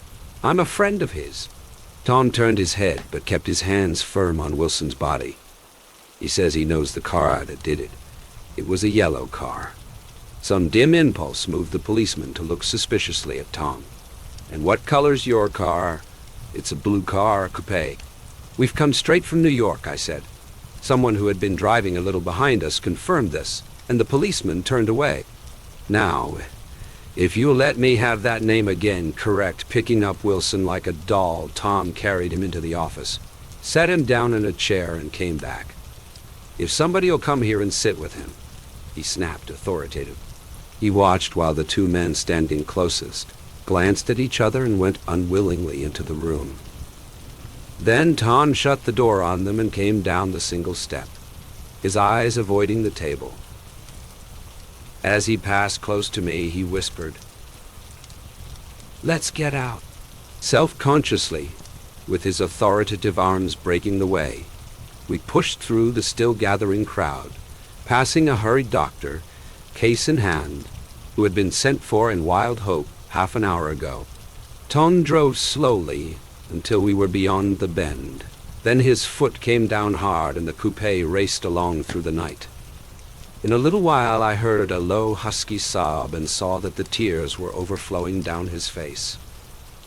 "The goddamn coward," he whimpered. He didn't even stop his car. The Buchanan's house floated suddenly toward us through the dark, rustling trees. Tom stopped beside the porch and looked up at the second floor where 2 windows bloomed with light among the vines. "Daisy's home," he said. As we got out of the car, he glanced at me and frowned slightly. "I ought to have dropped you in West Egg, Nick. There's nothing we can do tonight." A change had come over him, and he spoke gravely and with decision. As we walked across the moonlight gravel to the porch, he disposed of the situation in a few brisk phrases. I'll telephone for a taxi to take you home, and while you're waiting, you and Jordan better go in the kitchen and have them get you some supper. If you want any." He opened the door. "Come in." "No thanks. But I'd be glad if you'd order me the taxi. I'll wait outside." Jordan put her hand on my arm. "Won't you come in, Nick?" "No thanks." I was feeling a little sick and I wanted to be alone. But Jordan lingered for a moment more. "It's only 9:30, she said. I'd be damned if I'd go in. I'd had enough of all of them for one day, and suddenly that included Jordan too. She must have seen something of this in my expression, for she turned abruptly away and ran up the porch steps into the house. I sat down for a few minutes with my head in my hands until I heard the phone taken up inside and the butler's voice calling a taxi. Then I walked slowly down the drive away from the house, intending to wait by the gate. I hadn't gone 20 yards when I heard my name and Gatsby stepped from between two bushes into the path. I must have felt pretty weird by that time because I could think of nothing except the luminosity of his pink suit under the moon. "What are you doing?" I inquired. "Just standing here, old sport." Somehow that seemed a despicable occupation. For all I knew, he was going to rob the house in a moment. I wouldn't have been surprised to see sinister faces, the faces of Wolfsheim's people, behind him in the dark shrubbery. "Did you see any trouble on the road?" he asked after a minute. "Yes." He hesitated. "Was she killed?" "Yes." "I thought so. I told Daisy I thought so. It's better that the shock should all come at once. She stood it pretty well." He spoke as if Daisy's reaction was the only thing that mattered. "I got to West Egg by a side road," he went on, "and left the car in my garage. I don't think anybody saw us, but of course I can't be sure. I disliked him so much, but I didn't find it necessary to tell him he was wrong." "Who was the woman?" he inquired. "Her name was Wilson. Her husband owns the garage." "How the devil did it happen?" "Well, I tried to swing the wheel he broke off, and suddenly I guessed at the truth. Was Daisy driving?" "Yes," he said after a moment. "But of course I'll say I was. You see, when we left New York she was very nervous, and she thought it would steady her to drive. And this woman rushed out at us just as we were passing a car coming the other way. It all happened in a minute, but it seemed to me that she wanted to speak to us, thought we were somebody she knew. Well, first Daisy turned away from the woman toward the other car, and then she lost her nerve and turned back. The second my hand reached the wheel, I felt the shock. It must have killed her instantly. It ripped her open. Don't tell me, old sport." He winced. "Anyhow, Daisy stepped on it. I tried to make her stop, but she couldn't, so I pulled on the emergency brake. Then she fell over into my lap and I drove on. She'll be all right tomorrow," he said presently. "I'm just going to wait here and see if he tries to bother her about that unpleasantness this afternoon. She's locked herself into her room, and if he tries any brutality, she's going to turn the light out and on again." "He won't touch her," I said. "He's not thinking about her. I don't trust him, old sport. How long are you going to wait?" "All night, if necessary. Anyhow, till they all go to bed." A new point of view occurred to me. Suppose Tom found out that Daisy had been driving. He might think he saw a connection in it. He might think anything. I looked at the house. There were 2 or 3 bright windows downstairs, and the pink glow from Daisy's room on the 2nd floor. "You wait here," I said. "I'll see if there's any sign of a commotion." I walked back along the border of the lawn, traversed the gravel softly, and tiptoed up the veranda steps. The drawing-room curtains were open, and I saw that the room was empty. Crossing the porch where we had dined that June night 3 months before, I came to a small rectangle of light, which I guessed was the pantry window. The blind was drawn, but I found a rift at the sill. Daisy and Tom were sitting opposite each other at the kitchen table with a plate of cold fried chicken between them and 2 bottles of ale. He was talking intently across the table at her, and in his earnestness his hand had fallen upon and covered her own. Once in a while she looked up at him and nodded in agreement. They weren't happy, and neither of them had touched the chicken or the ale, and yet they weren't unhappy either. There was an unmistakable air of natural intimacy about the picture, and anybody would have said that they were conspiring together. As I tiptoed from the porch, I heard my taxi feeling its way along the dark road toward the house. Gatsby was waiting where I had left him in the drive. "Is it all quiet up there?" he asked anxiously. "Yes, it's all quiet." I hesitate. "You'd better come home and get some sleep." He shook his head. "I want to wait here till Daisy goes to bed." "Good night, old sport." He put his hands in his coat pockets and turned back eagerly to his scrutiny of the house, as though my presence marred the sacredness of the vigil. So I walked away and left him standing there in the moonlight, watching over nothing. Chapter 8. I couldn't sleep all night. A foghorn was groaning incessantly on the sound, and I tossed half sick between grotesque reality and savage, frightening dreams. Toward dawn, I heard a taxi go up, Gatsby's Drive, and immediately I jumped out of bed and began to dress. I felt that I had had something to tell him, something to warn him about, and morning would be too late.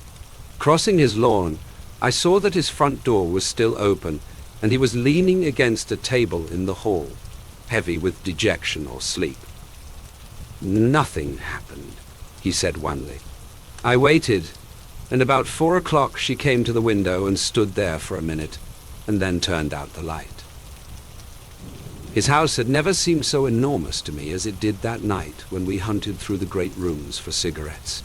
We pushed aside curtains that were like pavilions, and felt over innumerable feet of dark wall for electric light switches. Once I tumbled with a sort of splash upon the keys of a ghostly piano. There was an inexplicable amount of dust everywhere, and the rooms were musty as though they hadn't been aired for many days. I found the humidor on an unfamiliar table with 2 stale dry cigarettes inside. Throwing open the French windows of the drawing room, we sat smoking out into the darkness. "You ought to go away," I said. "It's pretty certain they'll trace your car. Go away now, old sport. Go to Atlantic City for a week, or up to Montreal." He wouldn't consider it. He couldn't possibly leave Daisy until he knew what she was going to do. He was clutching at some last hope, and I couldn't bear to shake him free. It was this night that he told me the strange story of his youth with Dan Cody. Told it to me because Jay Gatsby had broken up like glass against Tom's hard malice, and the long secret extravaganza was played out. I think that he would have acknowledged anything now, without reserve, but he wanted to talk about Daisy. She was the first nice girl he had ever known. In various unrevealed capacities, he had come in contact with such people, but always with indiscernible barbed wire between. He found her excitingly desirable. He went to her house, at first with other officers from Camp Taylor, then alone. It amazed him. He had never been in such a beautiful house before. But what gave it an air of breathless intensity was that Daisy lived there. It was as casual a thing to her as his tent out at camp was to him. There was a ripe mystery about it, a hint of bedrooms upstairs more beautiful and cool than other bedrooms, of gay and radiant activities taking place through its corridors, and of romances that were not musty and laid away already in lavender. Fresh and breathing and redolent of this year's shining motor cars and of dances whose flowers were scarcely withered. It excited him, too, that many men had already loved Daisy. It increased her value in his eyes. He felt their presence all about the house, pervading the air with the shades and echoes of still vibrant emotions. But he knew that he was in Daisy's house by a colossal accident. However glorious might be his future as Jay Gatsby, he was at present a penniless young man without a past. And at any moment, the invisible cloak of his uniform might slip from his shoulders. So he made the most of his time. He took what he could get, ravenously and unscrupulously.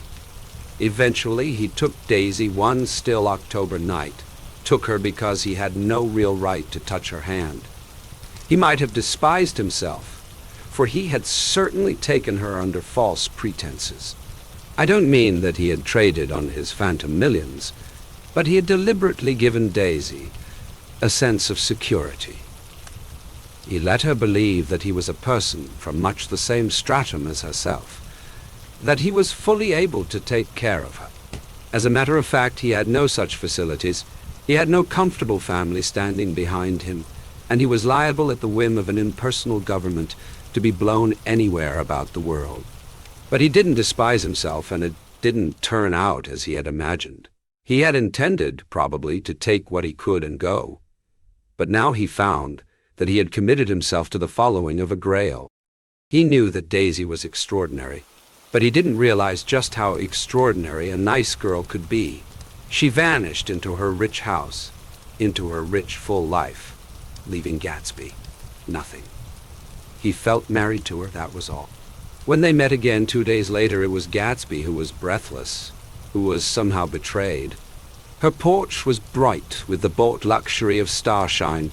The wicker of the settee squeaked fashionably as she turned toward him, and he kissed her curious and lovely mouth.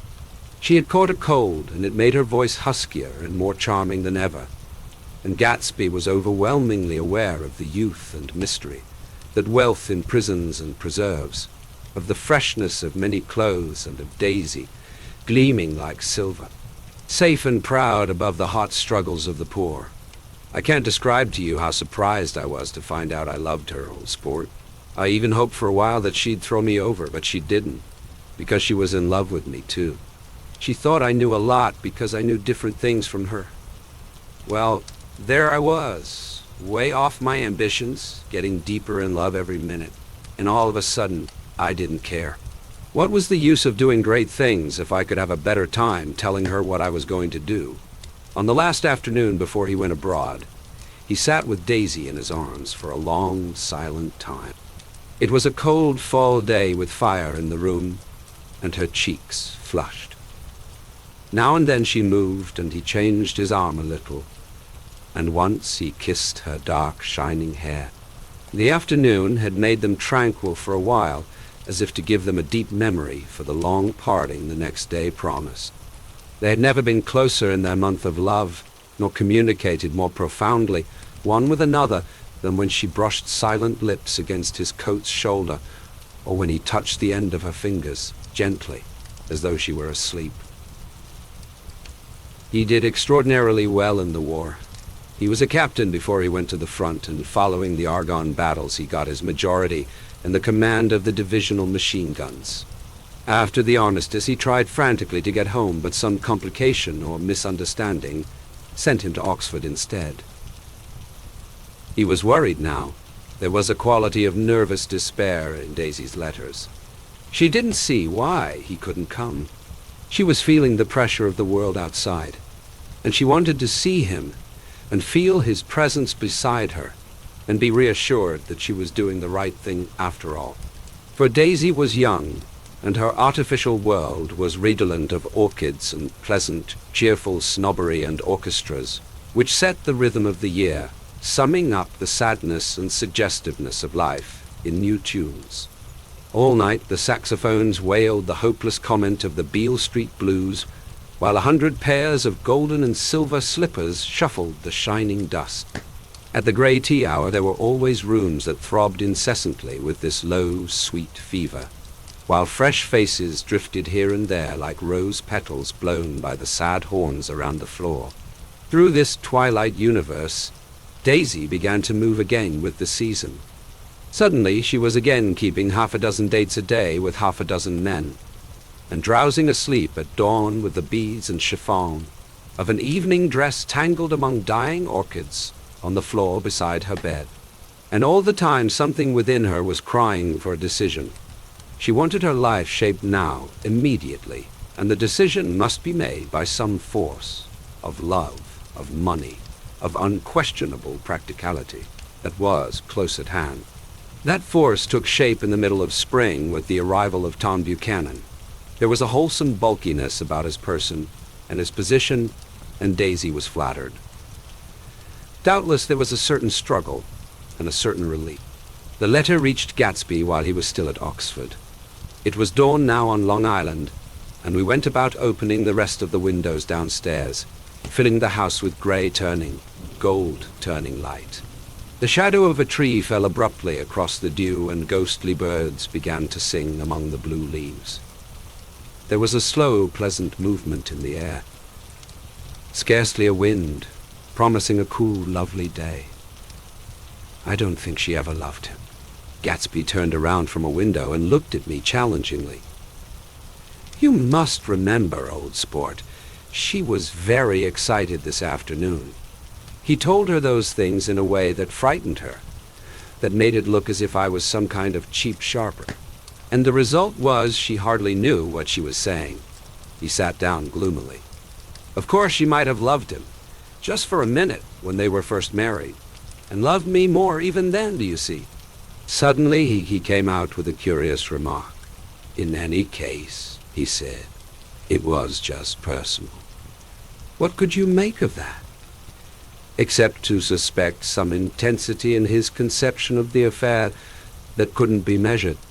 He came back from France when Tom and Daisy were still on their wedding trip, and made a miserable but irresistible journey to Louisville, on the last of his army pay. He stayed there a week, walking the streets where their footsteps had clicked together through the November night, and revisiting the out-of-the-way places to which they had driven in her white car. Just as Daisy's house had always seemed to him more mysterious and gay than other houses, so his idea of the city itself, even though she was gone from it, was pervaded with a melancholy beauty. He left feeling that if he had searched harder he might have found her, that he was leaving her behind. The day coach, he was penniless now, was hot. He went out to the open vestibule and sat down on a folding chair, and the station slid away, and the backs of unfamiliar buildings moved by. Then out into the Springfields, where a yellow trolley raced them for a minute with people in it who might once have seen the pale magic of her face along the casual street.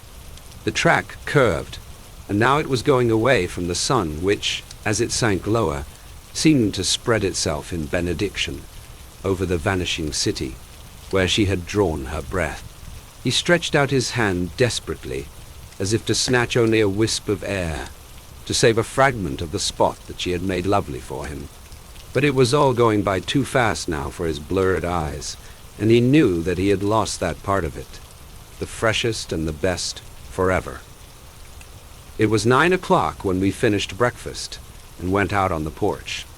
The night had made a sharp difference in the weather, and there was an autumn flavor in the air.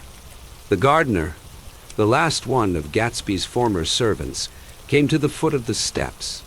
I'm going to drain the pool today, Mr. Gatsby. Leaves'll start falling pretty soon, and then there's always trouble with the pipes. Don't do it today, Gatsby answered. He turned to me apologetically. You know, old sport, I've never used that pool all summer. I looked at my watch and stood up. 12 minutes to my train. I didn't want to go to the city. I wasn't worth a decent stroke of work, but it was more than that.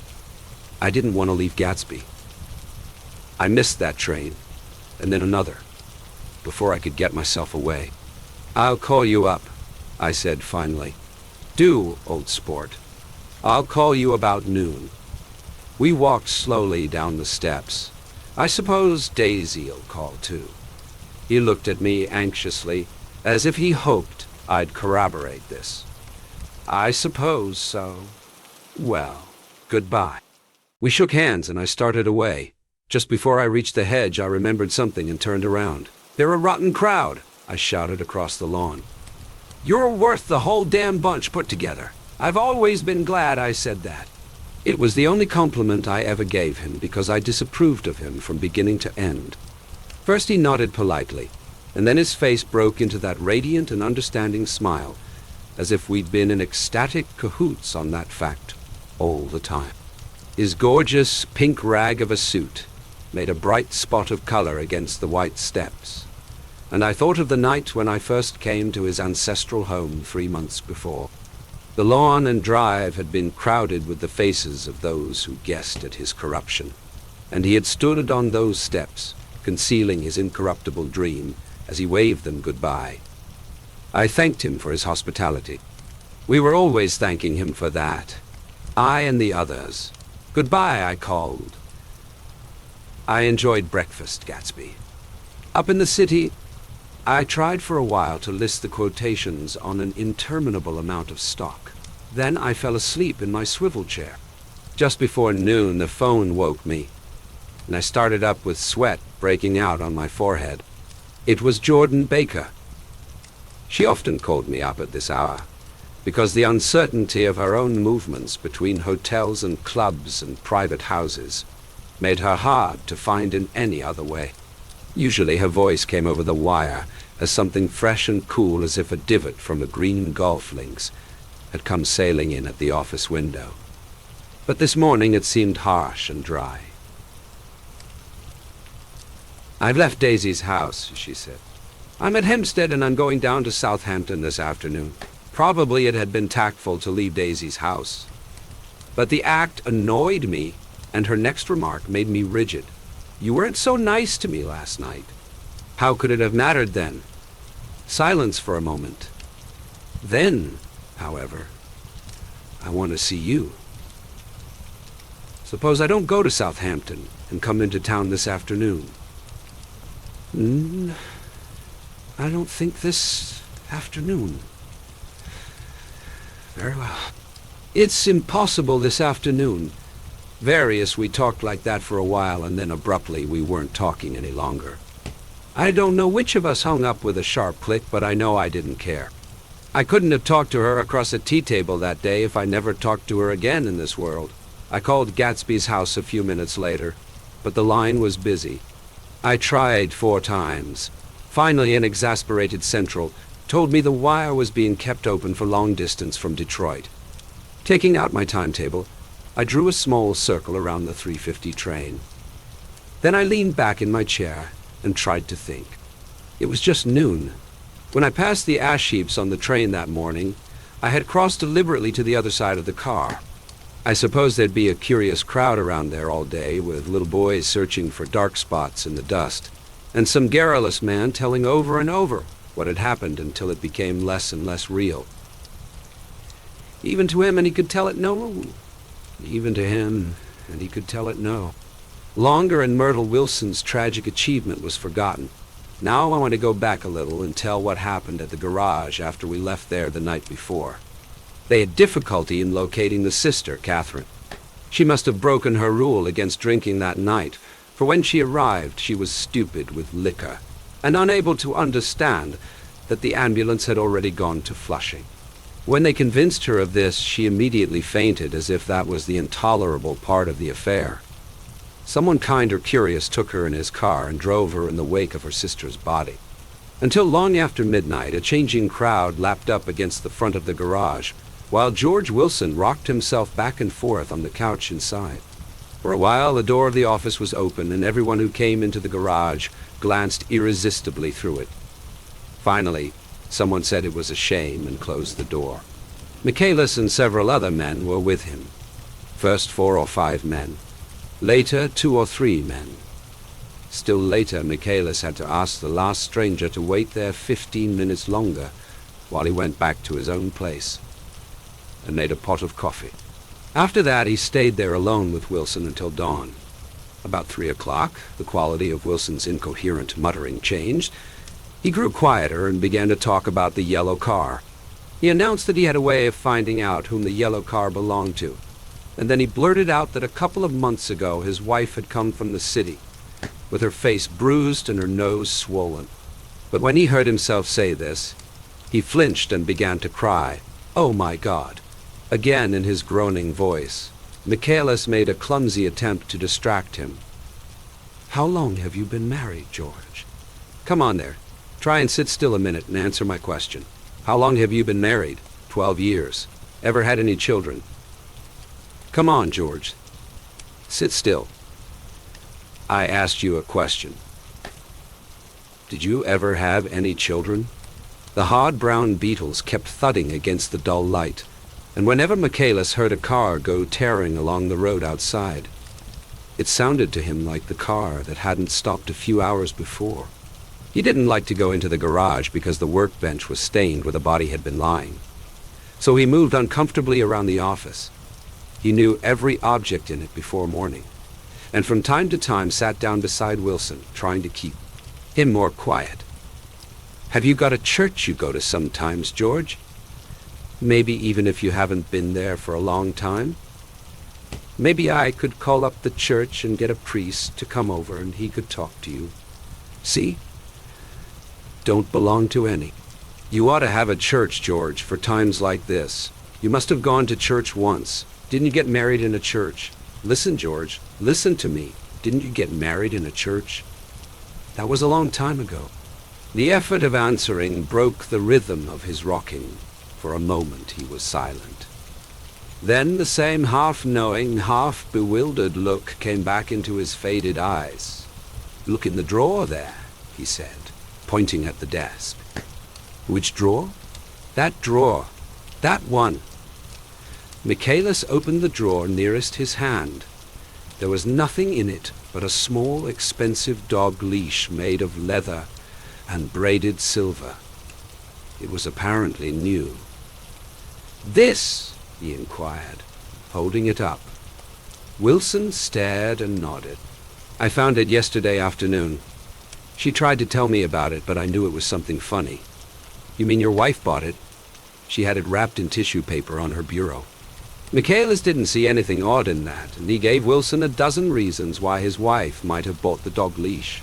But conceivably Wilson had heard some of these same explanations before, from Myrtle, because he began saying, "Oh my God."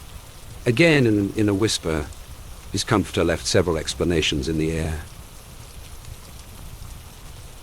"Then he killed her," said Wilson. His mouth dropped open suddenly. "Who did?" "I have a way of finding out." "You're morbid, George," said his friend. "This has been a strain to you, and you don't know what you're saying. You'd better try and sit quiet till morning. He murdered her." "It was an accident, George." Wilson shook his head. His eyes narrowed and his mouth widened slightly with the ghost of a superior. "I know," he said definitely. "I'm one of these trusting fellas, and I don't think any harm to nobody. But when I get to know a thing, I know it. It was the man in that car."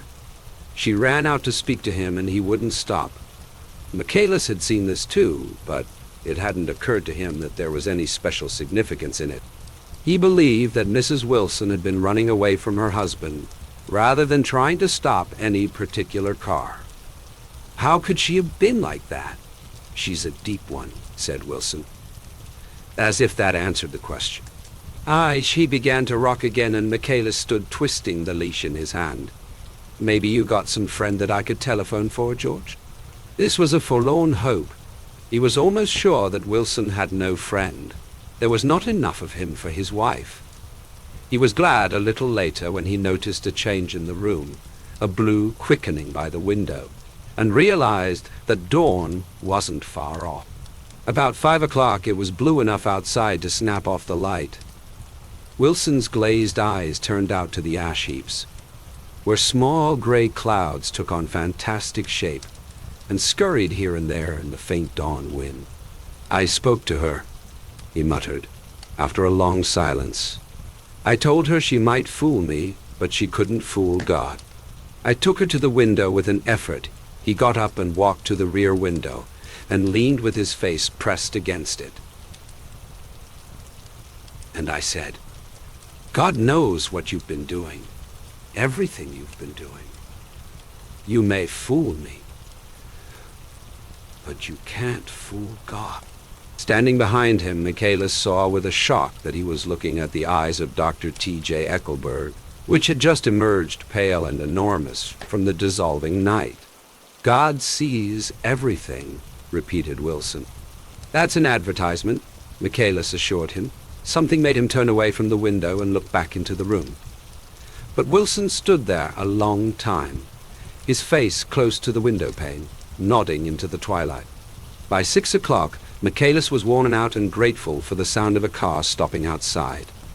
It was one of the watchers of the night before who had promised to come back, so he cooked breakfast for three, which he and the other man ate together. Wilson was quieter now, and Michaelis went home to sleep. When he awoke 4 hours later and hurried back to the garage, Wilson was gone.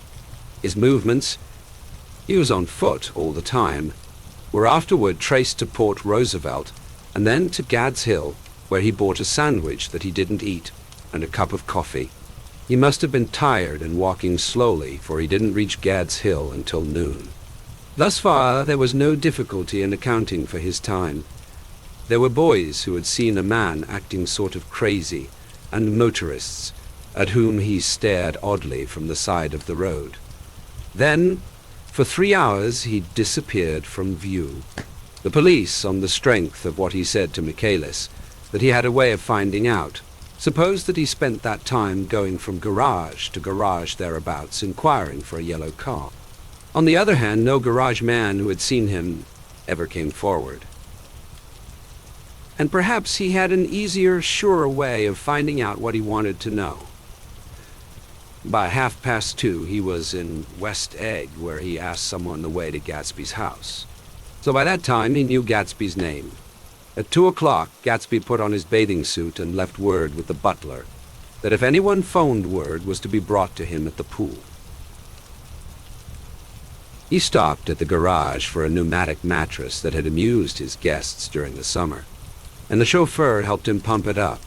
Then he gave instructions that the open car wasn't to be taken out under any circumstances, and this was strange because the front right fender needed repair. Gatsby shouldered the mattress and started for the pool. Once he stopped and shifted it a little, and the chauffeur asked him if he needed help, but he shook his head and in a moment disappeared among the yellowing trees.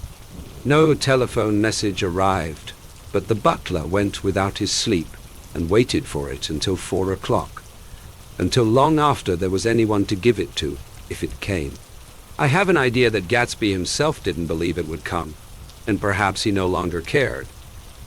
If that was true, he must have felt that he had lost the old warm world, paid a high price for living too long with a single dream. He must have looked up at an unfamiliar sky through frightening leaves, and shivered as he found what a grotesque thing a rose is, and how raw the sunlight was upon the scarcely created grass. A new world, material without being real, where poor ghosts, breathing dreams like air, drifted fortuitously about, like that ashen, fantastic figure gliding toward him through the amorphous trees. The chauffeur, he was one of Wolfsheim's protégés, heard the shots. Afterward, he could only say that he hadn't thought anything much about them. I drove from the station directly to Gatsby's house, and my rushing anxiously up the front steps was the first thing that alarmed anyone. But they knew then, I firmly believe. With scarcely a word said, 4 of us. The chauffeur, butler, gardener, and I hurried down to the pool. There was a faint, barely perceptible movement of the water as the fresh flow from one end urged its way toward the drain at the other. With little ripples that were hardly the shadows of waves, the laden mattress moved irregularly down the pool. A small gust of wind that scarcely corrugated the surface was enough to disturb its accidental course with its accidental burden. The touch of a cluster of leaves revolved it slowly, tracing, like the leg of compass, a thin red circle in the water. It was after we started with Gatsby toward the house that the gardener saw Wilson's body a little way off in the grass, and the Holocaust was complete. Chapter 9. After 2 years, I remember the rest of that day, and that night, and the next day, only as an endless drill of police and photographers and newspaper men in and out of Gatsby's front door. A rope stretched across the main gate, and a policeman by it kept out the curious, but little boys soon discovered that they could enter through my yard, and there were always a few of them clustered open-mouthed about the pool. Someone with a positive manner, perhaps a detective, used the expression madman as he bent over Wilson's body that afternoon, and the adventitious authority of his voice set the key for the newspaper reports next morning. Most of those reports were a nightmare, grotesque, circumstantial, eager, and untrue. When Michaelis's testimony at the inquest brought to light Wilson's suspicions of his wife, I thought the whole tale would shortly be served up in racy pasquinade. But Catherine, who might have said anything, didn't say a word. She showed a surprising amount of character about it, too, looked at the coroner with determined eyes under that corrected brow of hers, and swore that her sister had never seen Gatsby, that her sister was completely happy with her husband, Sister had been to no mischief whatever. She convinced herself of it, and cried into a handkerchief as if the very suggestion was more than she could endure. So Wilson was reduced to a man deranged by grief, in order that the case might remain in its simplest form. And it rested there. But all this part of it seemed remote and unessential. I found myself on Gatsby's side, and alone. From the moment I telephoned news of the catastrophe to West Egg Village, every surmise about him and every practical question was referred to me. At first I was surprised and confused. Then, as he lay in his house and didn't move or breathe or speak hour upon hour, it grew upon me that I was responsible, because no one else was interested. I mean, with that intense personal interest to which everyone has some vague. Right at the end, I called up Daisy half an hour after we found him, called her instinctively and without hesitation. But she and Tom had gone away early that afternoon and taken baggage with them. Left no address. No. Say when they'd be back. No. Any idea where they are? How I could reach them? I don't know. Can't say. I wanted to get somebody for him. I wanted to go into the room where he lay and reassure him. I'll get somebody for you, Gatsby. Don't worry. Just trust me, and I'll get somebody for you. Meyer Wolfsheim's name wasn't in the phone book. The butler gave me his office address on Broadway, and I called information. But by the time I had the number, it was long after 5, and no one answered the phone. Will you ring again? I've rung them 3 times. It's very important. Sorry. I'm afraid no one's there. I went back to the drawing room and thought for an instant that they were chance visitors, all these official people who suddenly filled it. But as they drew back the sheet and looked at Gatsby with unmoved eyes, his protest continued in my brain. Look here, old sport, you've got to get somebody for me. You've got to try hard. I can't go through this alone. Someone started to ask me questions, but I broke away, and going upstairs looked hastily through the unlocked parts of his desk. He'd never told me definitely that his parents were dead. But there was nothing, only the picture of Dan Cody, a token of forgotten violence staring down from the wall. Next morning I sent the butler to New York with a letter to Wolfsheim, which asked for information and urged him to come out on the next train. That request seemed superfluous when I wrote it. I was sure he'd start when he saw the newspapers, just as I was sure there'd be a wire from Daisy before noon. But neither a wire nor Mr. Wolfsheim arrived. No one arrived, except more police and photographers and newspaper men.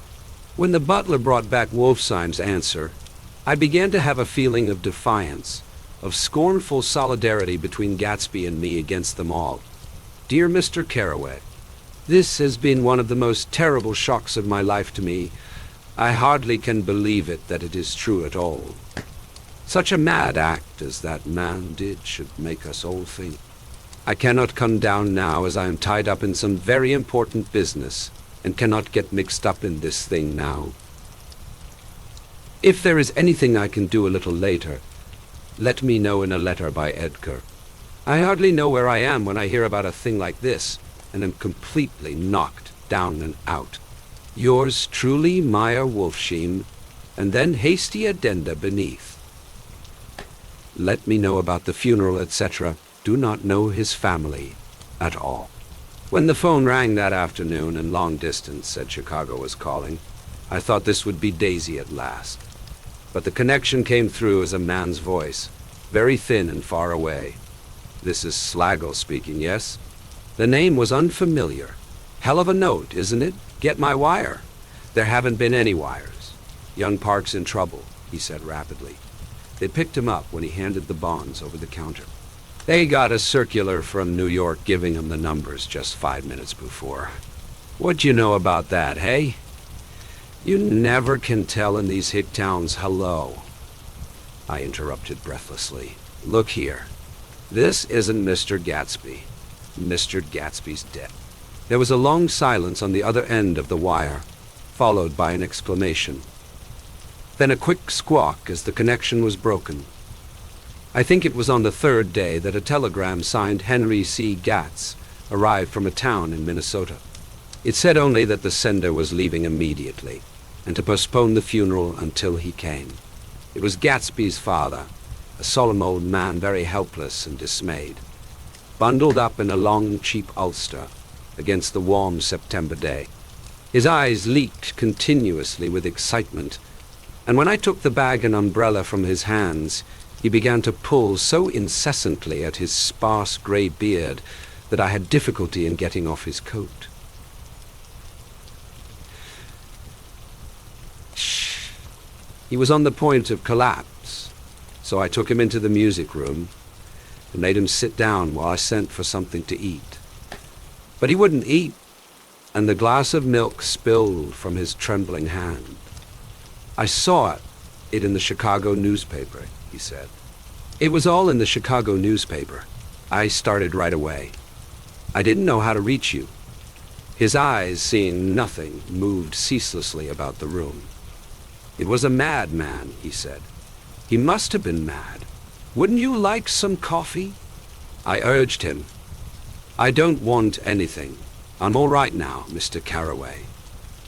"Well, I'm all right now. Where have they got Jimmy?" I took him into the drawing room where his son lay and left him there. Some little boys had come up on the steps and were looking into the hall. When I told them who had arrived, they went reluctantly away. After a little while, Mr. Gatz opened the door and came out, his mouth ajar, his face flushed slightly, his eyes leaking isolated and unpunctual tears. He had reached an age where death no longer has the quality of ghastly surprise, and when he looked around him now for the first time, and saw the height and splendor of the hall, and the great rooms opening out from it, into other rooms, his grief began to be mixed with an awed pride. I helped him to a bedroom upstairs, while he took off his coat and vest. I told him that all arrangements had been deferred until he came. "I didn't know what you'd want. Mr. Gatsby Gatz is my name. Mr. God, I thought you might want to take the body west." He shook his head. "Jimmy always liked it better down east. He rose up to his position in the east." "Well, you were a friend of my boy's, Mr. We were close friends. He had a big future before him, you know. He was only a young man, but he had a lot of brain power here." He touched his head impressively, and I nodded. "If he'd have lived, he'd have been a great man. A man like James J. Hill. He'd have helped build up the country." "That's true," I said uncomfortably. He fumbled at the embroidered coverlet, trying to take it from the bed, and lay down stiffly. Was instantly asleep. That night, an obviously frightened person called up and demanded to know who I was before he would give his name. "This is Mr. Carraway," I said. Oh, he sounded relieved. "This is Klipspringer." I was relieved, too, for that seemed to promise another friend at Gatsby's grave. I didn't want it to be in the papers and draw a sightseeing crowd, so I'd been calling up a few people myself. They were hard to find. "The funeral's tomorrow," I said. 3 o'clock here at the house? I wish you'd tell anybody who'd be interested." "Oh, I will," he broke out hastily. "Of course I'm not likely to see anybody. But if I do... His tone made me suspicious. Of course you'll be there yourself. Well, I'll certainly try. What I called up about is, wait a minute, I interrupted. How about saying you'll come? Well, the fact is, the truth of the matter is that I'm staying with some people up here in Greenwich, and they rather expect me to be with them tomorrow. In fact, there's a sort of picnic or something. Of course, I'll do my very best to get away. I ejaculated an unrestrained "ha," and he must have heard me, for he went on nervously. What I called up about was a pair of shoes I left there. I wonder if it'd be too much trouble to have the butler send them on.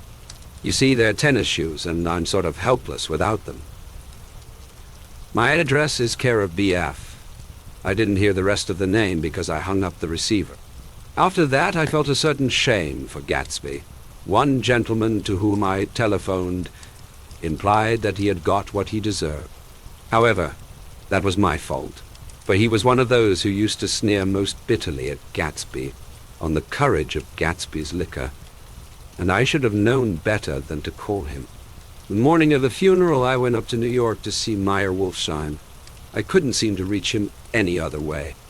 The door that I pushed open on the advice of an elevator boy was marked the Swastika Holding Company, and at first there didn't seem to be anyone inside. But when I'd shouted hello several times in vain, an argument broke out behind a partition, and presently a lovely Jewess appeared at an interior door and scrutinized me with black, hostile eyes.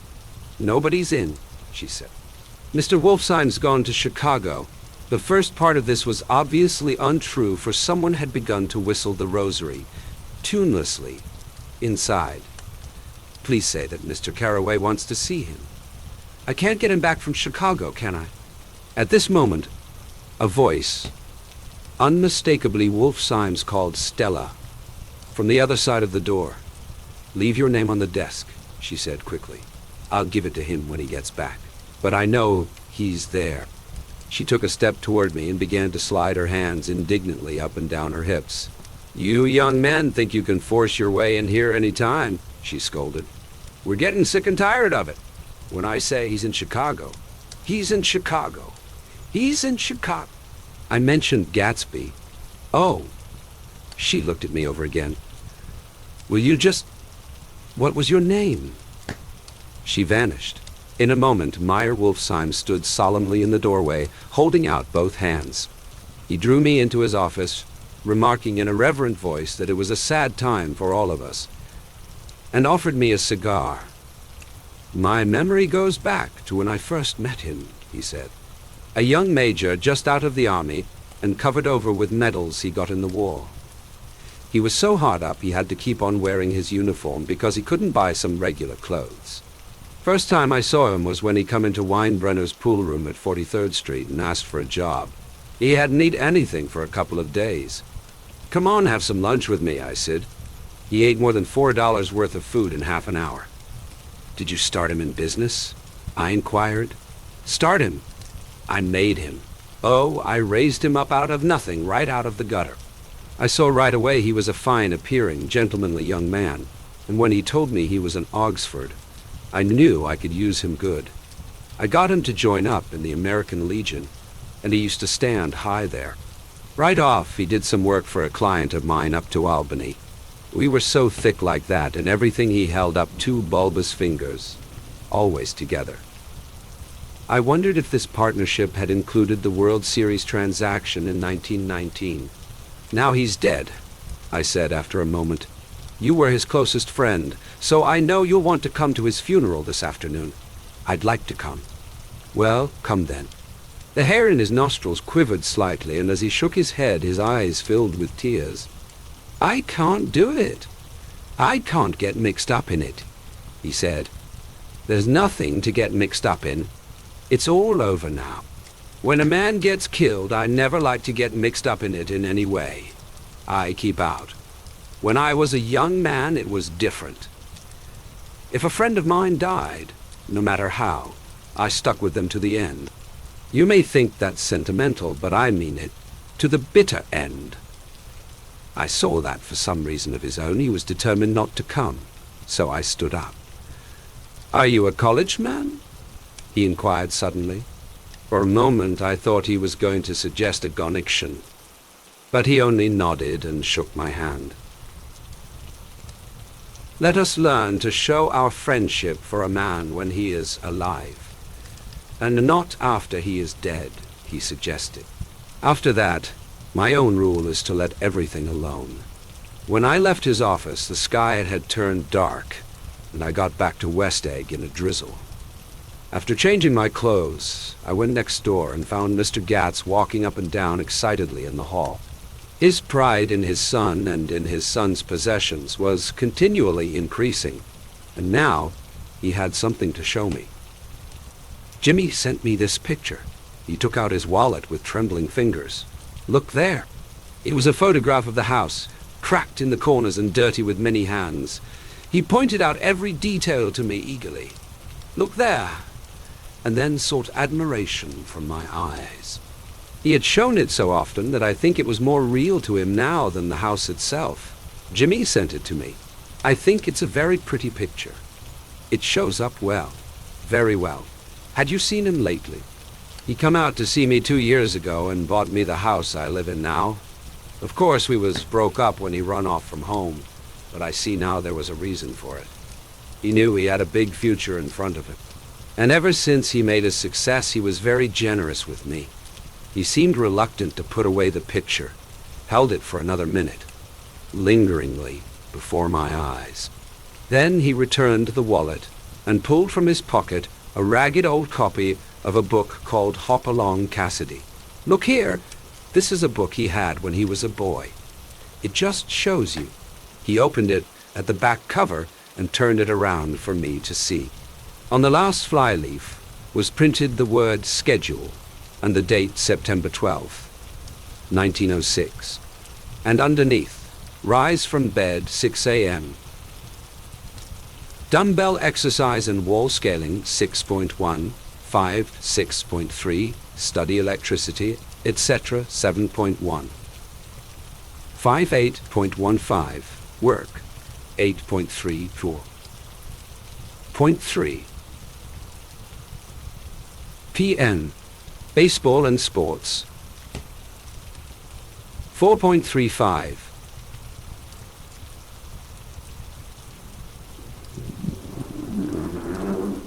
Practice elocution, poise, and how to attain it 5.6 study. Needed inventions 7.9 general resolves, no wasting time at shafters or in. Our name indecipherable, no more smoking or chewing bath every other day. Read 1 improving book or magazine per week. Save $5 crossed outen. $3 per week. Be better to two parents I come across this book by accident, said the old man. It just shows you, don't it? It just shows you. Jimmy was bound to get ahead.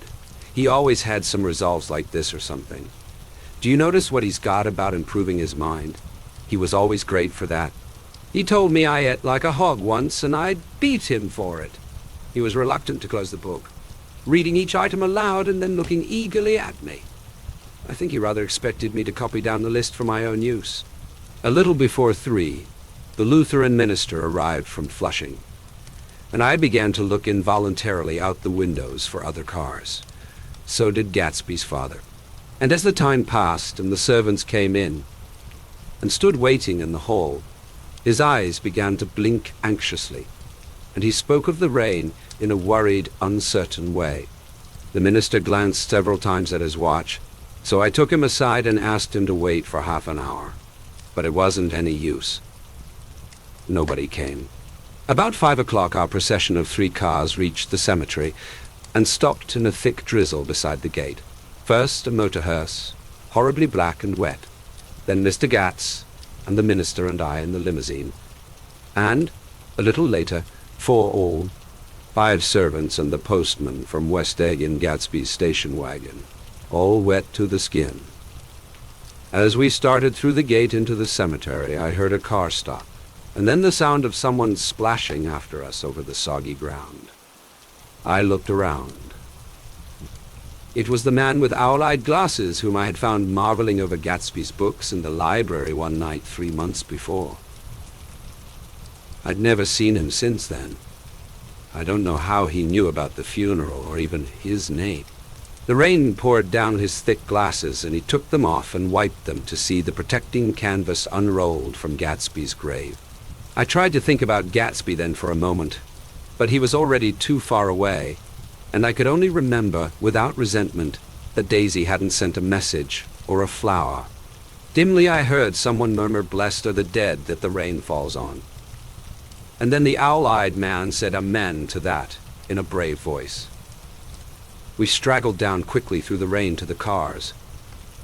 Owl Eyes spoke to me by the gate. "I couldn't get to the house," he remarked. "Neither could anybody else." "Go on," he started. "Why, my God, they used to go there by the hundreds."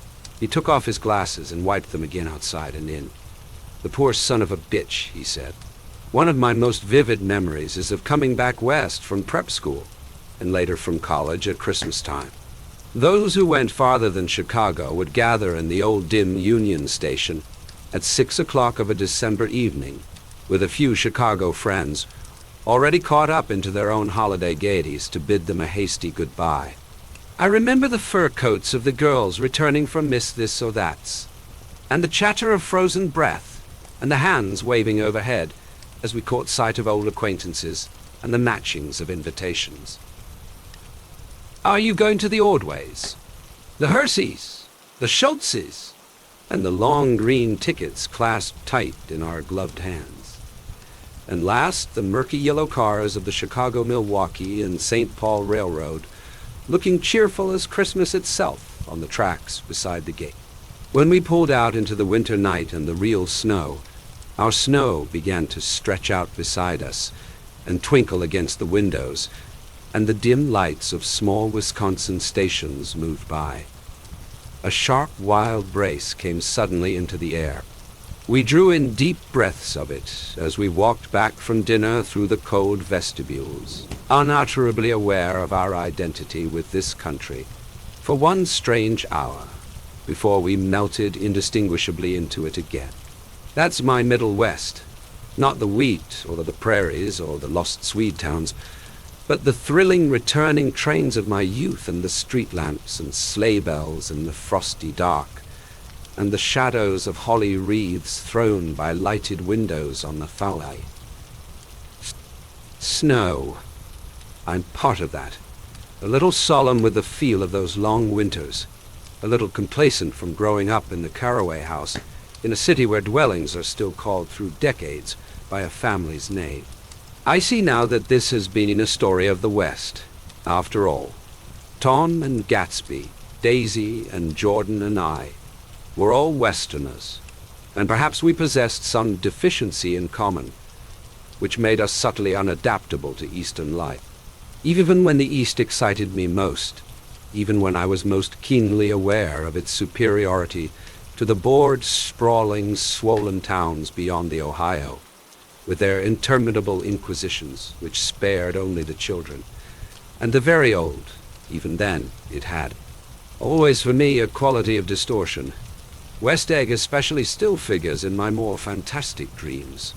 I see it as a night scene by El Greco, 100 houses, at once conventional and grotesque, crouching under a sullen, overhanging sky and a lustreless moon. In the foreground, 4 solemn men in dress suits are walking along the sidewalk with a stretcher on which lies a drunken woman in a white evening dress. Her hand, which dangles over the side, sparkles cold with jewels. Gravely the men turn in at a house, the wrong house. But no one knows the woman's name, and no one cares. After Gatsby's death, the East was haunted for me like that, distorted beyond my eyes' power of correction. So when the blue smoke of brittle leaves was in the air, and the wind blew the wet laundry stiff on the line, I decided to come back home. There was one thing to be done before I left, an awkward, unpleasant thing that perhaps had better have been let alone. But I wanted to leave things in order and not just trust that obliging and indifferent sea to sweep my refuse away. I saw Jordan Baker and talked over and around what had happened to us together and what had happened afterward to me. And she lay perfectly still listening in a big chair. She was dressed to play golf, and I remember thinking she looked like a good illustration.